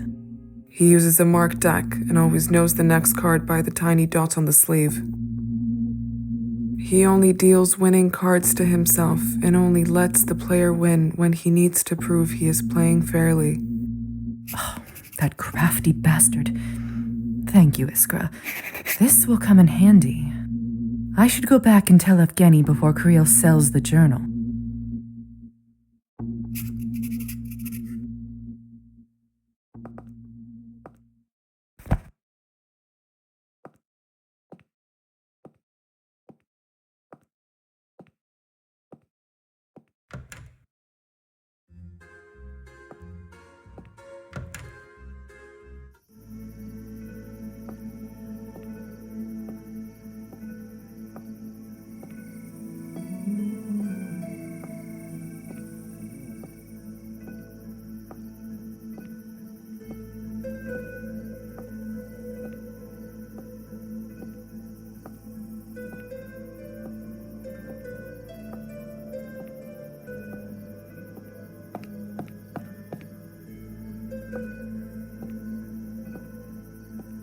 Come here, birdies. Come closer. Faina, nice to see you outside. Feeling better, I presume? Much better, dear. All thanks to you. Come sit with me for a while. Sure. So peaceful here. Didn't realize how much I needed this. You know, Lisa, I have sort of a ritual. Once a week, no matter what, I always do exactly the same thing. I go to the general store and buy a small cone of seed and a fresh chocolate pastry. Then I come to this very spot and feed the birds. When the cone is empty, I eat my favorite treat in the world, all by myself, and think of absolutely nothing else but how delicious it is. And how does that feel? Tremendous, little dove. Everyone deserves a little break every once in a while. The trick is to allow yourself to enjoy it. Deceptively hard for some of us, isn't it?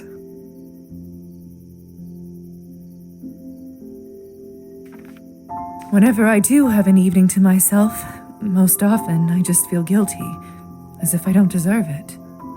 Thinking of all the things I could be doing instead, all the things I didn't do. Easier to stay busy than to face your feelings sometimes. How are you feeling lately, little dove? You were quite startled when I first saw you. Are you getting used to your new home? It is getting better, little by little. But if I'm honest, I don't know if I will ever feel home again. I see. You know, I think I have something at home that just might help. Stop by my place when you have a moment, dear, all right? Oh, Faina, you don't have to. I do, little dove. Trust me. Ah, the seed is almost gone. That means... Time for your alone time with the pastry. That's right. I should go. Thank you for the advice, Faina. Hope you enjoy your treat. I always do. I hope you find yours soon, dear.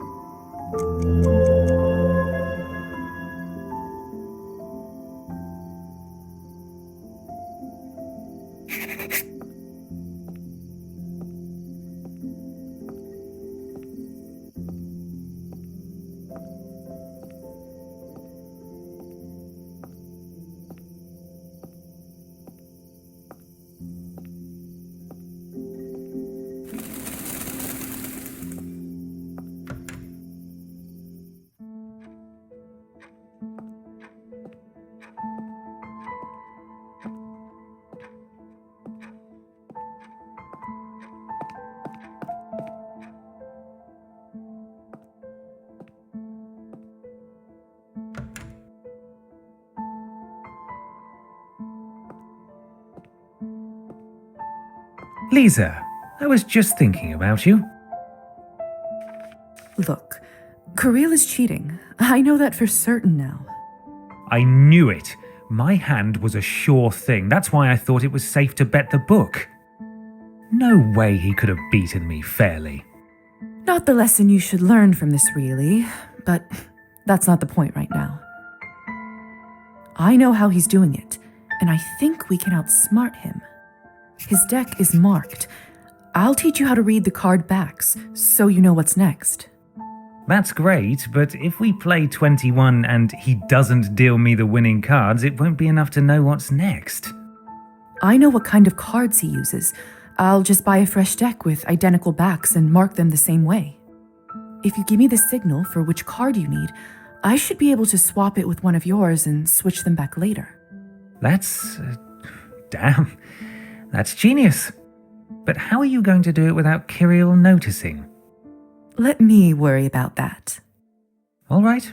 If you're certain we can pull that off, that's good enough for me. I'm in. Let's do it. I can't tell you how grateful I am. How can I ever repay you?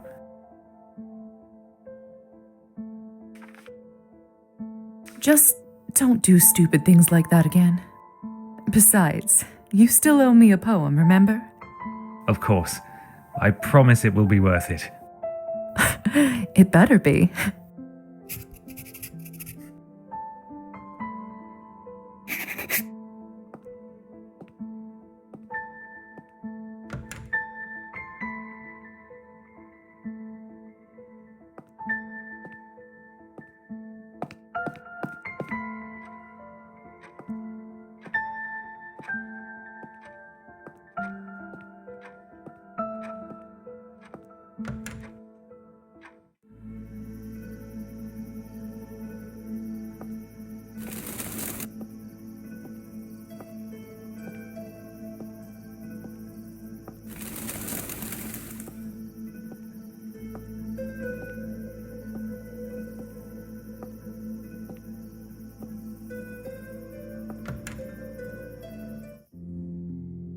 Good evening, Roman.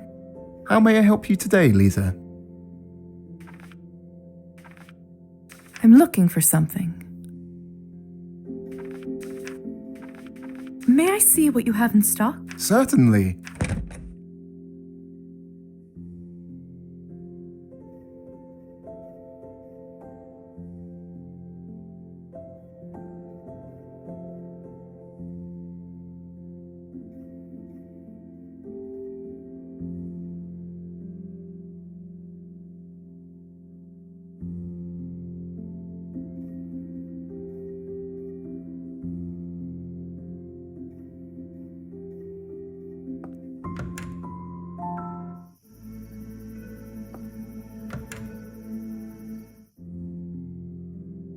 Hello, mademoiselle.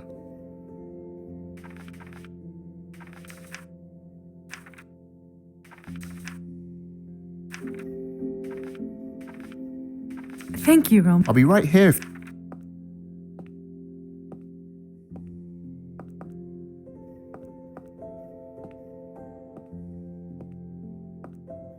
So many interesting books.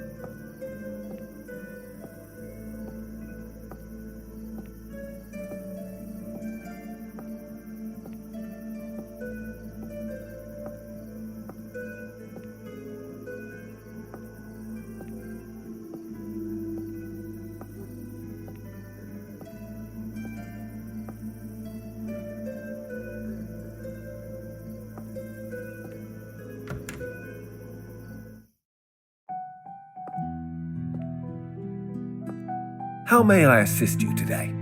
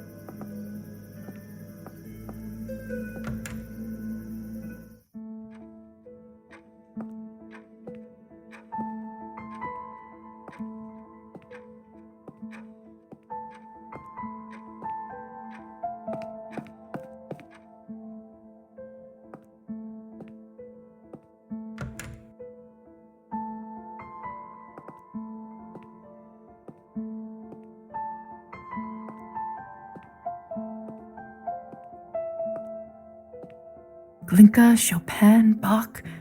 She really does have wonderful taste in music. Must have been next to impossible to get these cylinders.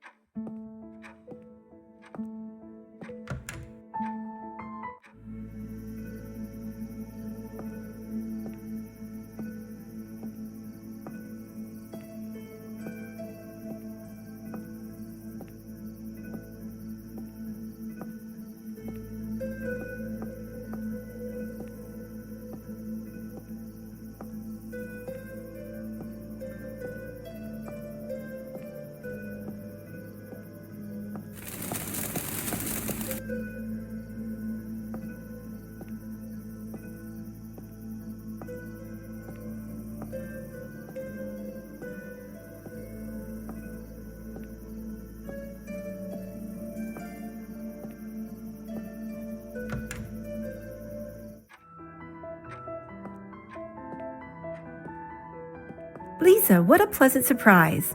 I thought I might have scared you off. I don't scare quite that easily these days. Speaking like an old woman already, hmm? You needn't be in such a hurry to grow up. I'm hardly a child. Not for a human, no. After your first century, you'll start seeing things somewhat differently. The answer is 2, by the way. Huh? 2 centuries. That's how old I am, more or less. I wasn't going to. No, but you wanted to, and I don't mind. I don't often get a chance to talk about myself in my profession. It's quite refreshing, actually. Well, then do you mind if I ask you more? Ask away. No promises I'll reveal all, though.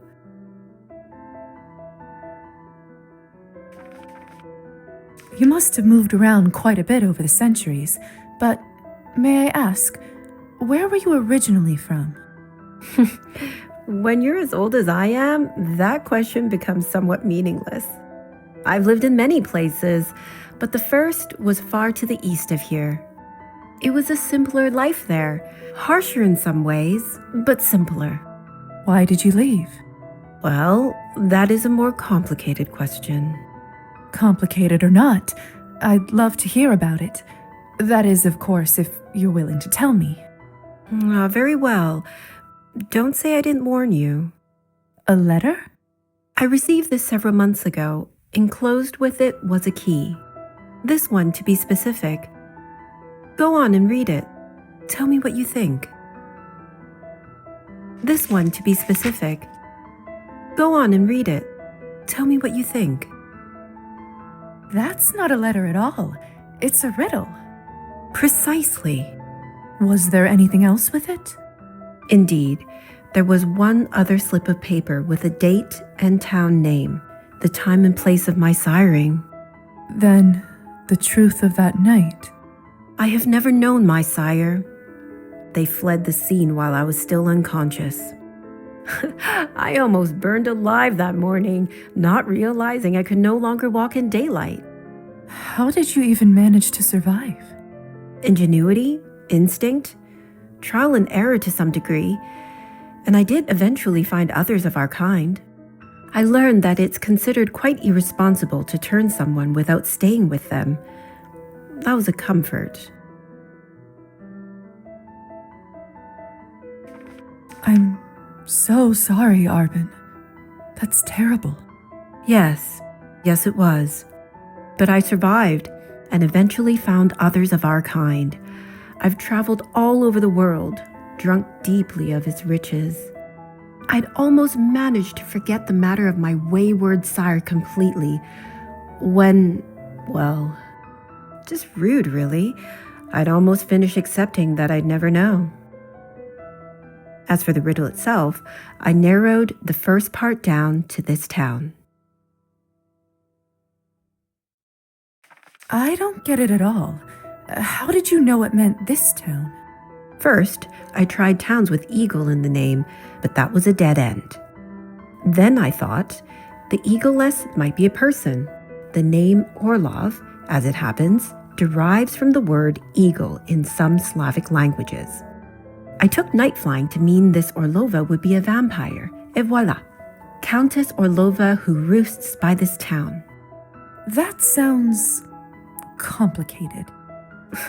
Indeed, but I do happen to enjoy a good puzzle. But that is, sadly, where I paused my search, for now. Between the salon and the Cabernet, I haven't given the rest much thought. I'd like to, but something has been holding me back. What if I tried to solve it? Well, that'd be very sweet of you, lovely. I'm hardly going to stop you, am I? But don't go out of your way. If whoever it is really wanted to see me, they could have spoken plainly, honestly. Here, take the silly thing. Let me know if you have any luck. Arbin covers it well, but it really seems to be bothering her. It can't hurt for me to try and solve this. Although, that might be easier said than done.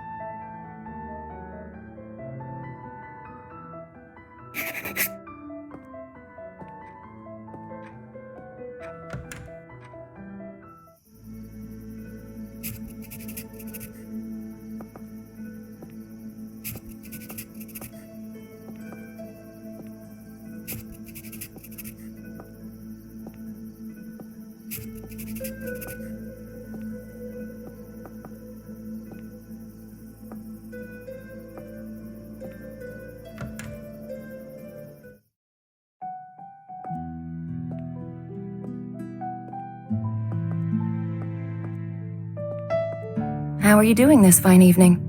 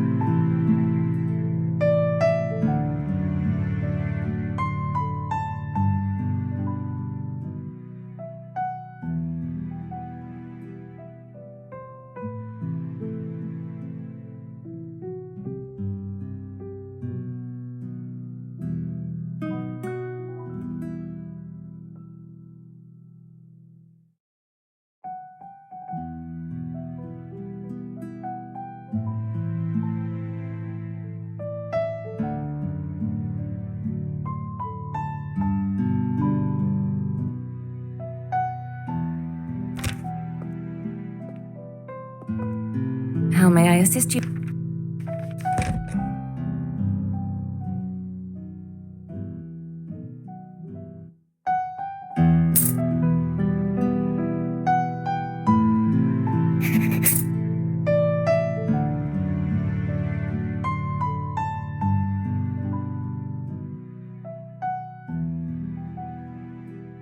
There you go.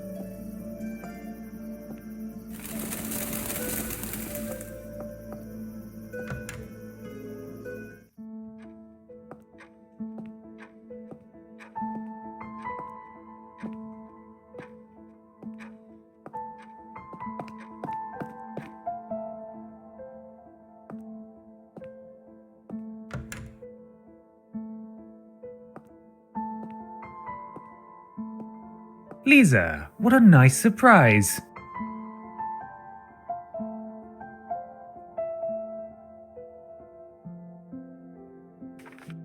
Good night, Lisa.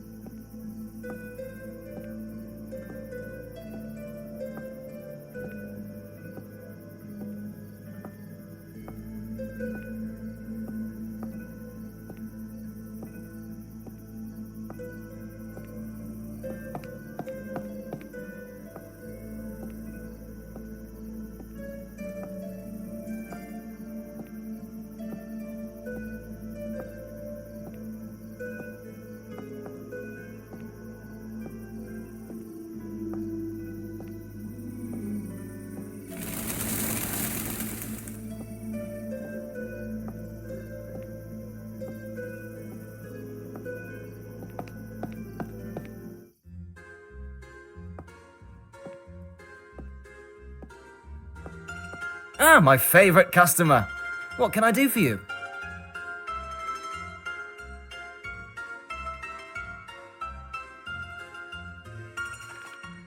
One more thing.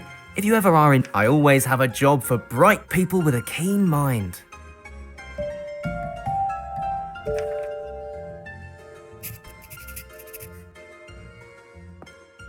To what do I owe the pleasure?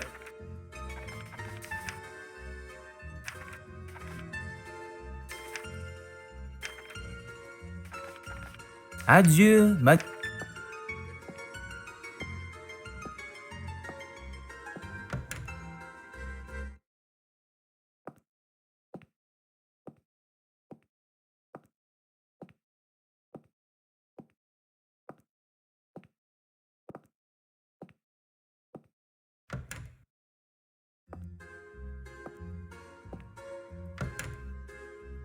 Nice evening, isn't it?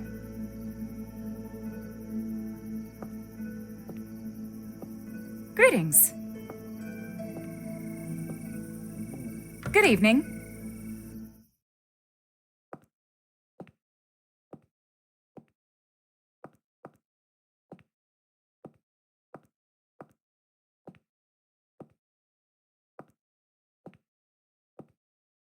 What an interesting. You can see how much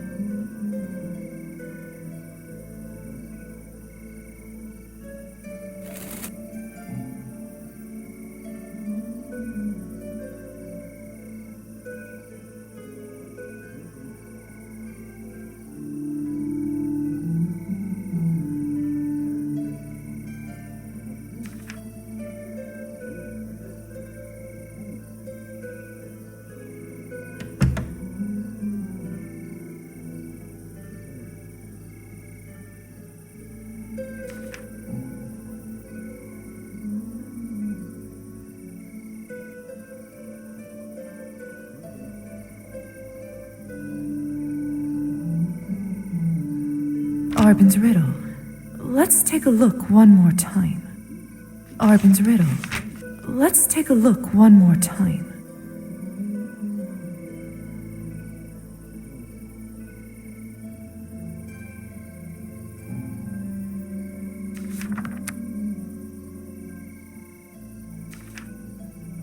Arbin's riddle.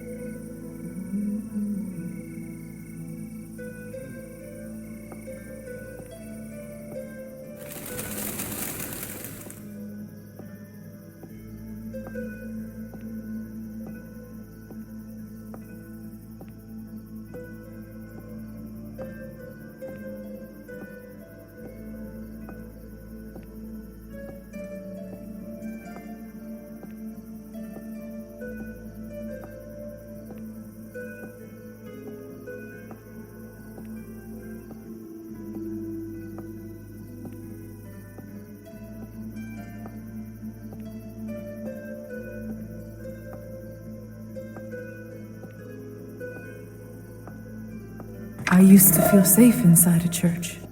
It's a strange feeling to need an invitation there.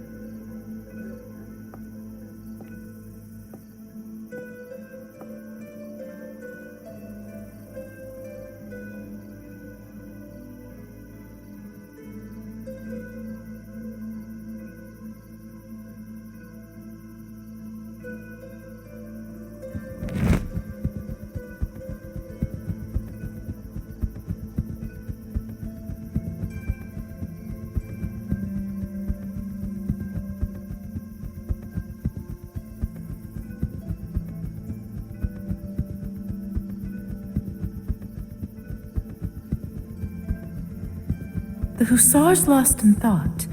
I don't think he's noticed me.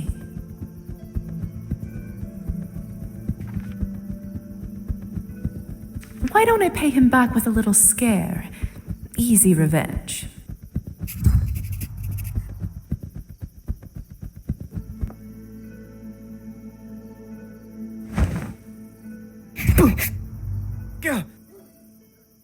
Lisa! Gah, you little. Just thought I'd show you how well I've taken your lessons. Yes, you're very talented. Oh, I suppose I deserved it. What are you doing up here? Seems an odd place to smoke. I'm getting closer to the Lord, can't you see? Most of our kind won't even look at a church. It's good for getting some peace. Or it normally is, anyway.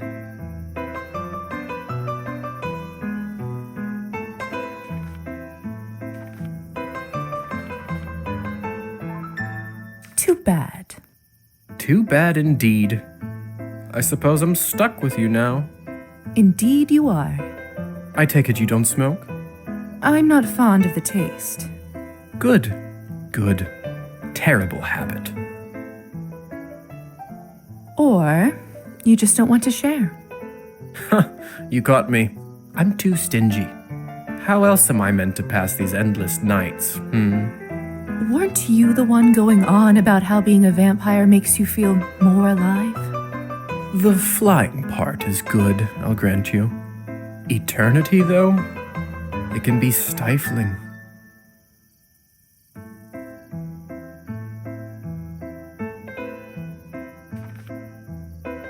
I see what you mean. It's somehow both freeing and limiting at once. We're powerful, but we can't so much as enjoy the sun's warmth. See, you get it. You play cards, Lisa? A little. Indulge me in a game? I suppose I could. What are we playing for? Secrets.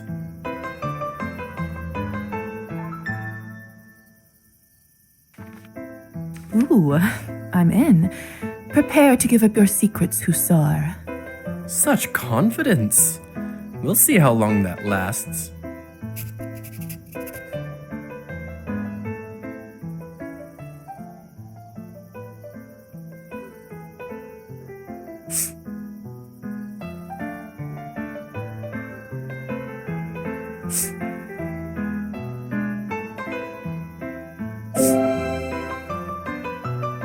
Yes! That was a fluke. Go on then. I'm an open book.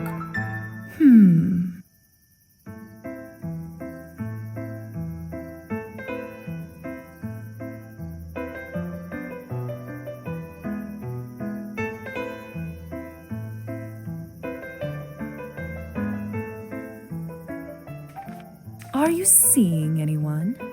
Straight to matters of the heart, No. Really? That's unusual for a hussar, is what you're thinking, right?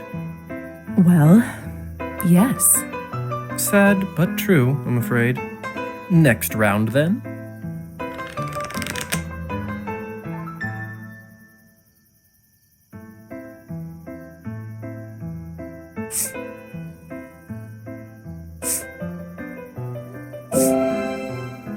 You play a little, was it?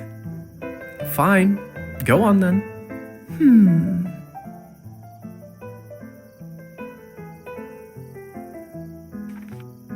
Is there someone you're fond of? Didn't you just ask me that?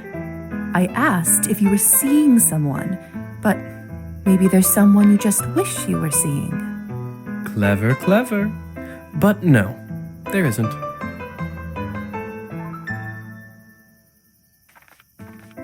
Not even me? Ah, fair Lisa. You are fair indeed, but you are not my type. Oh? Then what is your type? One question at a time now. Oh, come on. Next round then.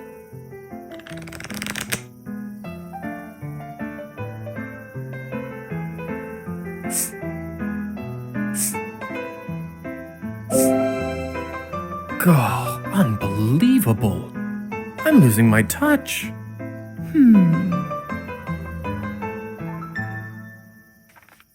So then, what is your type?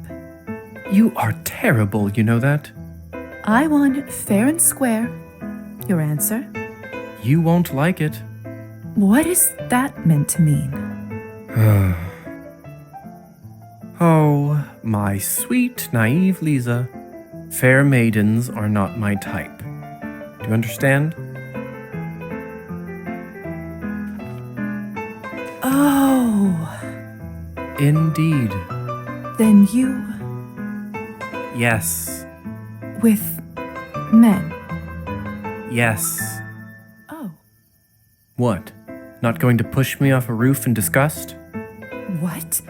No. I mean, I haven't. You're right. I am naive. I haven't met a man like you before. But I'm not going to push you off a roof over it. Have people done that to you? Not the roof part specifically, but yes.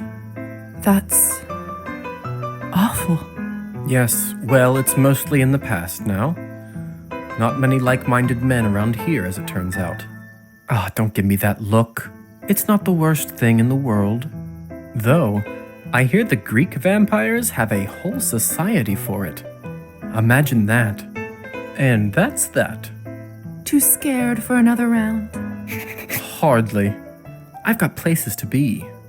More errands for the Countess? You know it. What is it exactly you do for her anyway? Whatever she likes. That was the deal. The deal? So you have a mark too? Just like yours. His blood for my services to his family. Slow down, slow down. His? Oh, of course. You never met him. The late Count Orlov. You can make a deal like that? Seems unfair. It wasn't quite that bad. I negotiated pretty well for a dying guy, if I do say so myself. And here I am, the well-kept servant of a great vampire house. Who could ask for more? Don't answer that. Thanks for the company, Lisa. Come join me up here again sometime, eh? What a strange man. He's clearly unhappy, but even that feels like it's not quite the whole truth. Perhaps I'll ask him more about it next time.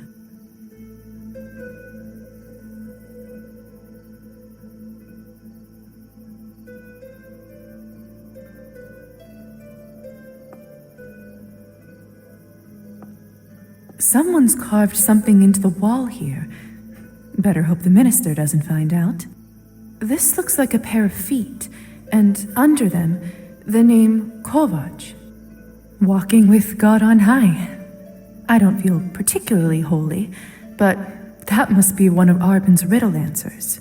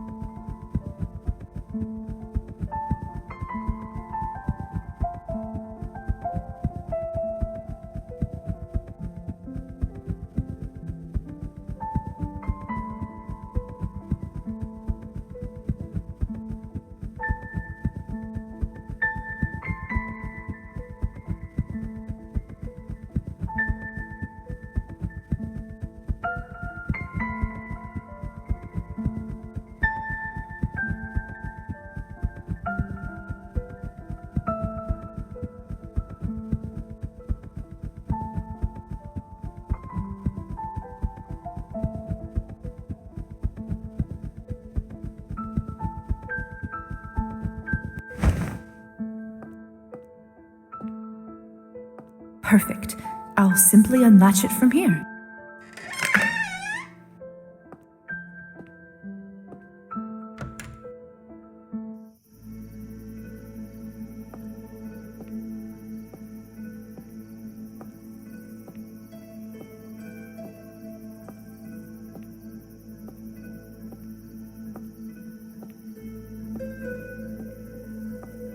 Nice evening, isn't it? Greetings.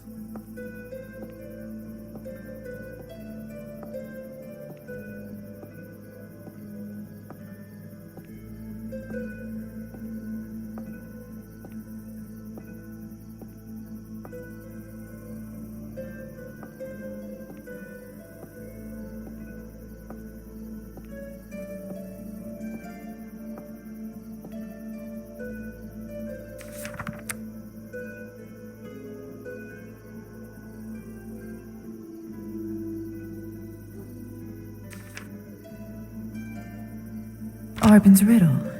Let's take a look one more time.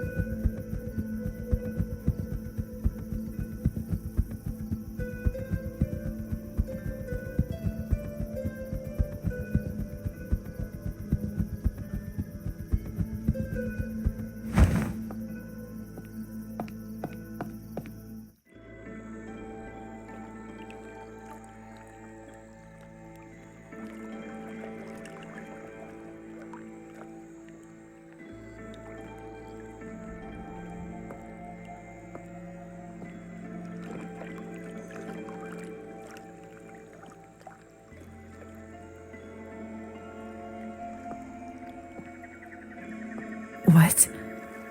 Fascinating. If I try to make myself fly across the lake, I simply can't. I think this might be another vampiric restriction. Looks like if I want to cross a body of water, I have to do it like any other human.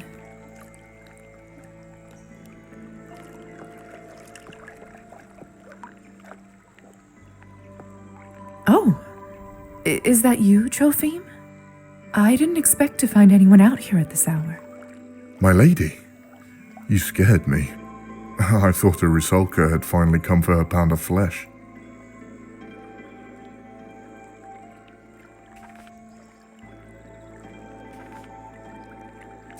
I'm sorry. I didn't mean to. That's all right. It's just my old mind being foolish. Is that your boat out there? Aye. I decided to bring it out here for good. Thought better for the townfolk to use when I'm not around than for it to gather dust inside my hut. That's very kind of you. Are there even fish out at this hour? Of course. Some critters only come out when it's dark, as you know.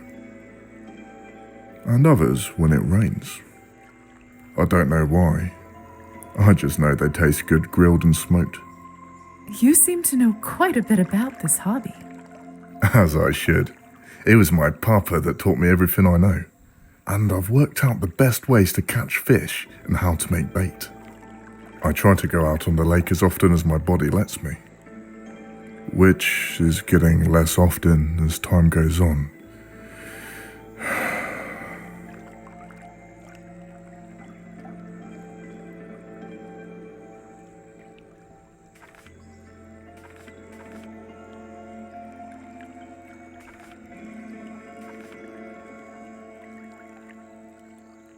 The Countess keeps you busy?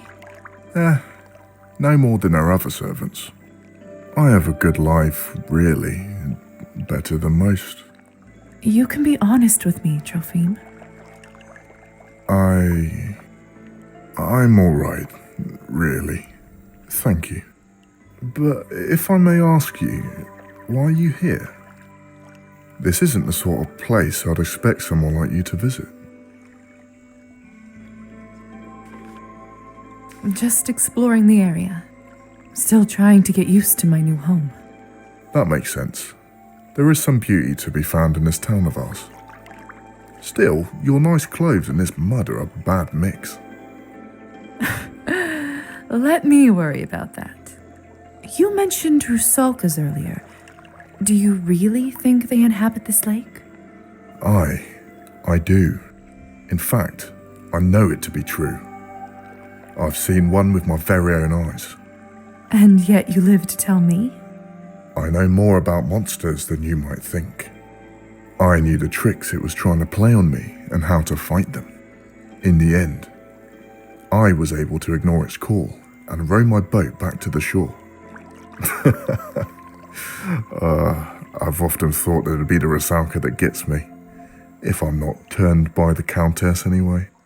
It's almost like she's waiting for her chance again, for me to let my guard down.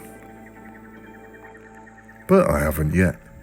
Old Trophime is not like a fish, to be caught by a simple lure.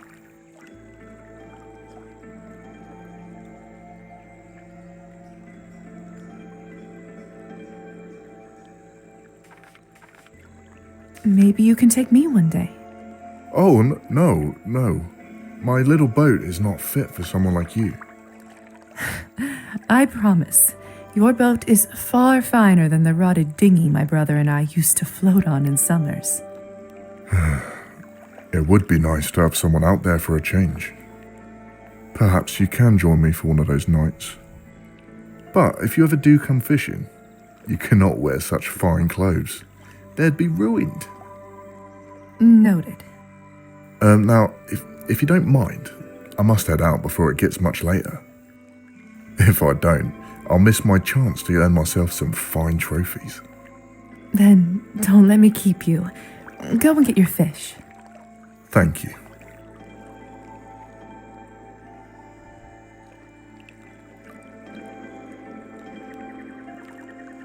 It's been good speaking with you. Should you want to talk more, My cabin's at the edge of the forest near the manor. You're welcome to stop by after I finish my daily duties for the Countess. Thank you, Trophime. I'll see if my schedule allows it.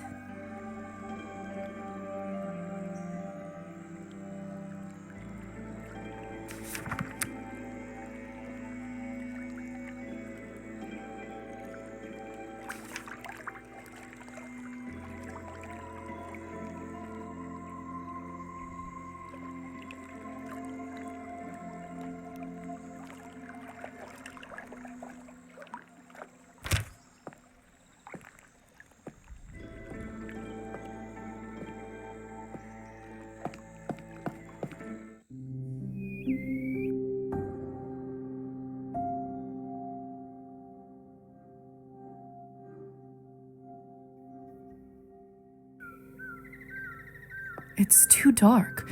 I don't want to stumble on a branch and break my neck.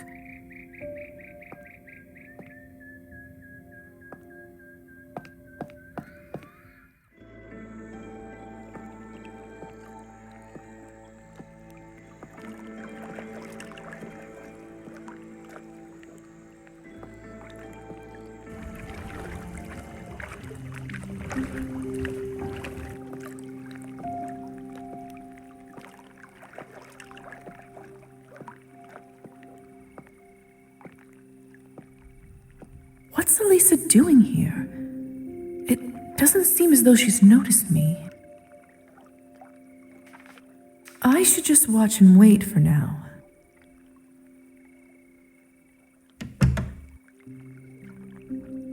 A secret hideout? What are you doing, Elisa?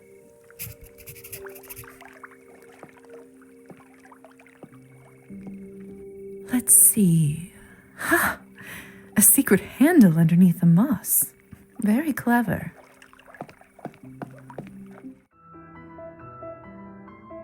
What's all this?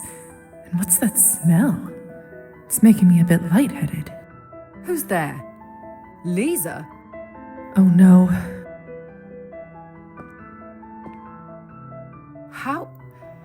How did you find this place? It was an accident, I promise. I was exploring the island and I just saw you and, well, I was curious. Well, I can hardly blame you. Now that you're here, I suppose I should welcome you to my little boutique. Boutique? Just what is this anyway? It's called hookah. Something a little different from the usual fare around here, Finally, somewhere to spend the evening that isn't that dreadful vodka bar or Arbon's place. No offense to her, but I tire of the same old company. You run this place? Naturally. Would you care to try some? I'd better not. It seems a little too close to smoking for my comfort. Suit yourself. At least make yourself comfortable.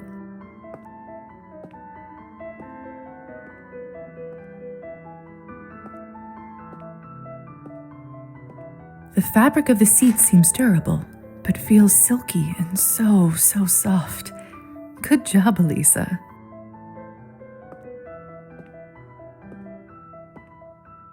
The smell is intoxicating, but not unpleasant.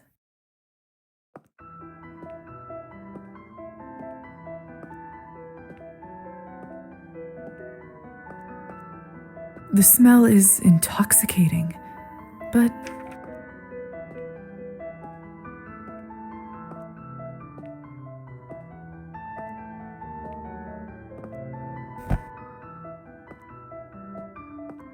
listen, the Countess doesn't know about this place, and I'd prefer to keep it that way. Do you understand? And why is that? Does it matter? Well, no, I was merely curious. Fine. Mother has been particularly restrictive of my actions recently. I just wanted something to call my own. And the extra income doesn't hurt either. Wait, Mother? Yes? Oh, you didn't know. I mean the Countess. She sired me and took me in as her daughter. Does that make Dr. Volkov my father? I doubt it. My relationship with the Countess is somewhat unusual, as I understand it. So the Countess doesn't know that you're doing this? Precisely. You see why this needs to stay underground, so to speak. But enough of me. How are you, Lizaveta? Enjoying your new eternity? It's interesting, I suppose. Oh? You must tell me your secrets. Or perhaps it's just that you're still young. Well, I suppose it's...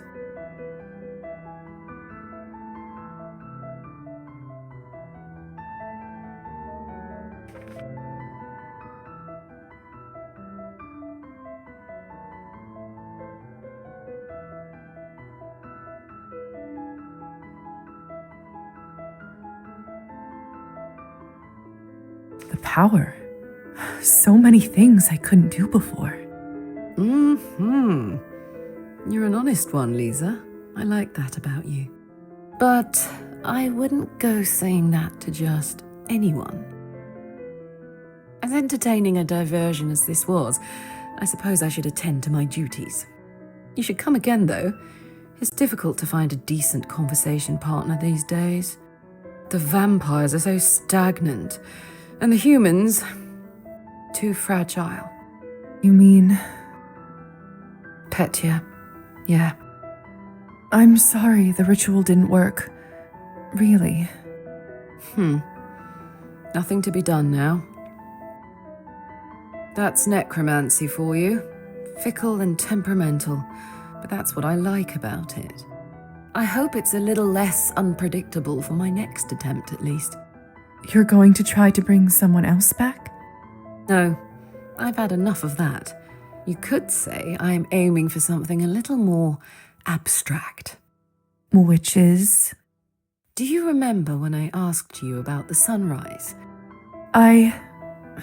Yes, I do. Don't tell me you... But isn't that fatal? Usually, yes. But that's where necromancy comes in. There should be some form of protection spell that will permit me to shield my body from the sun's rays. It's only in the theory stages for now, but I am making progress. Well, what do you think?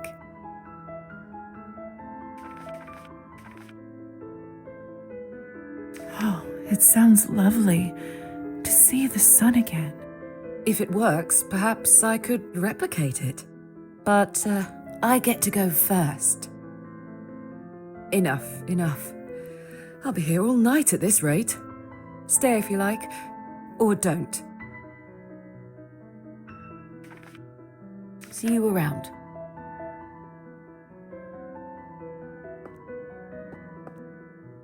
Ooh, this feels incredibly comfortable. I fear if I sit on it, I might fall asleep.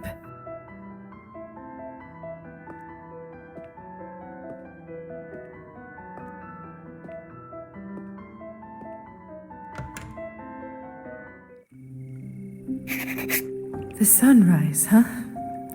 Elisa certainly is ambitious. I'm a little curious whether she'll be able to pull it off, though. I suppose I'll just have to wait and see.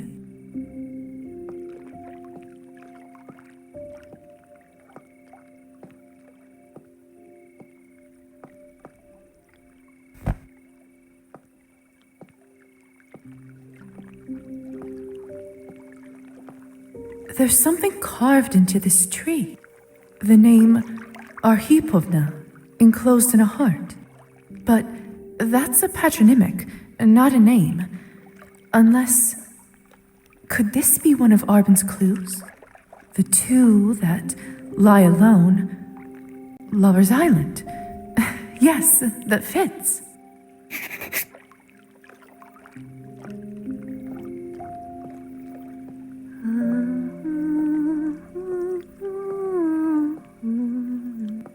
haven't seen this girl around town before. How odd. Hello there. Those eyes. Did it suddenly get colder? Brave to come here alone at night.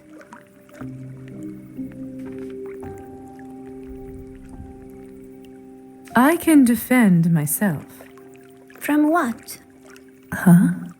The moon shines her light upon all matter of strangeness here. Strange creatures and stranger deeds.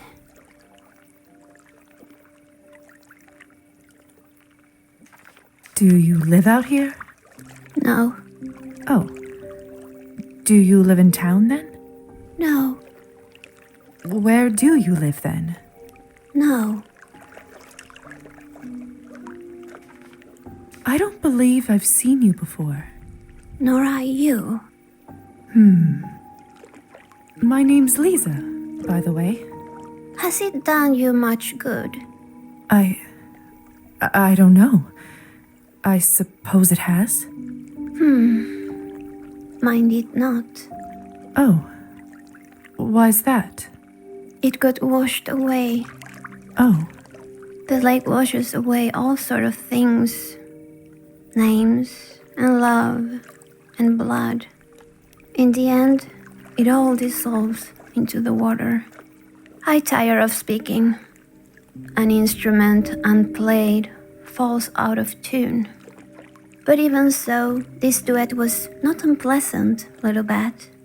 Your kind rarely sing so sweet. Little bat? Come again, Lisa. I'll be waiting.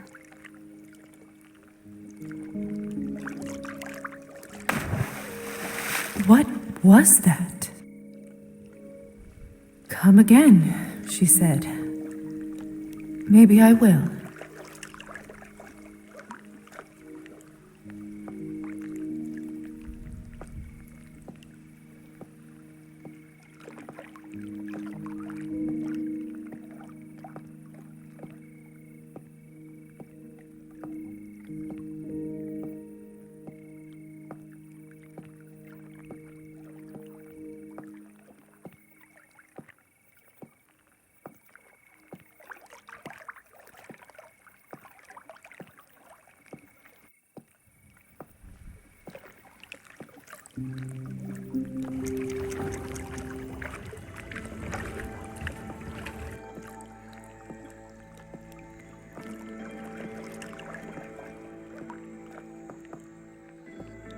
The smell is...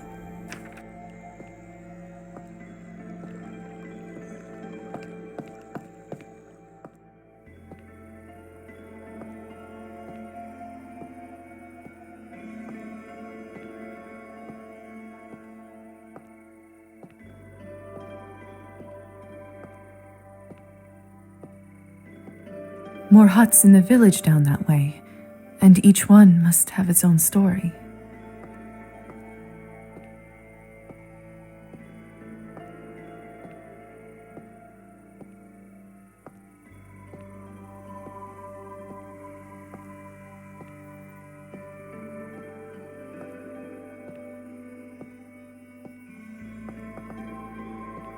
Keep up the good work, friend.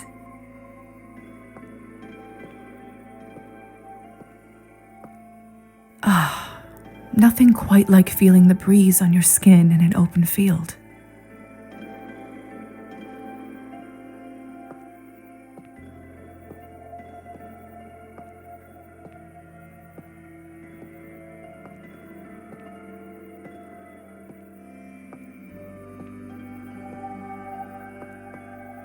I was always terrified that I would fall into a well when I was little.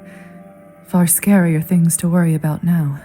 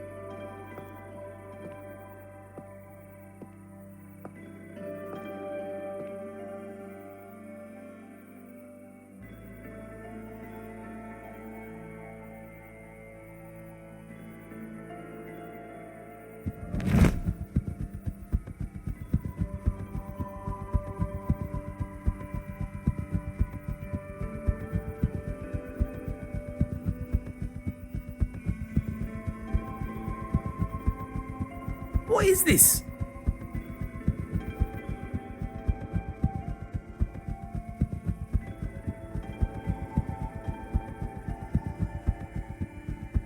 Get away from me! Shoo!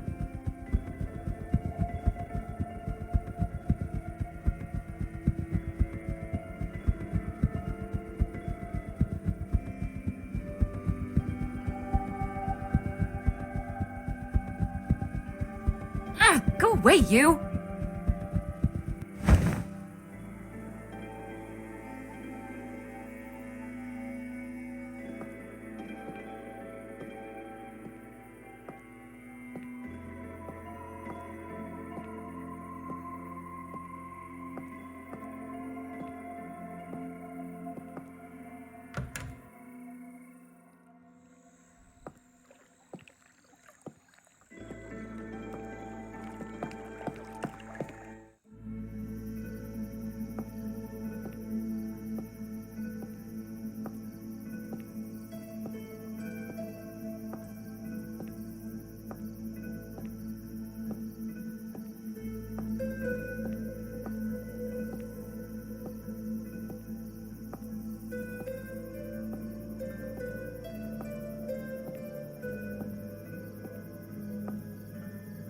Locked. I should try again earlier in the day.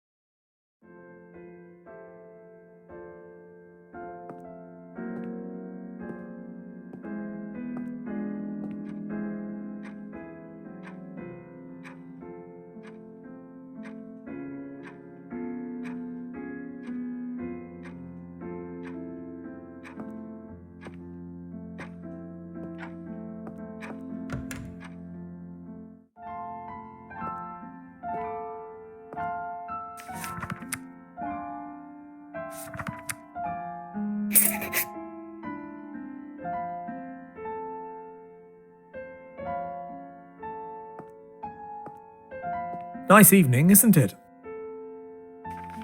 Dr. Volkov. Well,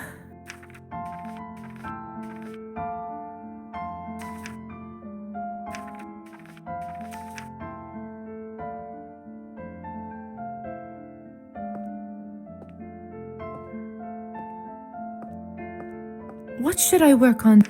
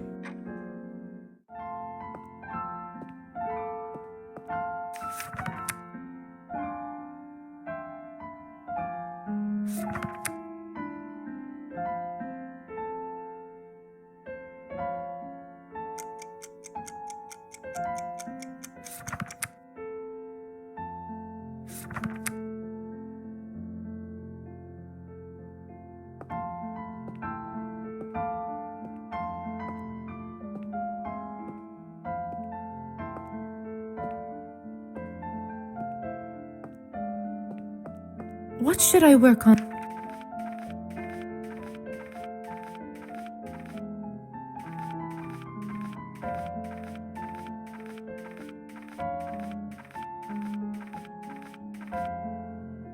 Cleaning the beakers. Not the most glamorous job, but one that certainly needs doing.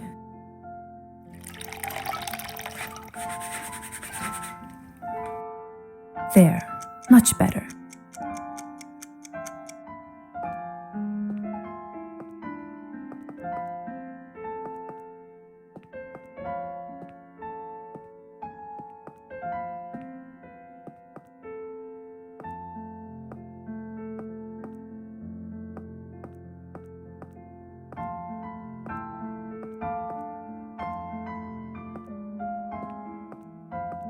Lizaveta?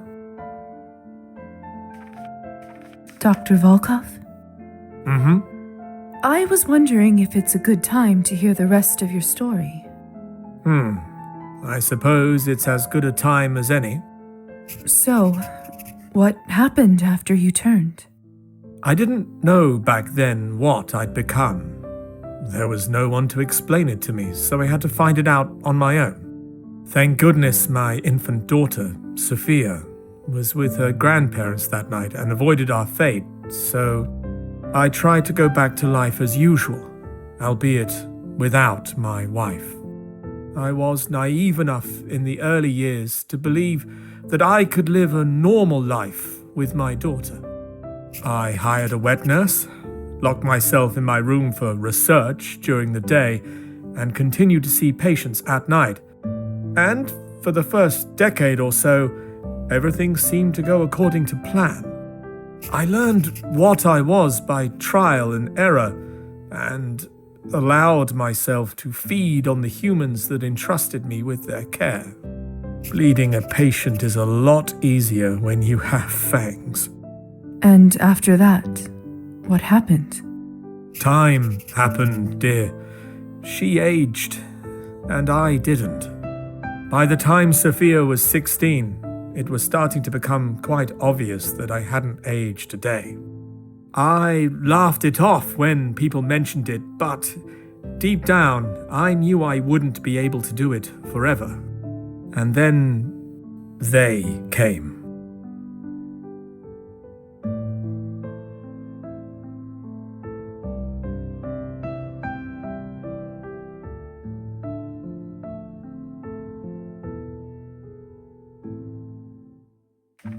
You mean the Countess?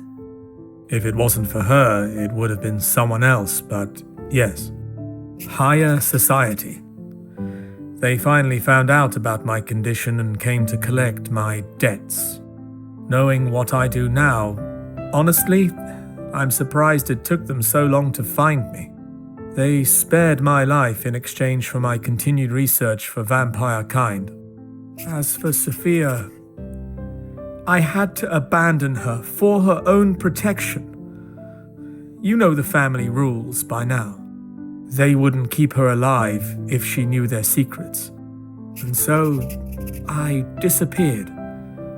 Made it look like I was lost to the wilderness. That must have been dreadful. To sever the bond of father and daughter, to cause the person you love more than life itself such pain, it nearly killed me. So, you never saw her again? If you don't mind, I should get back to my work. We can talk again some other time. I understand. Thank you for sharing all this with me. Till next time. Good night, Lisa.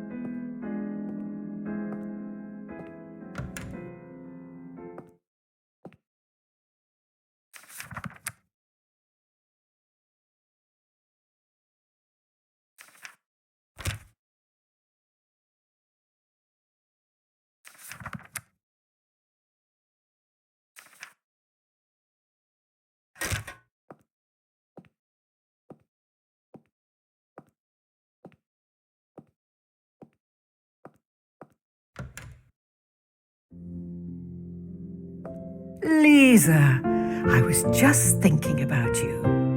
Evening, Faina. You said I should stop by earlier? Yes, yes, of course. Just give me one moment.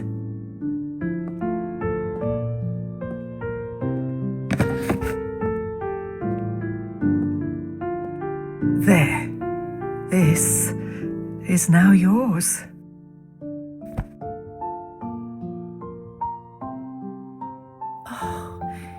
It's so intricate and beautiful. I'm afraid I don't know what it is, though. Sorry. Sweetheart, there is no shame in that. We live and we learn, and then forget and learn again. This is a Hamsa amulet.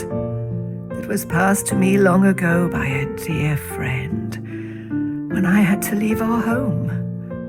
None of us wished for things to happen that way.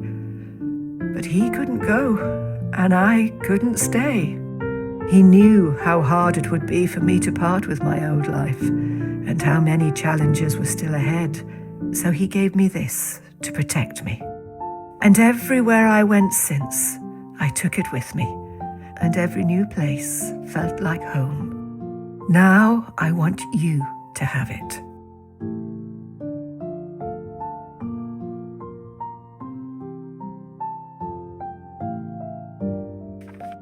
This amulet seems really important to you. Are you sure you'd like me to have it? This Hamsa was given to me to help me remember that my home is always with me. My journey here was long and windy, but in my heart, I know I'm where I always wanted to be. Your path is just beginning, little dove, so you'll make much more use of it now. And when someone needs it more than you do, sooner or later, I hope you pass it on to them. I don't know how to thank you, Faina. I'll do my best to use it well. No need, sweetheart. I know you will, and I hope it serves you well. I've lived long enough to know that there are some things you can't change, no matter how hard you try. But I also learned that there are always some things that you can. Both of those things aren't that easy to deal with, are they? It's simple, really. Just remember to be kind and useful, and all the rest will come. I think I'm getting a bit tired, little dove. I'll go lie down if you don't mind. Please do. Have a good night. Help yourself to a cup of tea if you'd like. I made too much again. Silly me.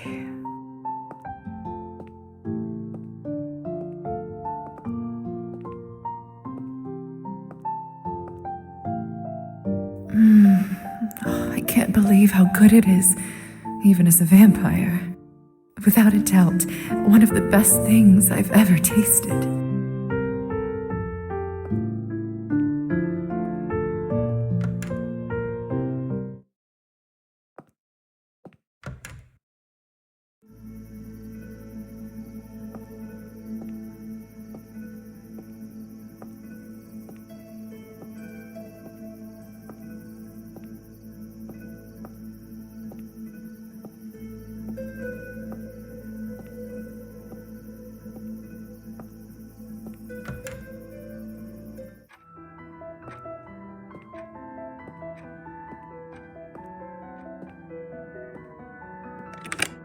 Lisa, we meet again. I didn't expect to see you here. I'm here on business, I'm afraid. No time to enjoy the collection. Business? In the salon? Not with Arbin. I'm on an errand, again. Elisa's really keeping me on my toes. Speaking of, I don't suppose you've seen her, have you? Can't say I have. Ugh, where the hell'd she go? This town's not that big. Are you her babysitter? Essentially, she keeps disappearing, and the Countess isn't pleased that her daughter is so often away from the manor. Essentially, she keeps disappearing, and the Countess isn't pleased that her daughter is so often away from the manor. You lost her? More like she sneaks away from the manor without permission, which she's been doing more and more, hence the Countess sending me after that daughter of hers. Finding a young lady who doesn't want to be found is difficult enough without her turning invisible. What I really need to find out is where she has been hiding.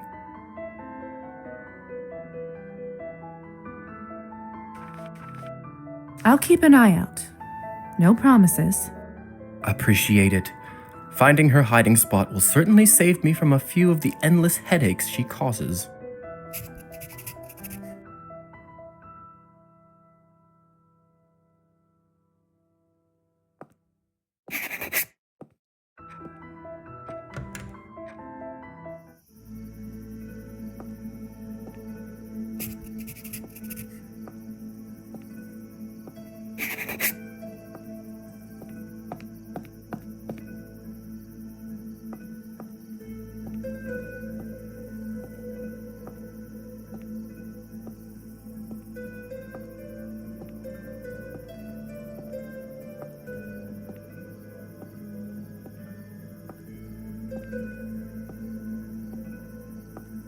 Excuse me.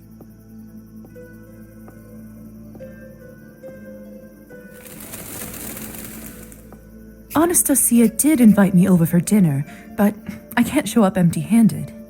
Maybe I could get a little something for her at the general store.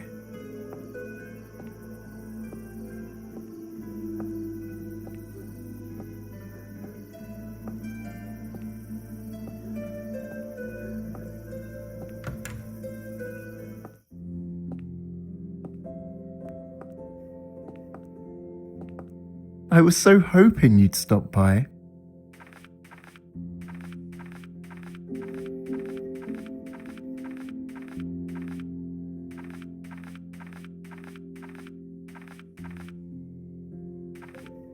I'm looking for something. May I see what you have in stock? Certainly.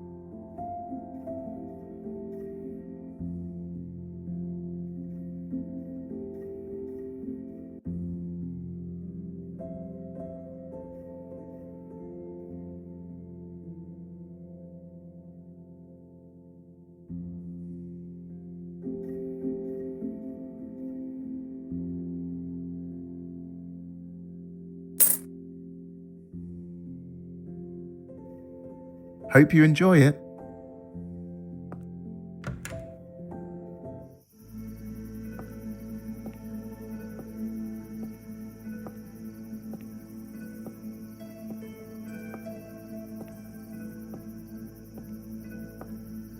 Anastasia did invite me over for dinner. Maybe I could get a little something for her.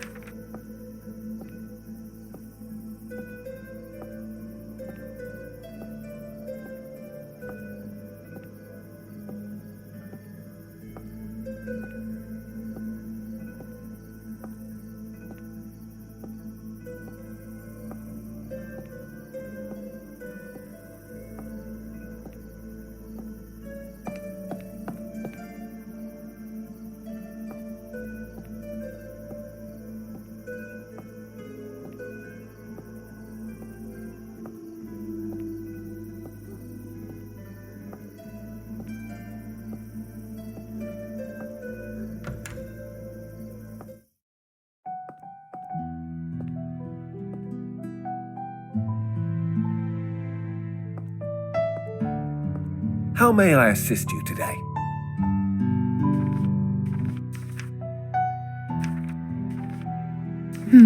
What should I pick up for Anastasia?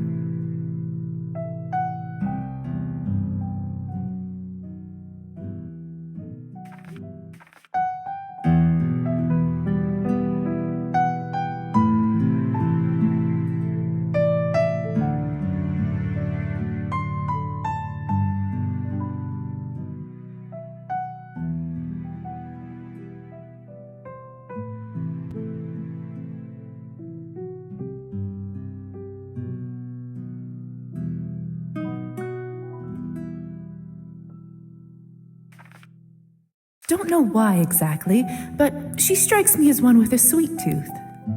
I wonder if as a vampire I might have smelled sugar on her skin. Either way, I think she'll enjoy this.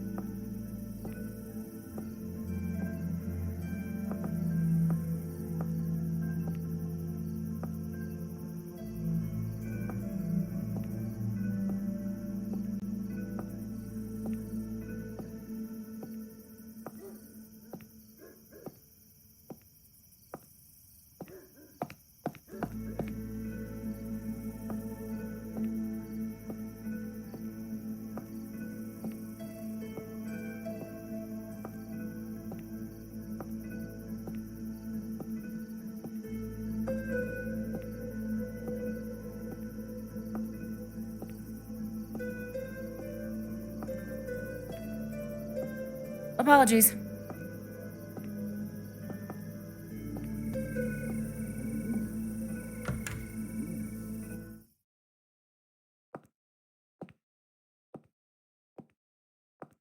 I can't believe Anastasia is able to play all those instruments.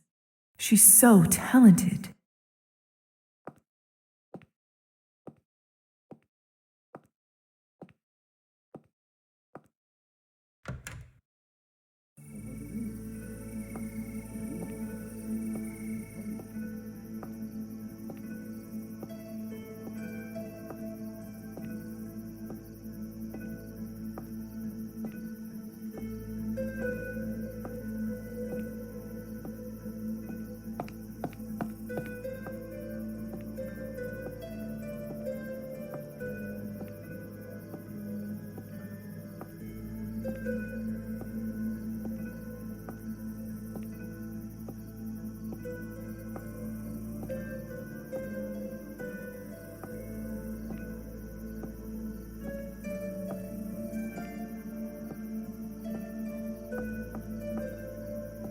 The lights are on.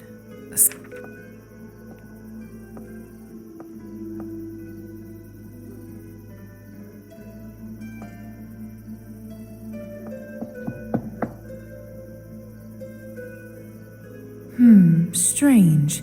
The lights are on, so someone must be home.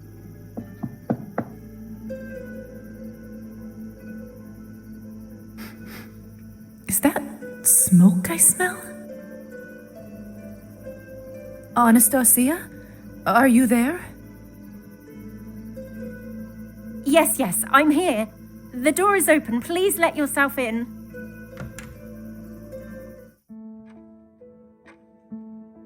Go down, you son of a bitch! There, that's better.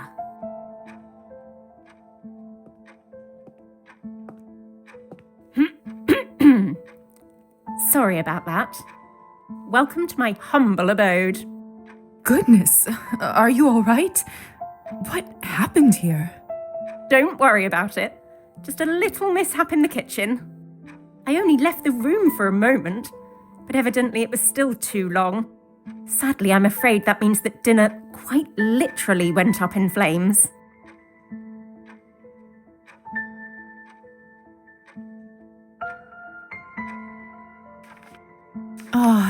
What a shame.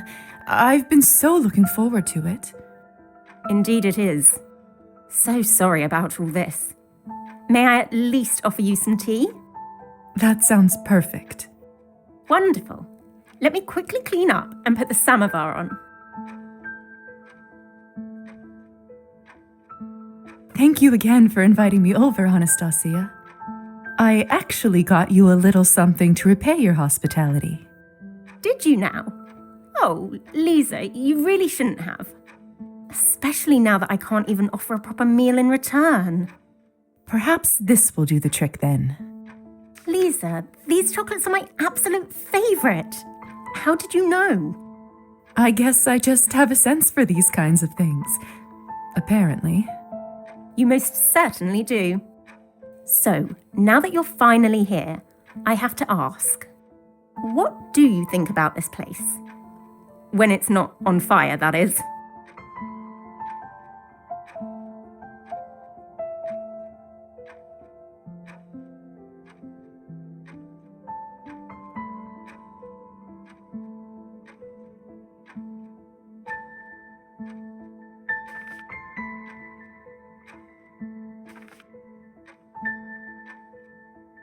What can I say? It's a beautiful house. So spacious, so finely appointed. That does about sum it up, doesn't it? You see, this house was passed down to us by Evgeny's uncle, Savelli. You must have heard of him already, the town mayor? I have indeed. Don't get me wrong, I'm very grateful and realise how lucky I am to live in this luxury. Yet, I simply can't find myself at home, no matter how hard I try to make this place my own. It's as if I live in a museum full of beautiful things, but I, myself, am not part of this exhibit. You think I'm spoiled, don't you? I would if I was in your place, listening to all this.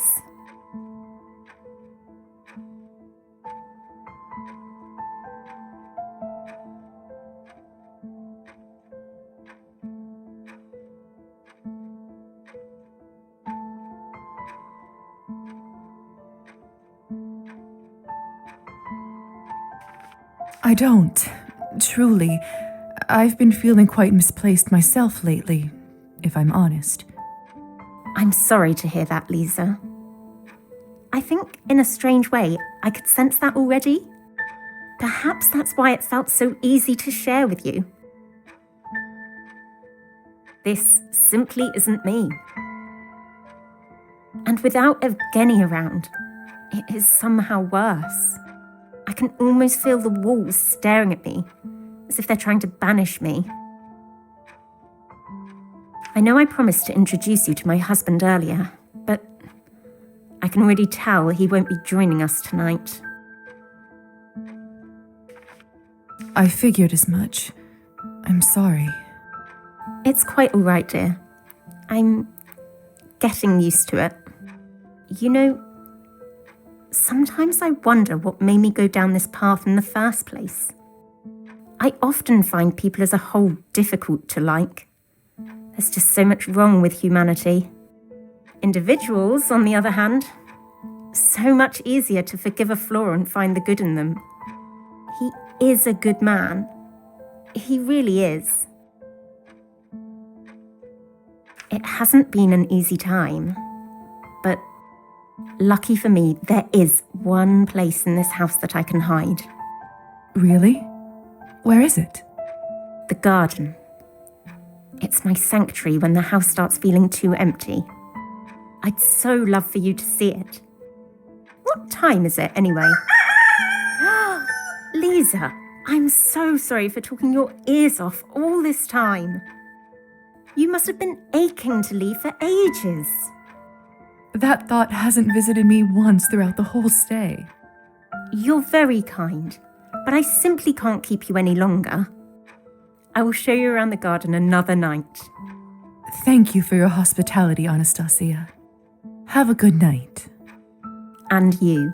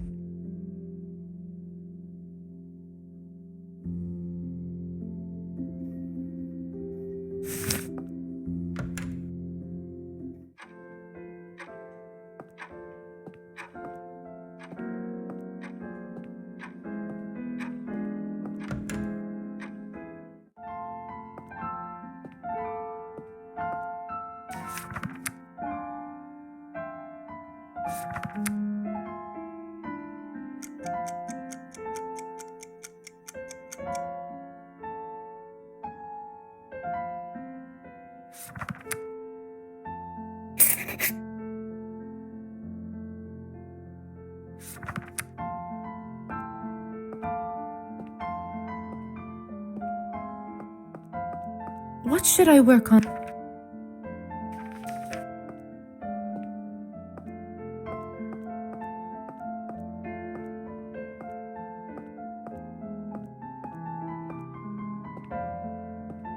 Nice evening, isn't it? So, about that house call in the task list. Oh, that's right. I'm doing one of my house calls for a regular patient, Nicolina. You see, she has hemochromatosis, which means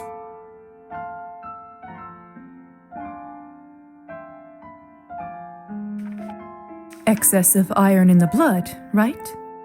Ha! Precisely. You keep pleasantly surprising me, Miss Morozova. The patient often experiences pain, fatigue, and other unpleasant issues. There isn't a known cure, I'm afraid, but there is something we can do to reduce the symptoms. You want us to feed on her to lower her iron levels? Indeed I do. I figured I can let you do the bleeding this time.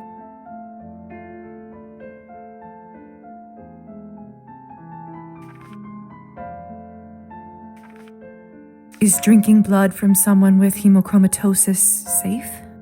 Why not? You can't be harmed by disease. If anything, it might be more filling because of the iron excess. It might taste a little funny, but as they say, there's no accounting for taste, right? If you say so. But enough dilly-dallying, we should get going.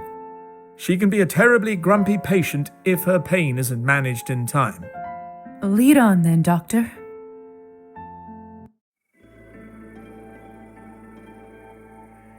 Good old Nicolina, always leaving her key in the same spot.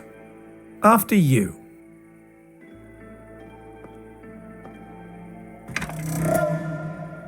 How do I get inside?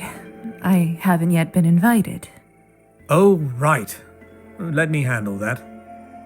Nicolina, it's Dr. Volkov. Ah, Doctor, you ought to let yourself in. My joints are aching worse than a boil on a donkey's arse.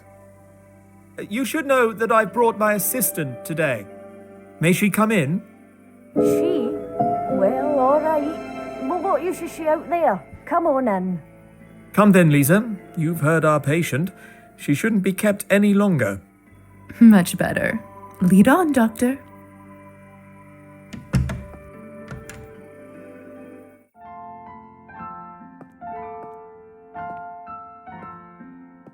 Now, Nicolina, how are you feeling today?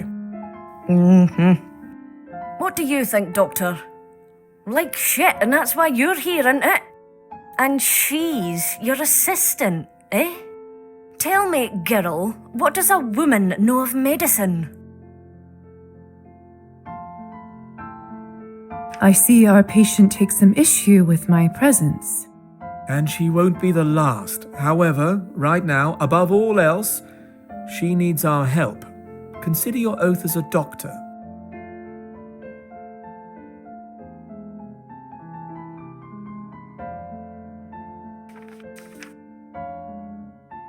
You're right. Fine. I'll keep going. Hey, what's taking so long? If this is so hard, I don't know how you'll handle the rest of it.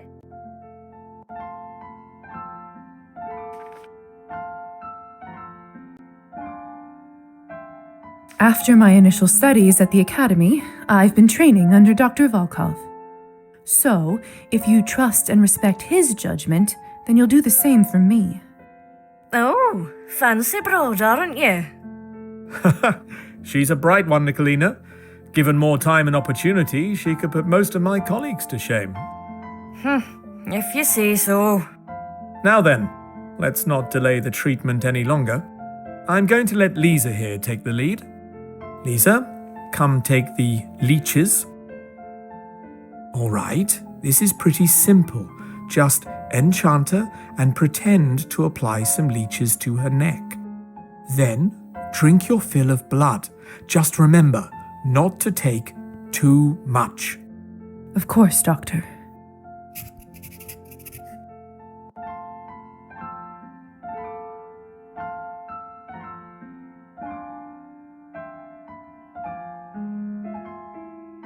Hurry up, will you? I ain't got all day.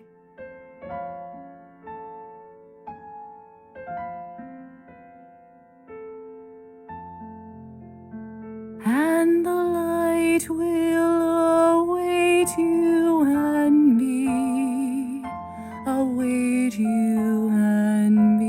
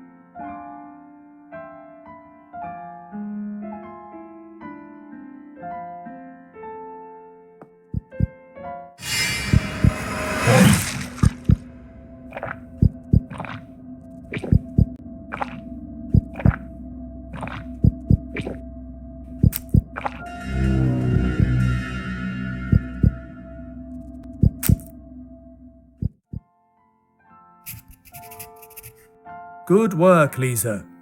That's enough. She should be feeling a little brighter now when she comes round. Tell me, how did you feel during that? You responded to me well enough.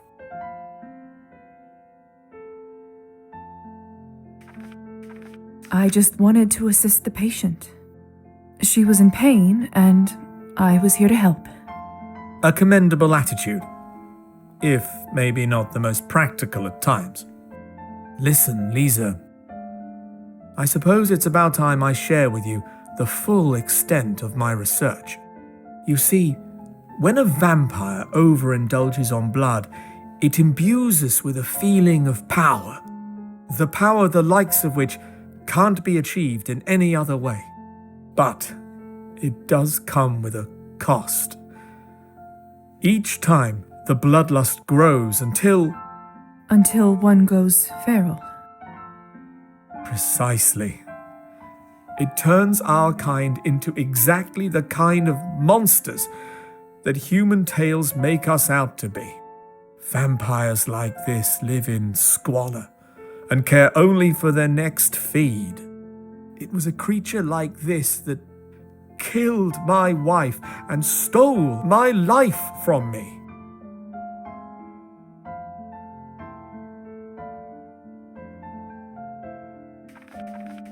It sounds like a terrible existence.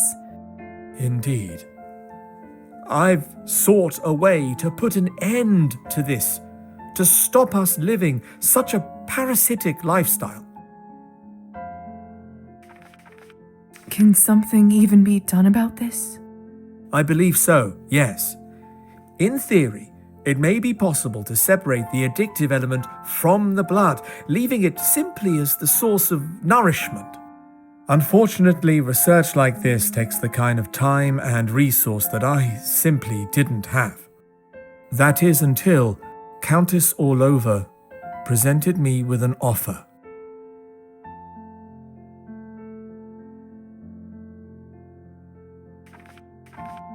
The Countess made a deal with you? Why do I feel like there's a catch? That's because there is one. As you can imagine, she has no real interest in remedying the bloodlust. So why would she approach you in the first place?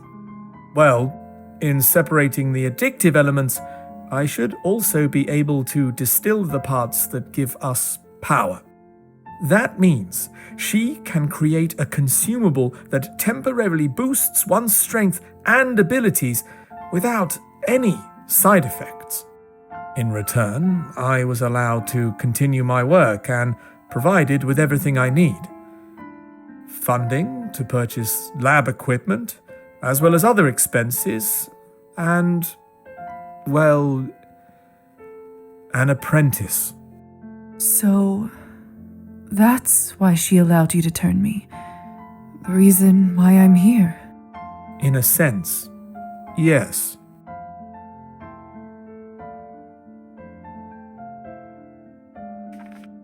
So, that's all I am to you?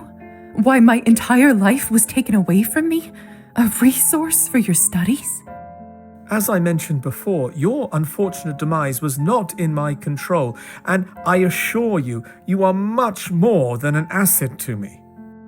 But no matter. All I wanted you to know right now is that I trust you, and it would be an honor if you chose to help me fulfill my vision.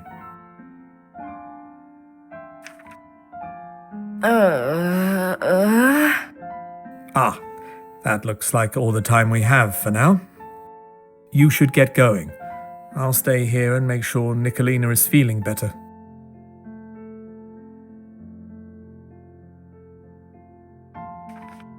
Could you just give me one more moment with her while she is enchanted?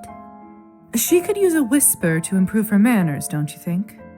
Lisa, I have to put my foot down here.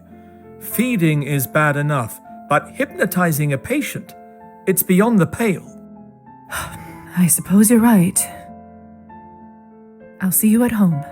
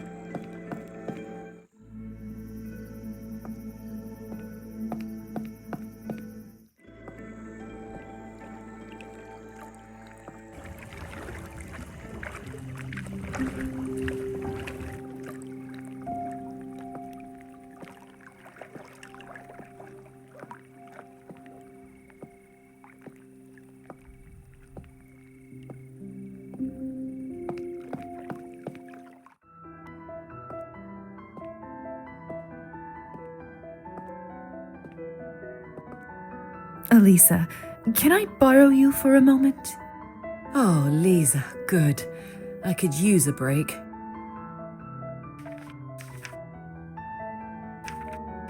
It's about the Hussar. About how he won't give me a moment's peace? Trust me, I know. He knows you're up to something, or rather, the Countess does. Ugh. Can't he just look the other way? Seriously, would it kill him to look the other way? I'm not sure he can he? I mean, I don't know a lot about your family's magical contracts, but I assume refusing an order is bad news. I wouldn't know anything about that nonsense. I make it a habit to distance myself as far as possible from the dealings of my family.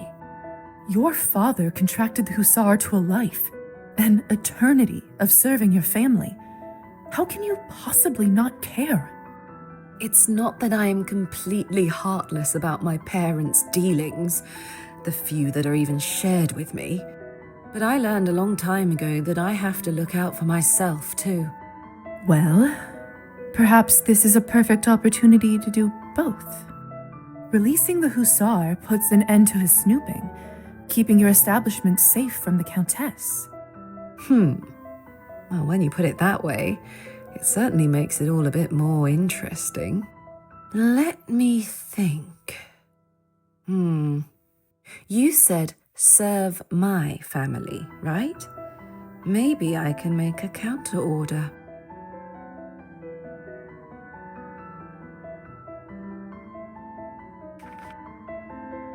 Does it work like that? Depends on how it was worded. Really, it'd be better just to break it, but contract magic is an art in and of itself. And Father was a maestro. But there is a chance it could be broken. You'd have to figure out the original wording first. If you do, and if you figure out a loophole, let me know. I will. Thanks, Elisa. Don't thank me yet. Really, it's not going to be easy. You'll have to excuse me. Arben makes this look so simple. I'd better report back to the Hussar.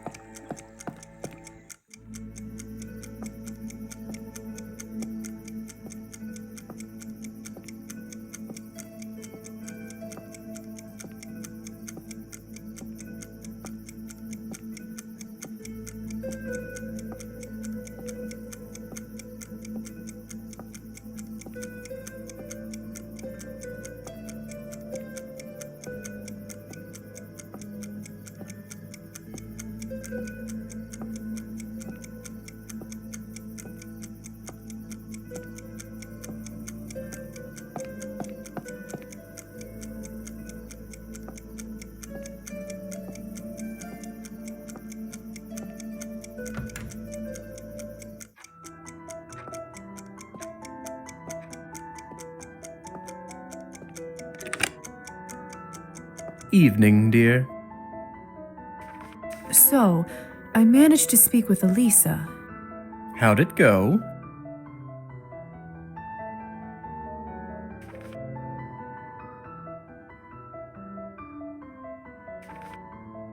For Elisa's sake, I should try to be discreet. She was holding a gathering of some kind for vampires. Seemed like she wanted to start her own social circles.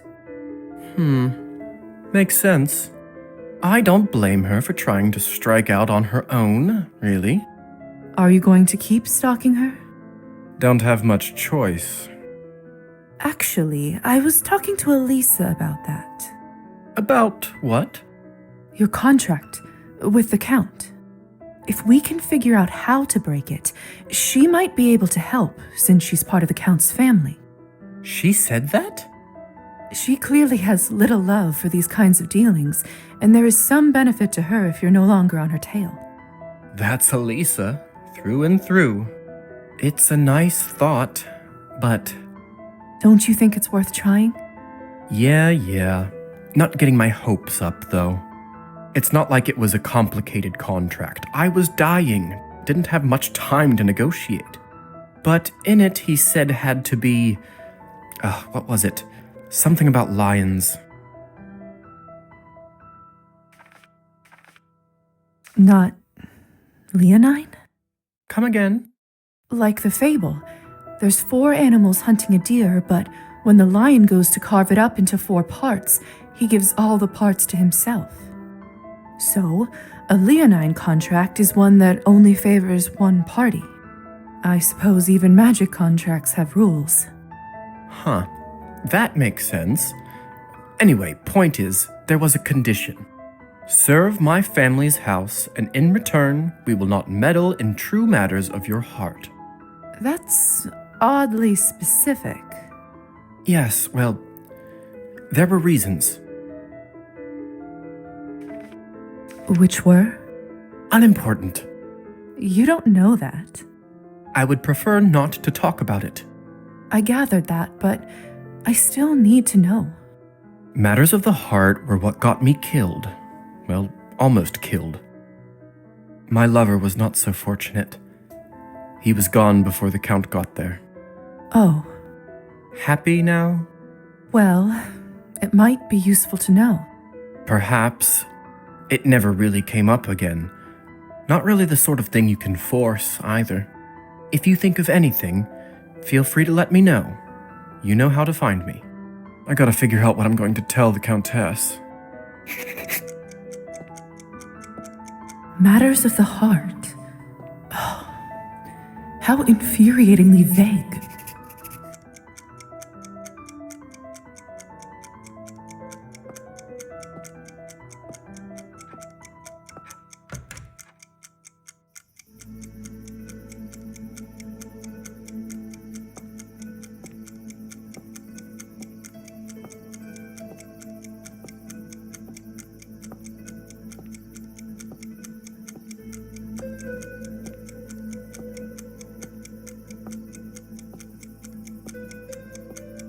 Apologies.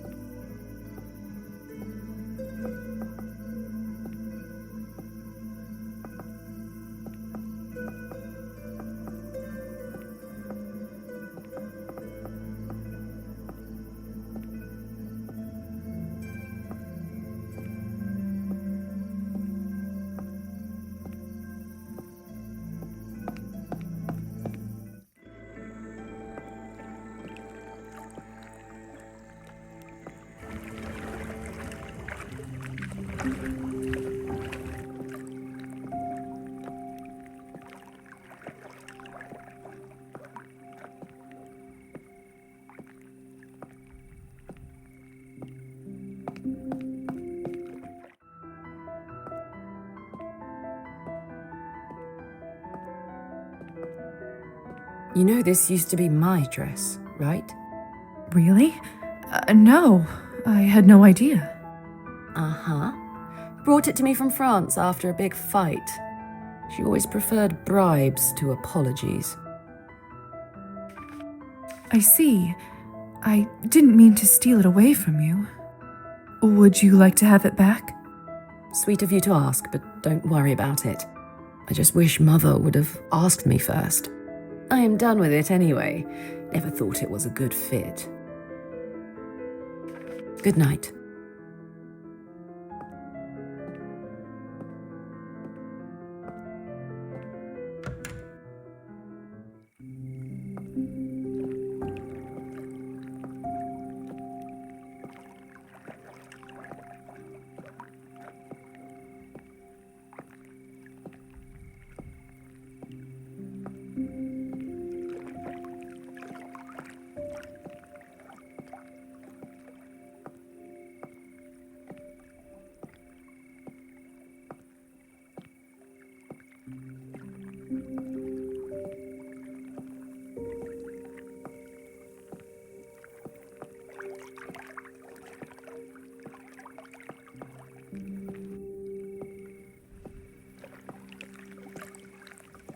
I love listening to water. Nature makes the best music sometimes.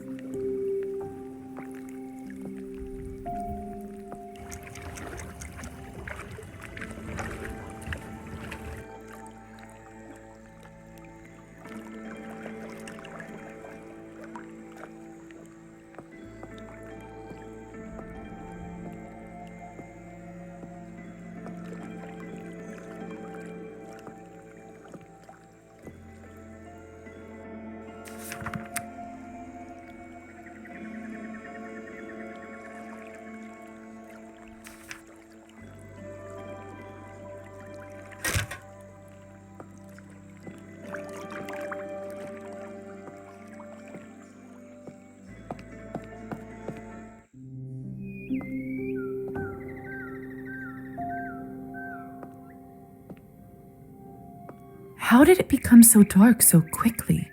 These woods grow thick in an instant.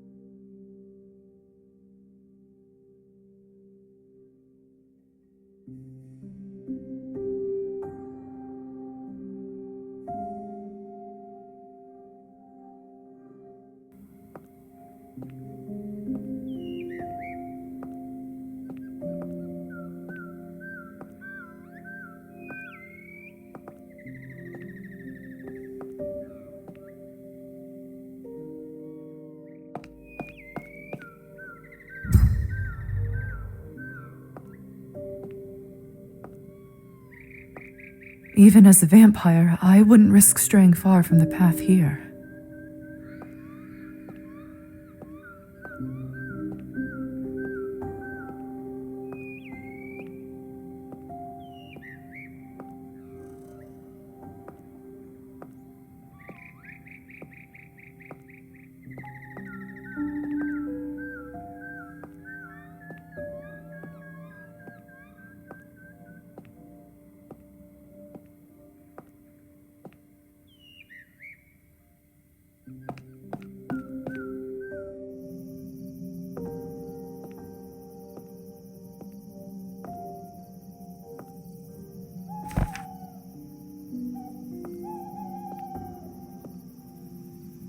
Augustus, what are you doing here?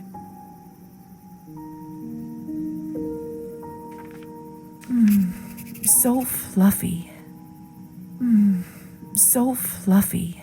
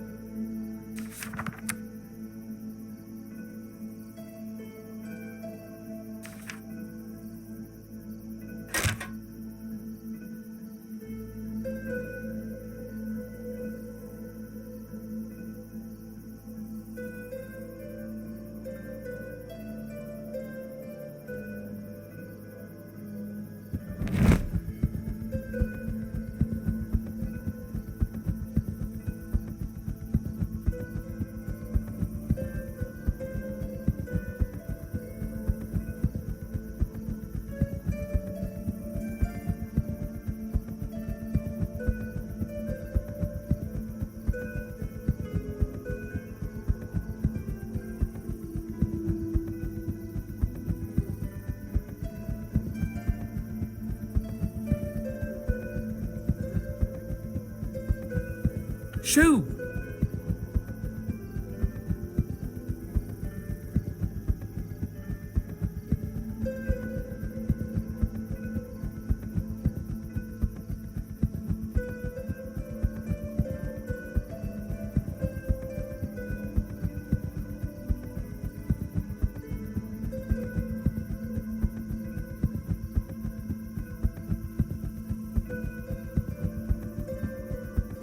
What is this?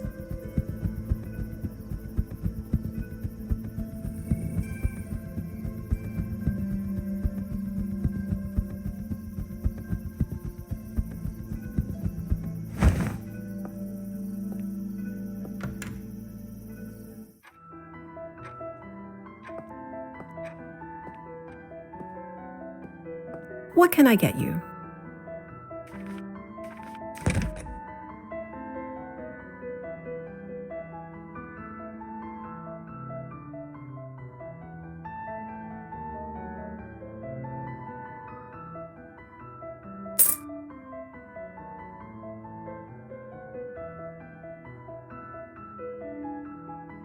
Coming right up.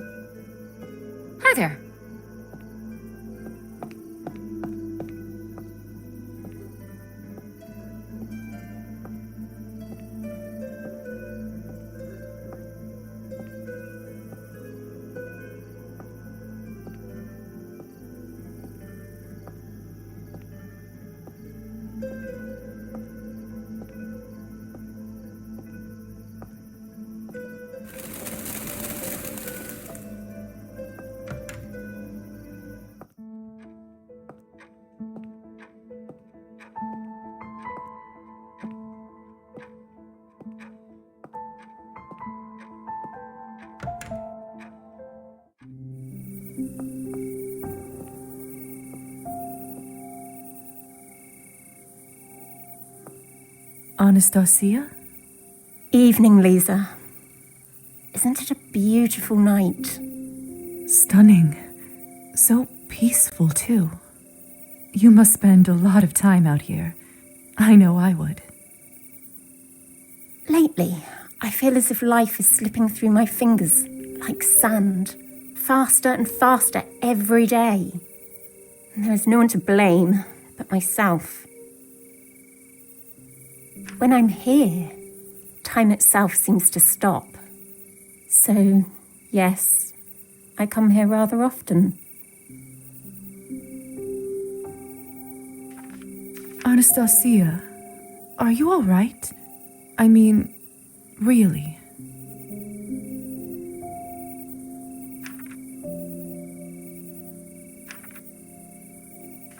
I've been meaning to ask, back when you were fighting the kitchen fire, was that a swear word I heard from you? Being married to a man like Evgeny will do that to you. You're not so prim and proper after all. I suppose I'm not, really. About that moment, Lisa, may I confess something to you? Of course. I told you a lie earlier, and it's been bothering me ever since. Before the fire started, I never actually left the kitchen. Not physically, at least. Oh, well, that's not nearly as scandalous of a lie as I expected. I suppose not. But it still didn't feel right to lie to my friend. A friend? But what happened then, if you don't mind me asking? It's rather embarrassing. Do you promise not to laugh?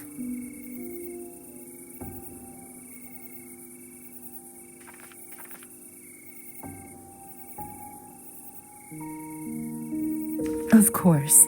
Your secret will be safe with me. I was sitting by the window and listening to a bird song outside. It was so beautiful that I started to compose a piece in my head. And before I knew it, I had a whole bird orchestra playing a concert.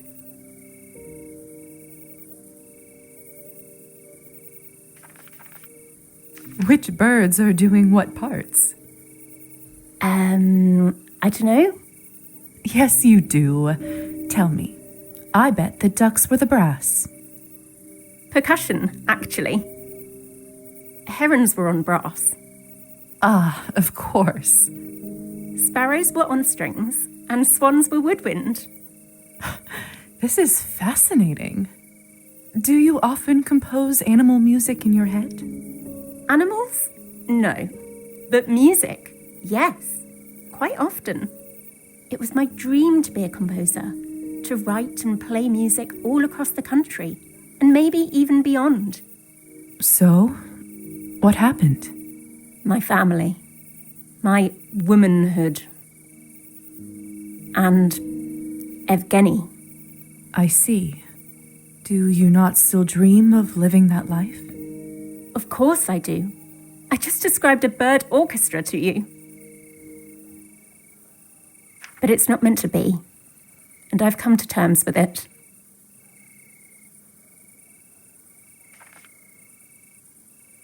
Anastasia, listen. Yes? Lord knows you're going through a rough time, but this too shall pass. You are too talented to abandon your dream just like that. I want you to promise me that you will pursue it. You owe it to the world, to me, and most importantly, to yourself. All right, I promise. But I'm only doing it because you begged. I'll take it. And whenever you feel like you do tonight, I'll be there to comfort you. Thank you, Lisa. That means the world. You've been such a comfort to me tonight. I wish the night didn't have to end, but it's getting late. I'm afraid I have to go to bed. Tomorrow will be a difficult day.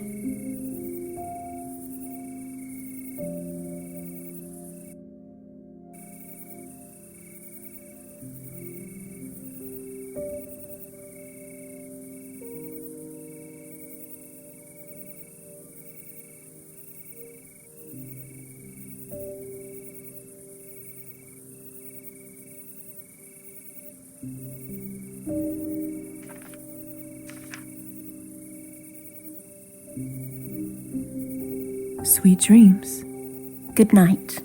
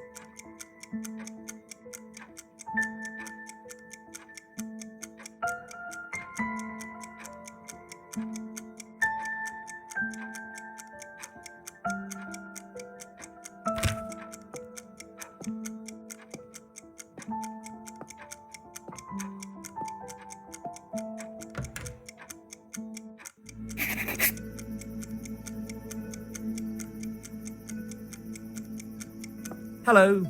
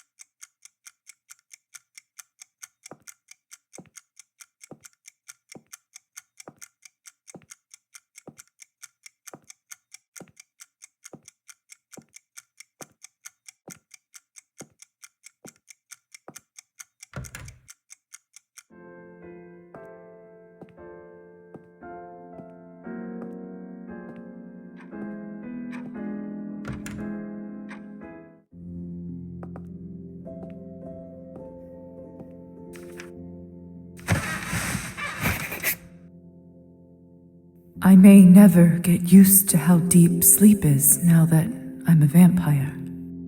When I wake up, it feels like an eternity has passed. One day, that might be true. Tonight, I dreamed about being old. I saw my wrinkly face and hands, gray hair and wise, peaceful eyes. I saw my grandchildren come to visit me. I made them vatrushki and poured sweet tea that they drank from tiny saucers. I stroked their heads as they sat on my knees and told me about their adventures at school. I read them fairy tales and told them stories from my youth as they laid in bed until they finally started to yawn. They fell asleep, slowly, peacefully, like only children can. But, like I said, That was a dream, and it will stay that way. Years will go by, people will pass, leaders will change, empires will fall. But I'll still be here. Always.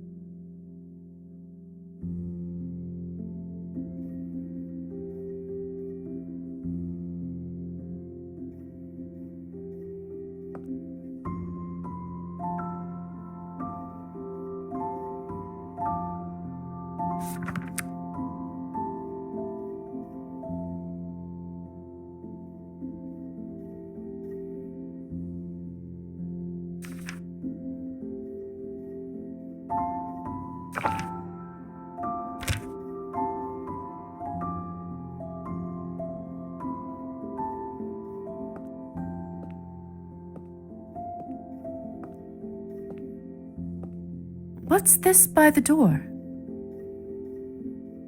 Let's take a look, shall we? Let's take a look, shall we? I suppose I have to stay in now, in case someone needs medical help. Could have used a little notice, Dr. Volkov.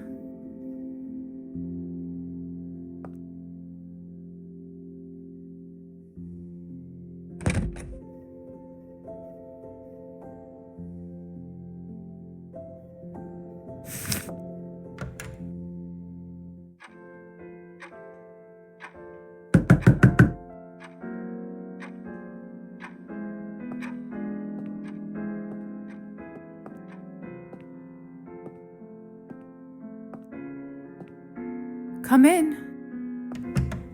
Good evening, young lady. Are you all right? I must see Dr. Volkov. It's urgent. I'm afraid Dr. Volkov is out of town, but he left me in charge. What's your name? Maruza. Are you even a doctor? An apprentice, technically, but just tell me what happened. Fine. It's my brother. We were swimming in the lake, and all of a sudden, he went underwater. We pulled. I ran as fast as I could. Is he there now? We dragged him out on the beach. He's not breathing. Then we can't lose time. The lake is far. What if it is too late? Don't worry, I'll get there in time. I know a shortcut. Right. Thank you. I'll see you there. Let me just get my medical bag. My medical bag. I should probably take this with me.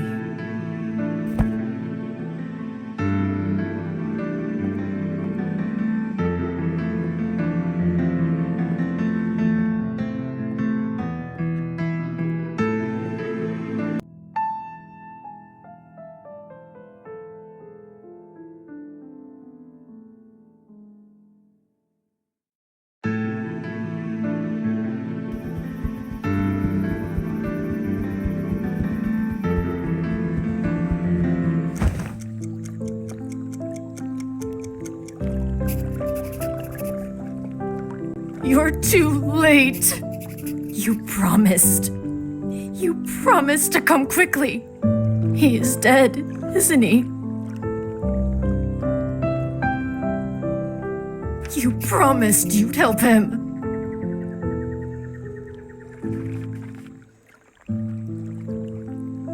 I'm so sorry.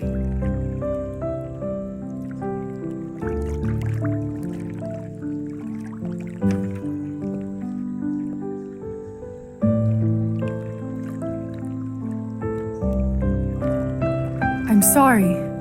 There's nothing we can do for him now. Would someone please help carry the body to his house? Of course. I'll help. Thank you.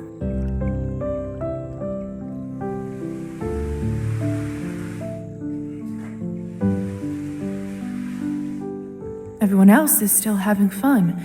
I don't think they noticed what happened. While I'm here, I should check in on the rest of them. Make sure no one else gets hurt.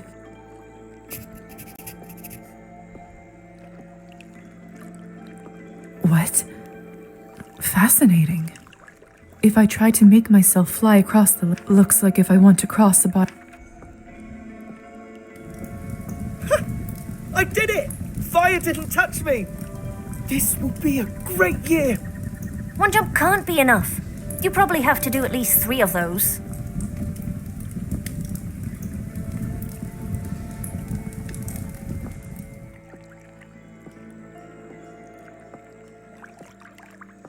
My turn? Let me try. Like you're ever gonna land a husband. Just you watch. He'll appear in the mirror and you'll cry at how handsome he will be. Say the words already. Here goes. The ritual has now begun. Show yourself, my chosen one. The ritual has now begun. Show yourself, my chosen one. Nothing. Just keep your skirt on. It doesn't work straight away. You must be saying it wrong. Try it again.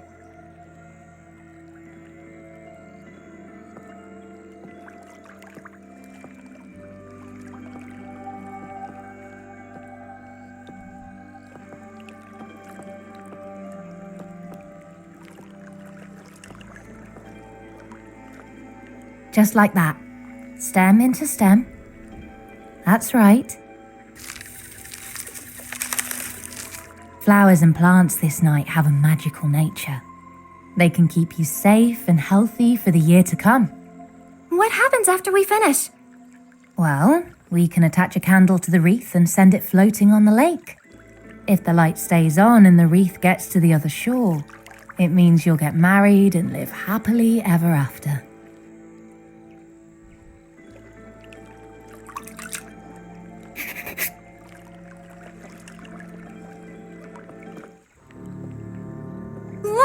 Look! Someone is in there! Let me see. Ah!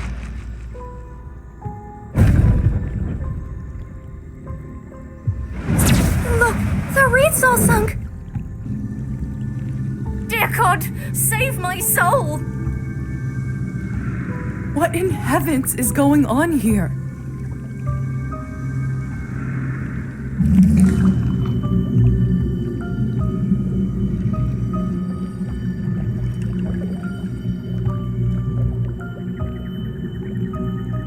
It wants me to go into the woods.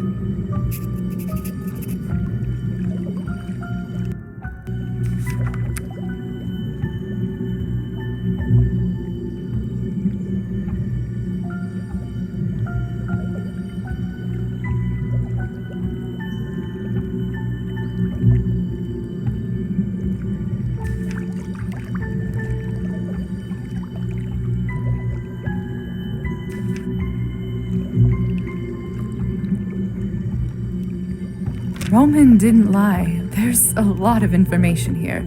But most importantly, Roman didn't lie. There's a lot of information here. But most importantly,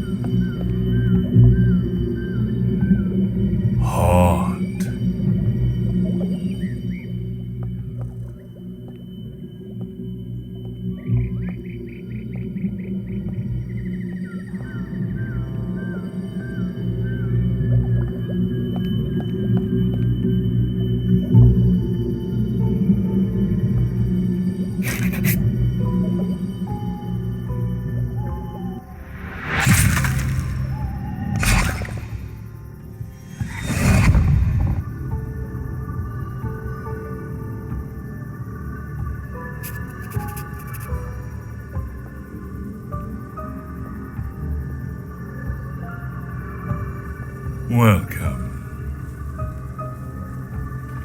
Who are you?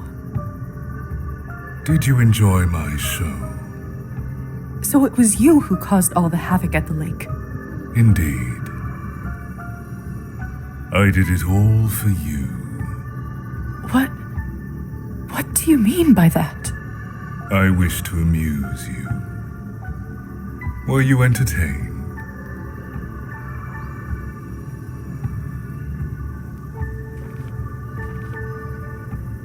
Why would you think this is something I'd enjoy? I know more of you than you can imagine.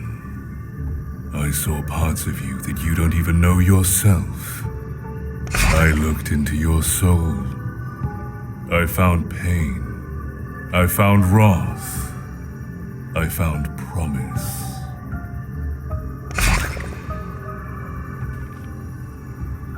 What do I call you?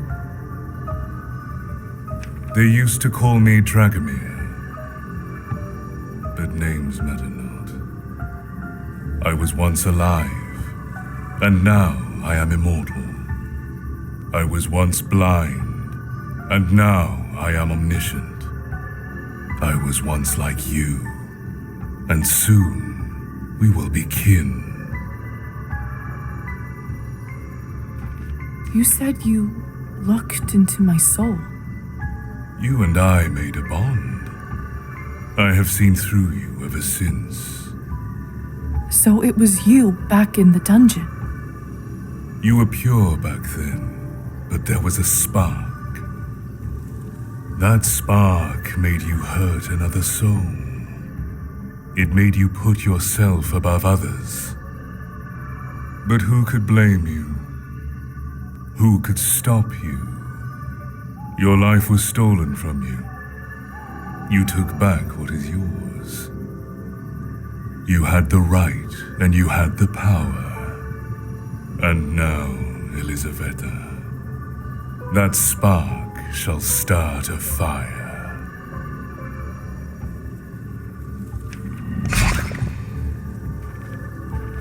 Those children at the lake, you scarred them for life. They were afraid long before I interfered. Misfortune, loneliness, death, all their fears, real as day, but in their heads. I showed them the truth, made them face it, feel it on their skin. I fed from it and became even stronger.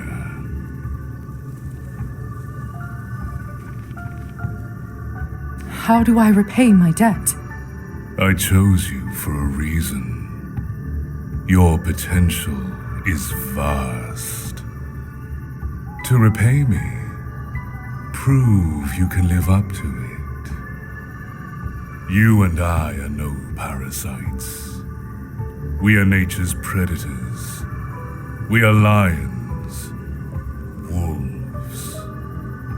To obtain complete power at your fingertips, you need only two things. To know one's fear, and to have the will to make it real. You hide it well, but there is still a part of you that fears hurting others. I will teach you a lesson. You will rid yourself of weakness, show them their fear. Feed from it. Now heed me, child. Choose someone you care for. Burn a wreath on their door. Then, and only then, shall you be free. Even if I was willing to do that, how do you expect me to start a fire? I don't carry matches with me. A matter of little importance. Nonetheless, I'll grant you the power.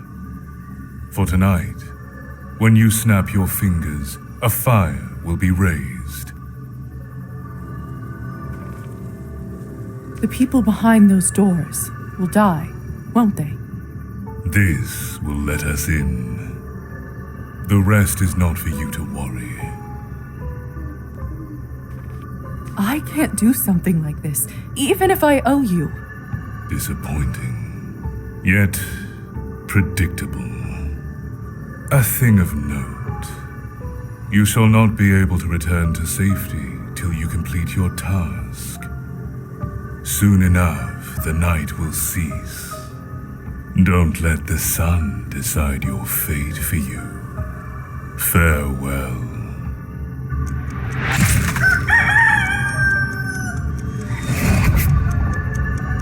If I don't pick a house of someone I know and burn their wreath, I will be ashes at sunrise. Oh, what a nightmare.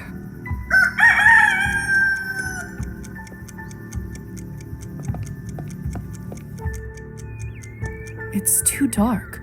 I don't want to stumble on a branch and break my neck.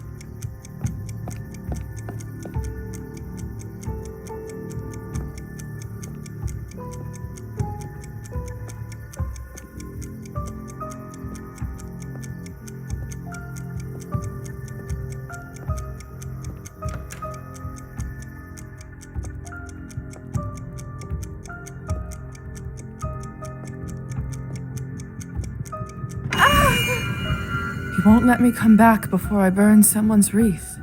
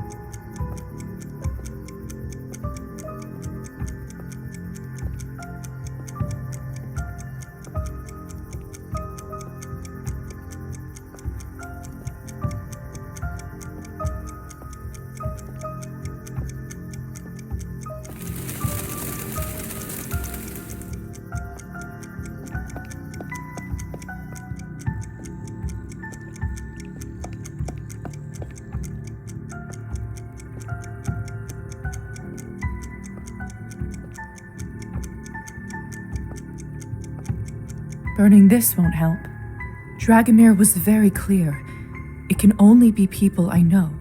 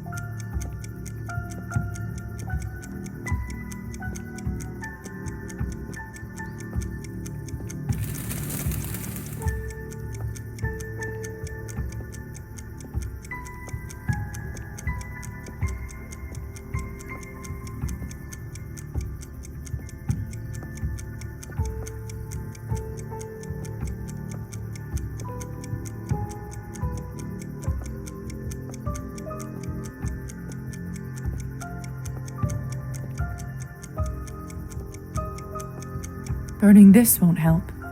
Dragomir was very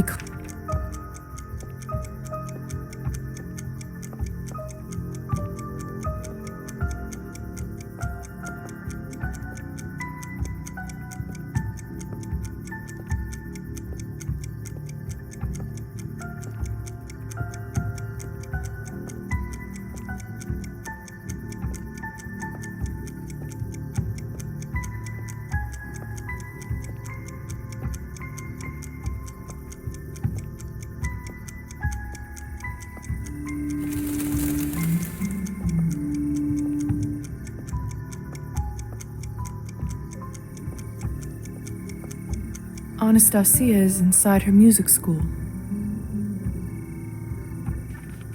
No, not this one.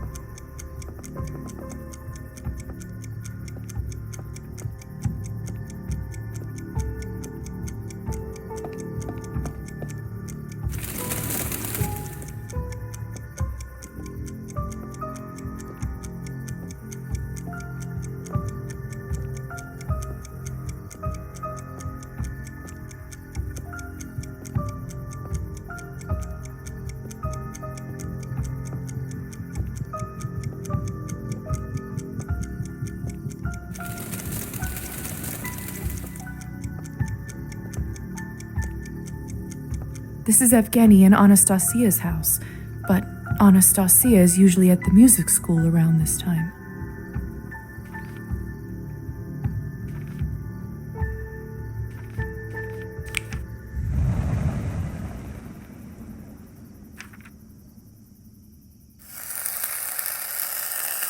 I am free.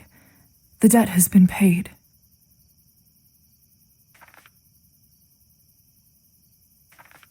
Dragomir said to burn the wreath, but he didn't say anything about other talismans. Let's see how you like that, you bastard. I must return home, quickly.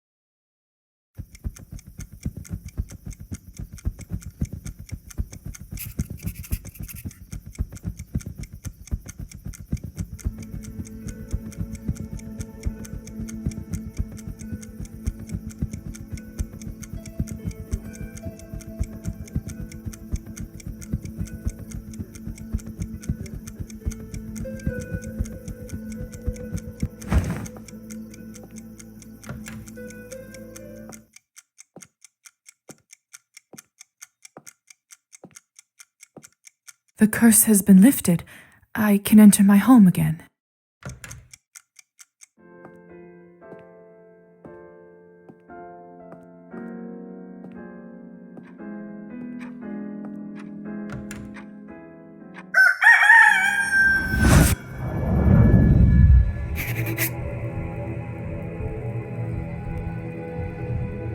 Elisa? What is all this? Don't interrupt this. Just give me a minute. It's almost done.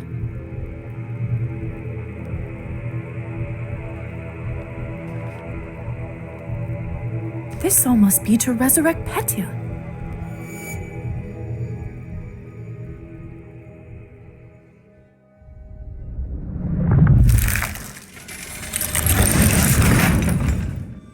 The doll has to stay inside the circle. Lisa, please help. I can't interrupt the ritual. Quick, get the doll and put it back. Matilda. Is this right? Yes, yes, now move out of the way.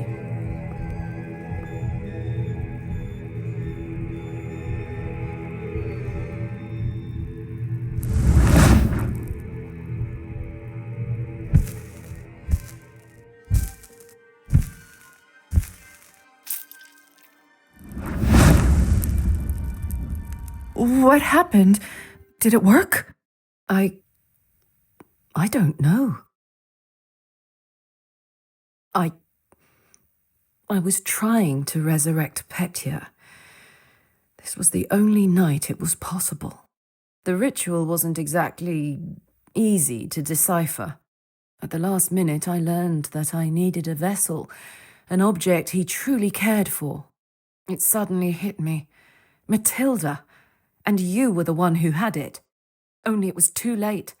I didn't have time to find you and talk it through. Now things start to make more sense. What happens now? I'm not sure. I couldn't translate the runes after the ritual part. Perhaps his body will turn up at the place where he was murdered. I'll head to the manor and check. Worth a shot. Good luck. Thank you, Lisa. I owe you big.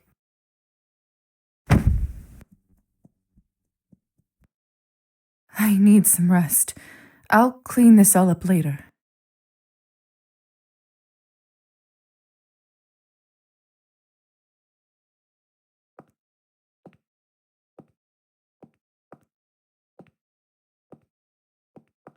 What a night.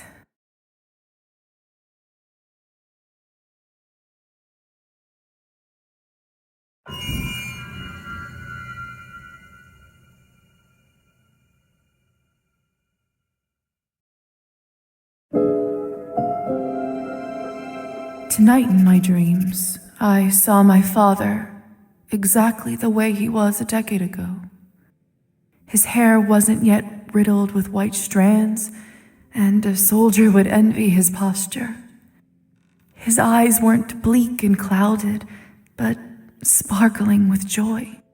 I dreamt that Father Kolya and I played hide and seek in our old house. Kolya and I did our very best to find good hiding spots. I picked a nook under the desk in the study, and Kolya hid behind a bookcase in the bedroom. Despite our efforts, it was no challenge for our father. He pretended to look for a little while to entertain us, like he often used to. But then, he scooped us up from our hiding places with a triumphant yell and hugged us tightly. His beard was scratchy, but I dug my face in it anyway because I wanted to feel closer to him. Suddenly, he grew incredibly thirsty. His lips became dry, and his skin started to crack from dehydration. He managed to find bottles around the house, but as he drank from them, they filled with seawater. The game couldn't be delayed any longer, and it was his turn to hide. Kolya and I closed our eyes and counted to 13. When we opened them, he was gone. For hours we looked and looked all over, but in vain. Exhausted, we sat down on the floor. Kolya turned to me and said, "We're never going to find him again, are we?" I woke up before I was able to give an answer.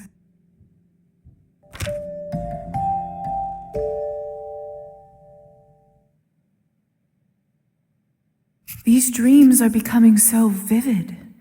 Is this my life now? To dream such things for all eternity.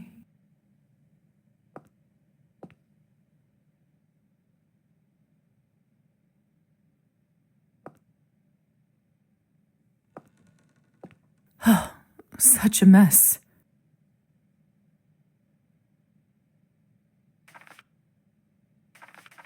She's clearly in pain.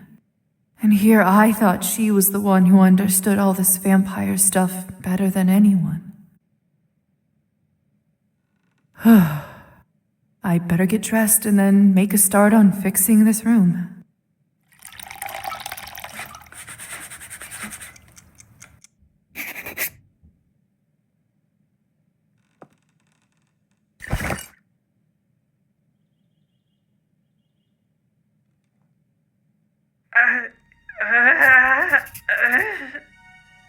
was that? Lisa? It's talking to me. The doll is talking to me. Petya? Petya. I'm Petya. What is happening, Lisa? I feel strange. You don't remember? You died. You were murdered.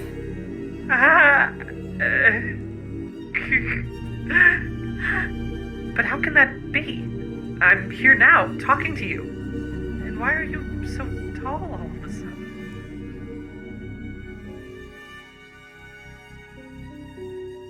You're inside Matilda now, the doll you made. How is that possible? There was a ritual. Elisa, she wanted to bring you back to life. She took an object that was dear to you to work as a conduit. My doll? Yes. She had so little time to find something. It was Kupala last night. What? But that means I've missed so much time. How are you feeling, Petya?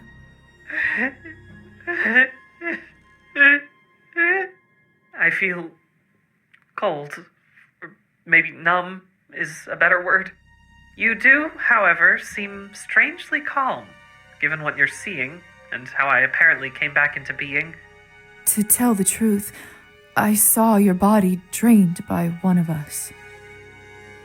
You see, Petya, I'm a vampire. A vampire? Yes, just like from the old legends. And Elisa? Is one as well. In fact, most of the people you saw on the day you died were vampires. I guess I shouldn't be too shocked given my current situation. Lisa! Lisa, are you up yet? I have a task for you. Who was that? The vampire that turned me. Sorry, but I need to go and see what he needs. Wait, before you go, can you please put me on your shelf? It's a little unnerving being down here.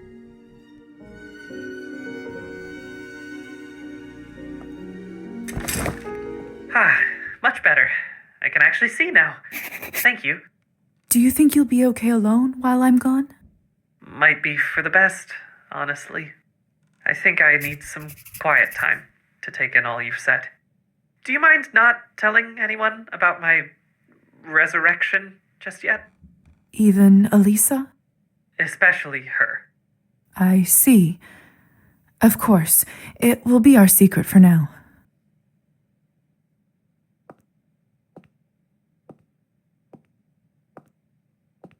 I can't go out there like this. I'm not decent.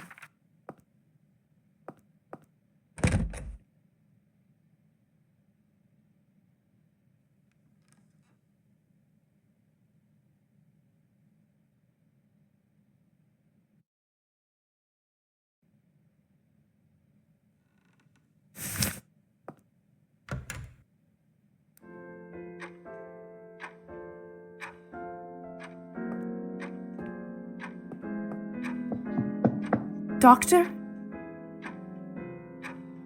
Now what if I try this? Will that work? I know that can't work. Well, maybe.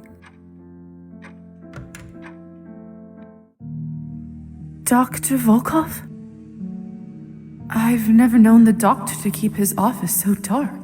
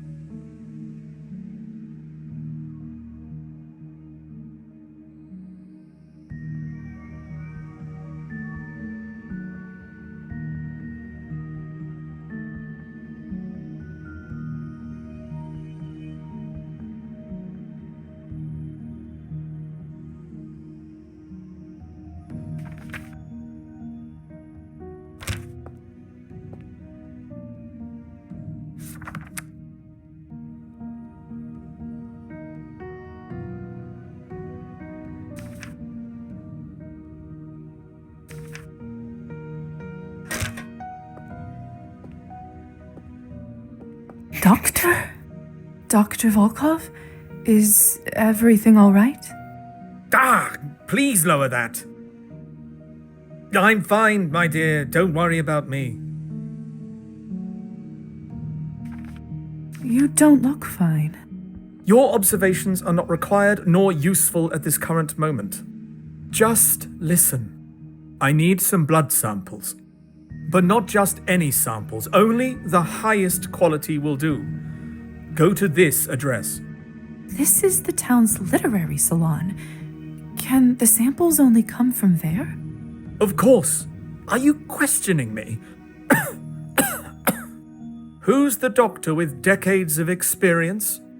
I've never seen the doctor like this. What's happening to him? Look, it'll be good for you to see this place for yourself. To see the vital work that is carried out there for our kind. The samples should be stored in the back room.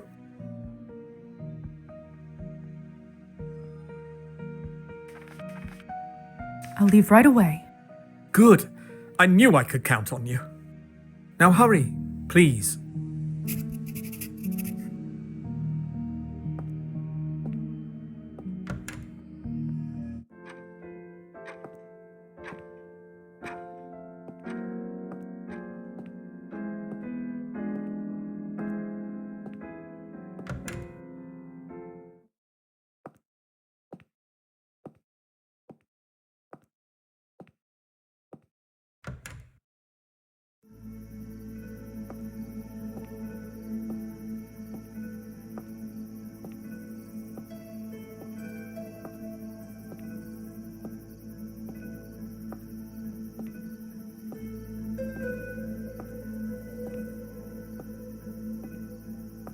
How odd that the doctor would send me here.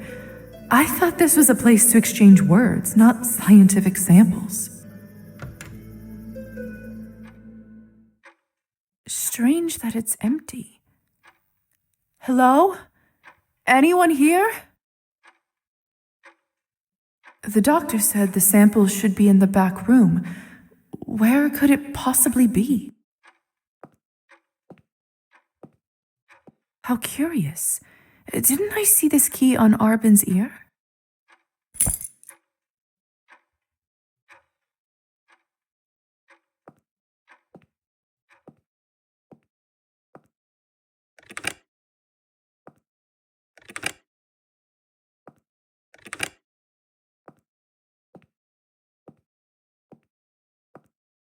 Arbin has an excellent selection, doesn't he?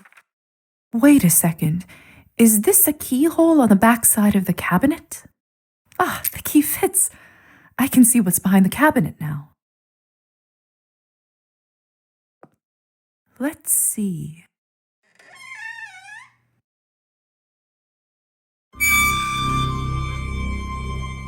What is this? Lisa? What are you doing back here? Arbin? Is that you? Of course it is. It's my salon, isn't it? Could have fooled me. Sure looks like a haunted house right now.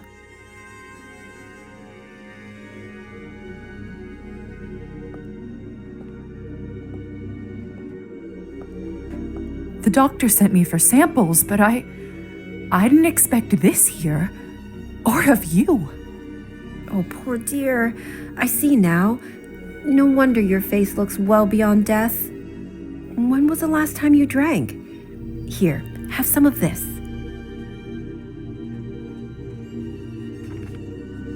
I think I'd rather not take anything from you right now. Fair enough. Look, everything isn't as bad as it seems. I'm actually quite surprised that dear doctor didn't better inform you beforehand. No matter now. Take a look around. I'll answer any questions you may have.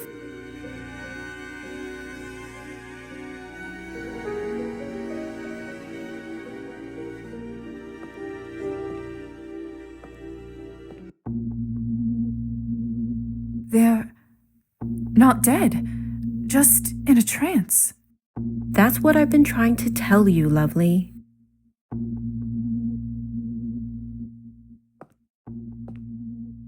So... So, what exactly is the purpose of all this? This is for my ethically sourced Cabernet. I'm rather annoyed that Pavel didn't tell you. Ethically sourced? We vampires must feed to survive like any other creature, right? We are wolves in the night, stalking prey. But unlike wolves, we talk and interact with our prey, get to know about their lives and why they matter. So do we have to resort to violence? It's a question we often have to face and deal with. But I have found willing volunteers. I, of course, can't tell them the blood's true purpose. So I have them believe it's all for the doctor's medical research. Not fully a lie. Making decent Cabernet is hard enough. 3 out of 5 batches fail. At least this way, I don't have to worry about harming people in order to source the main ingredient.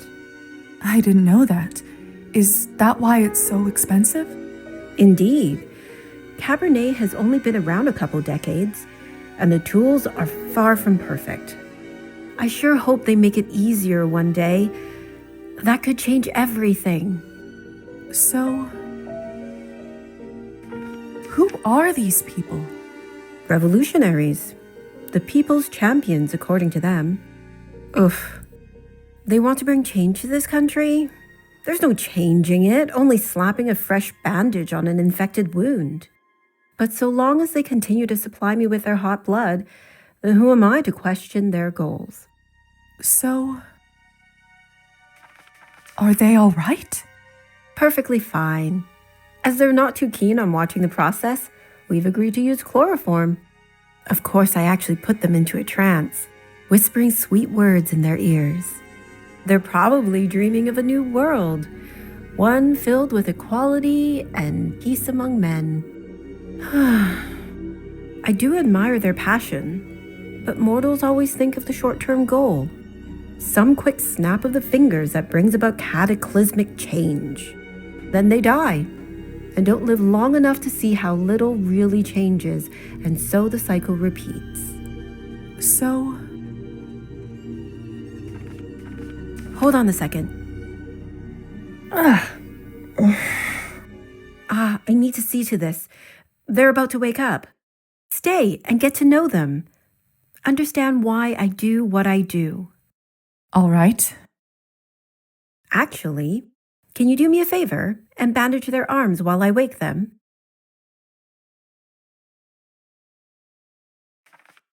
Of course.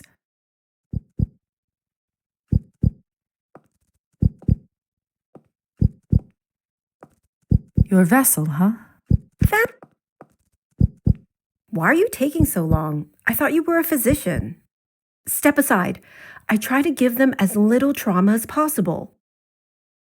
大家起身啦，夠鐘啦，朋友，而家係起身嘅時候啦。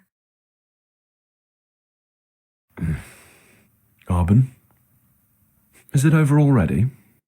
Yes, Yvonne. You've done well. All that came from us?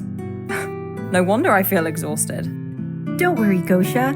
You're both young. You'll soon replenish your stock. It's always strange to hear you call our blood that. It's so clinical. Oh, Arbin, who is this? This better be a friend. So jumpy. Please relax. Lisa's here on an errand for the doctor. Ah, here to collect our fluids. Pleasure to meet you.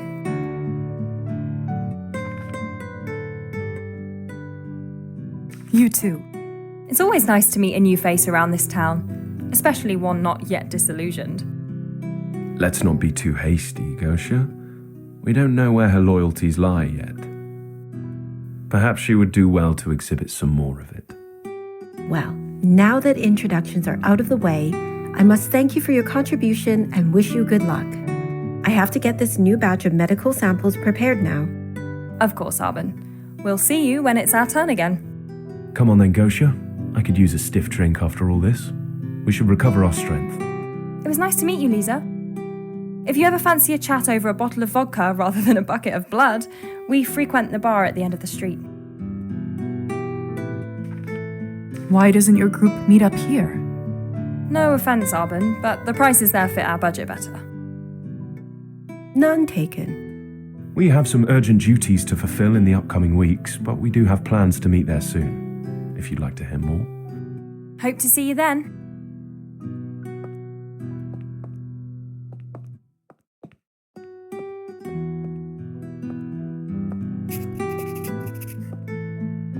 If you decide to take them up on that offer, be prepared. They can drink you under the table. Not sure my head has ever fully recovered. Duly noted. Now, as for your errand, I always keep a sample stash for the doctor on hand. Feel free to grab it from the shelves at the back of the room. Oh, and I assume you have my earring? Oh, that's right. Sorry. Thanks, lovely. I'll see you around.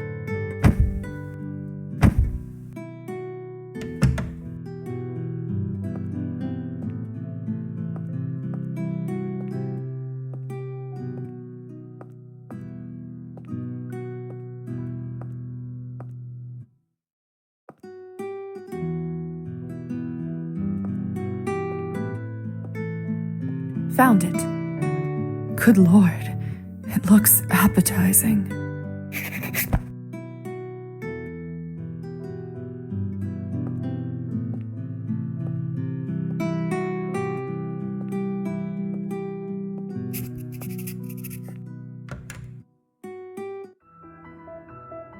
What a night. I should return to the doctor now with these samples.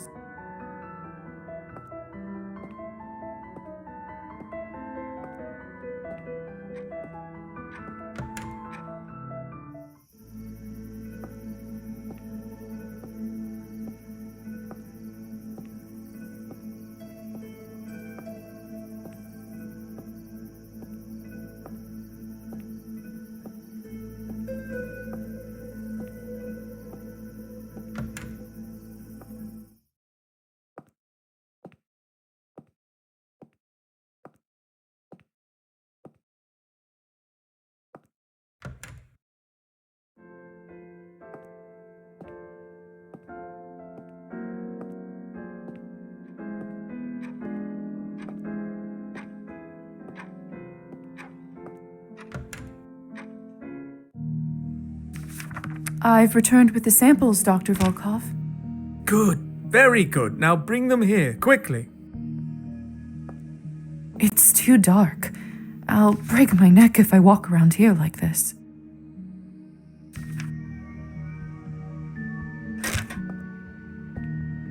Here it is. Perhaps I could assist you in what you're working on? I'm sure there's much I could learn. Absolutely not. End of discussion.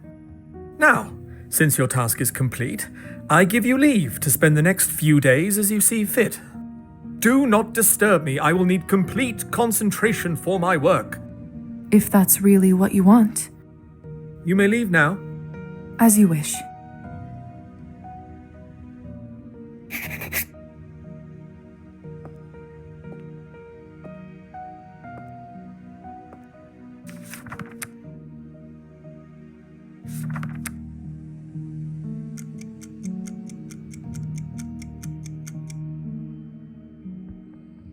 There's something else I must attend to today instead.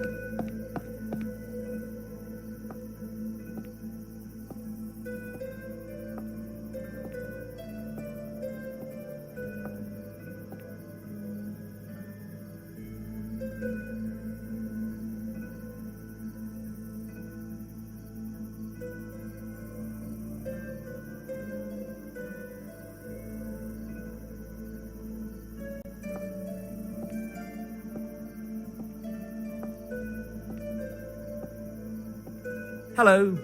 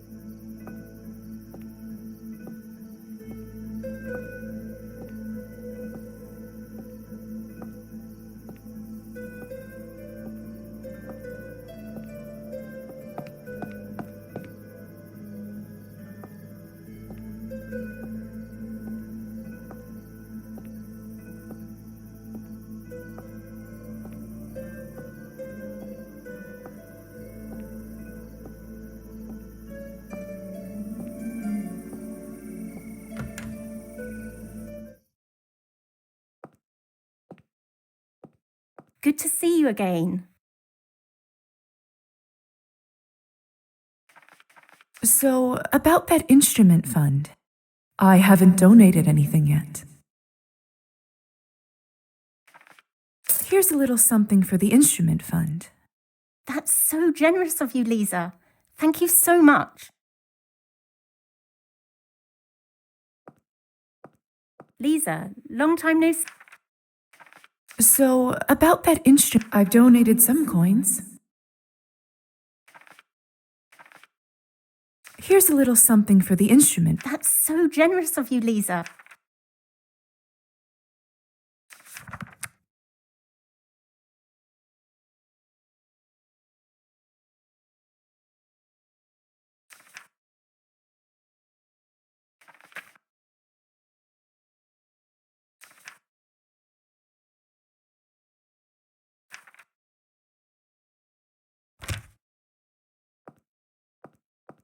Lovely night, isn't it?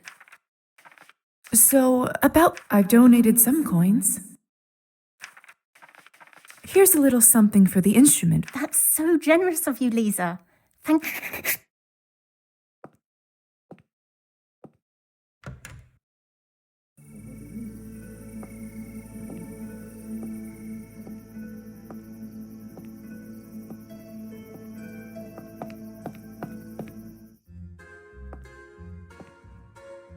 There you are.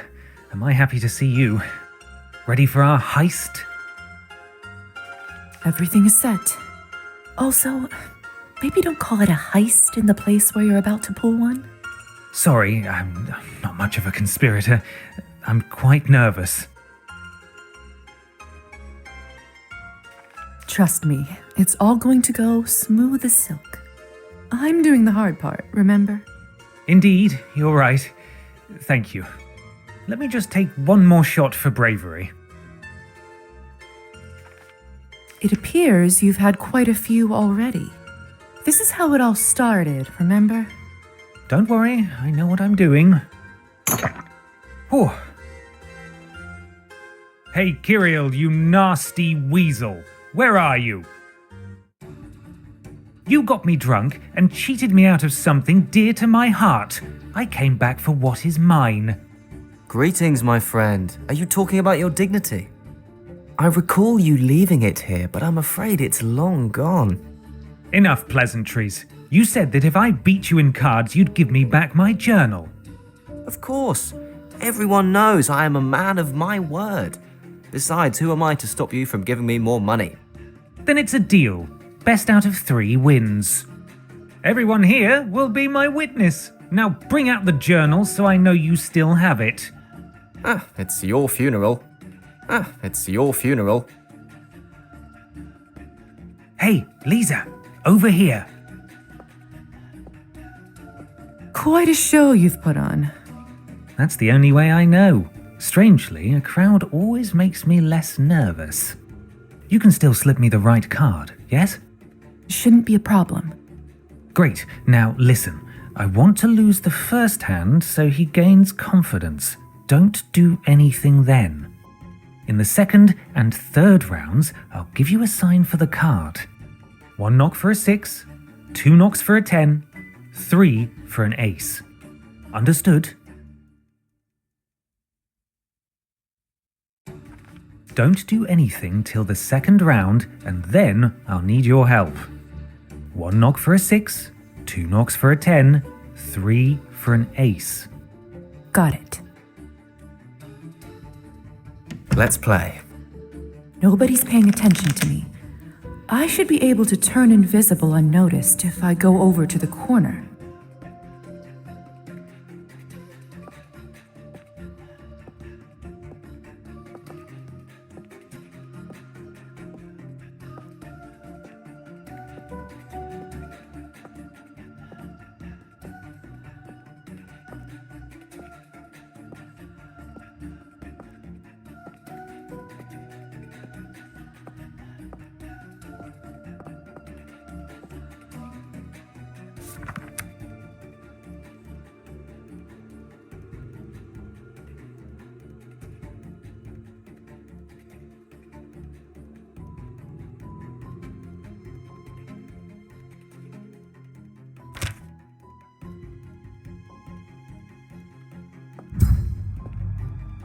Hit me.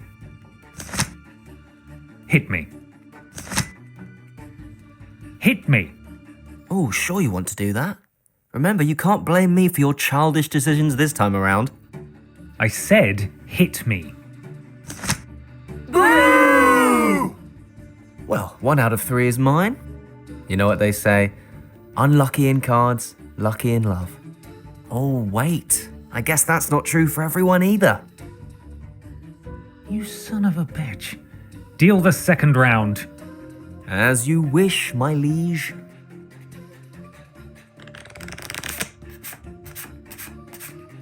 As you wish, my liege.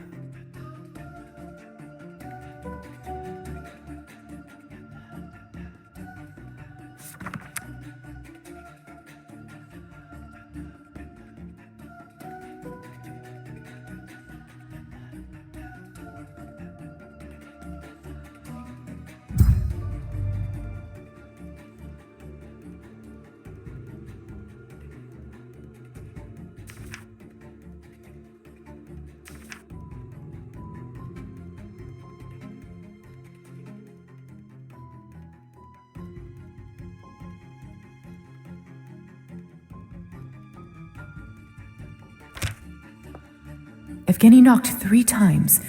What did that mean again?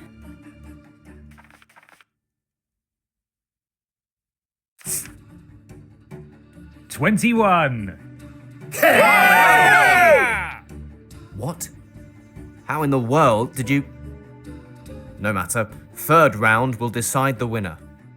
Now to swap it back so he doesn't notice it later. Perfect. Hit me. Hit me. Hit me. I think he knocked just once this time.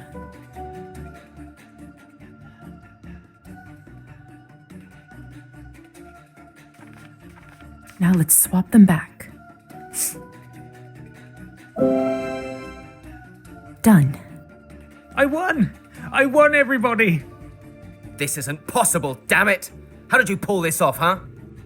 You're a sore loser, aren't you? Quit your whining and hand me the journal. Certainly. But first, why don't we see what all the fuss is about? Let us take a peek inside your poetic genius. Don't you dare. Man alive, Evgeny, I can hardly read any of this. You have the handwriting of a 5-year-old. Or her eyes, the depth of ancient waters? Her smile, a thread of finest silk? Ha! What a load of rubbish. Hold on a second. What's this? Give it back this second. Oh la la, what a charming young lady. And what's most intriguing, I could swear she isn't your wife.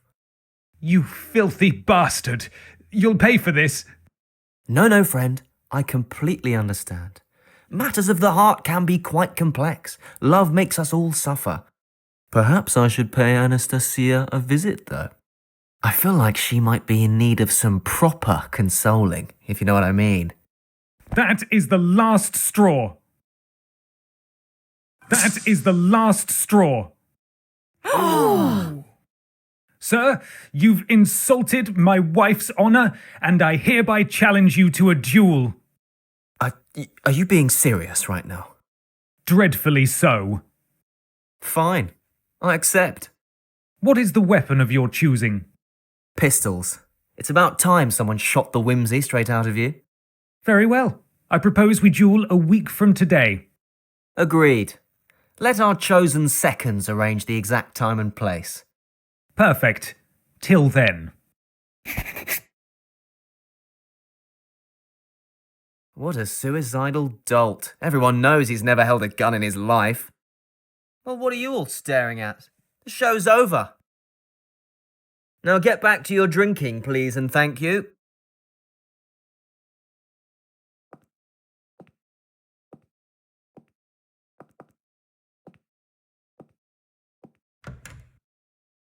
Excuse me. Evgeny already left. He must need some time to himself.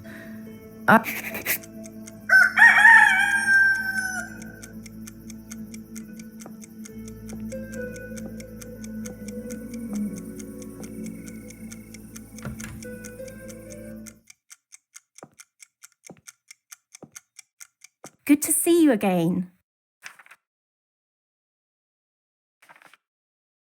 Lisa, I can't believe how generous you are. This means so much to me and the students. Remember Marusa? I can now afford to give her her own instrument. And it's all thanks to you.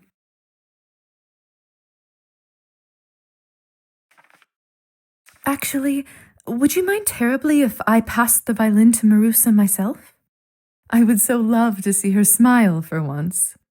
Oh, of course. You certainly deserve the honour.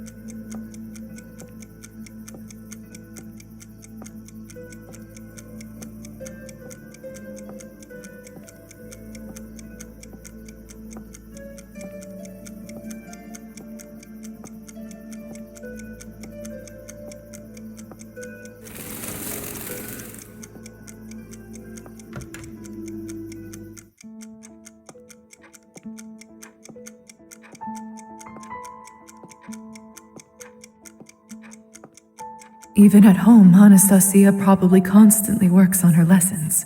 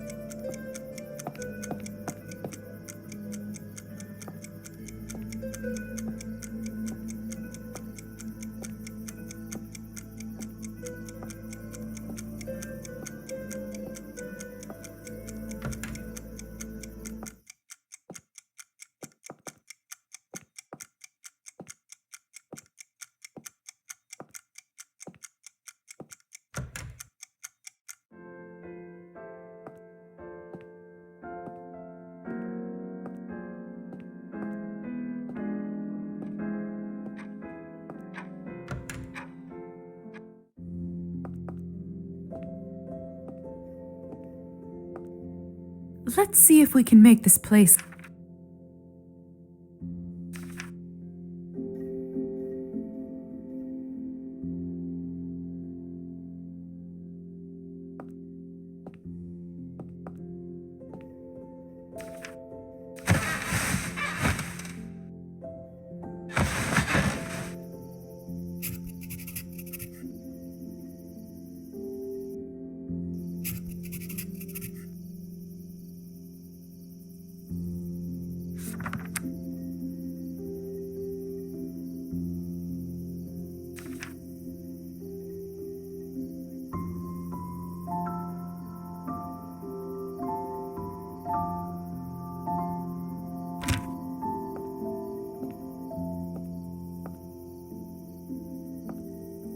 Lisa, I was wondering if I could ask a favor of you.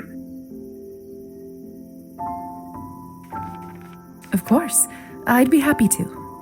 Oh, thank you. I know I asked you to put me up here in the first place, but I was hoping you might lift me down onto that vanity. I would climb down myself, but if I were to fall and Matilda were to break... Best not to think about it, if you would be so kind.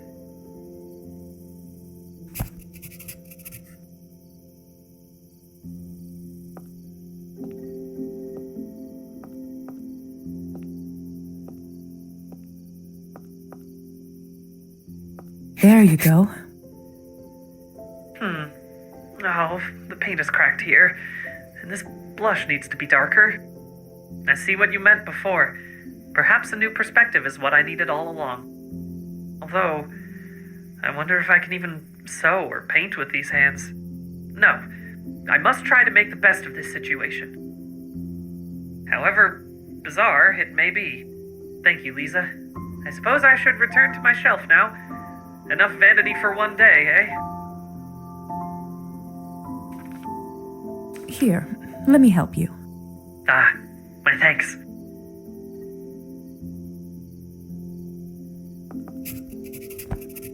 There.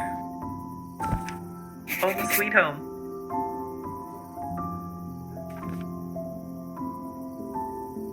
Well, what did you think? Of what? Your new appearance. It took me some time to get used to being dead. I imagine being in a doll's body must be significantly stranger. Not to mention a female doll at that. Oh. You know, that part hadn't occurred to me.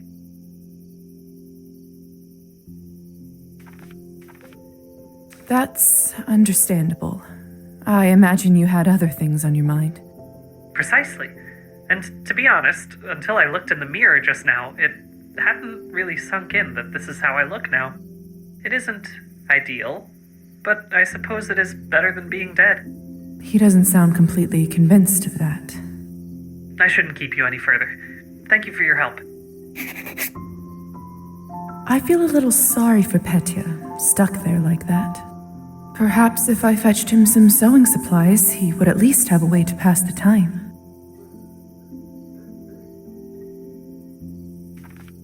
But what to get? Well, I'll start with a needle and thread and some fabric. I should be able to find some at the general store.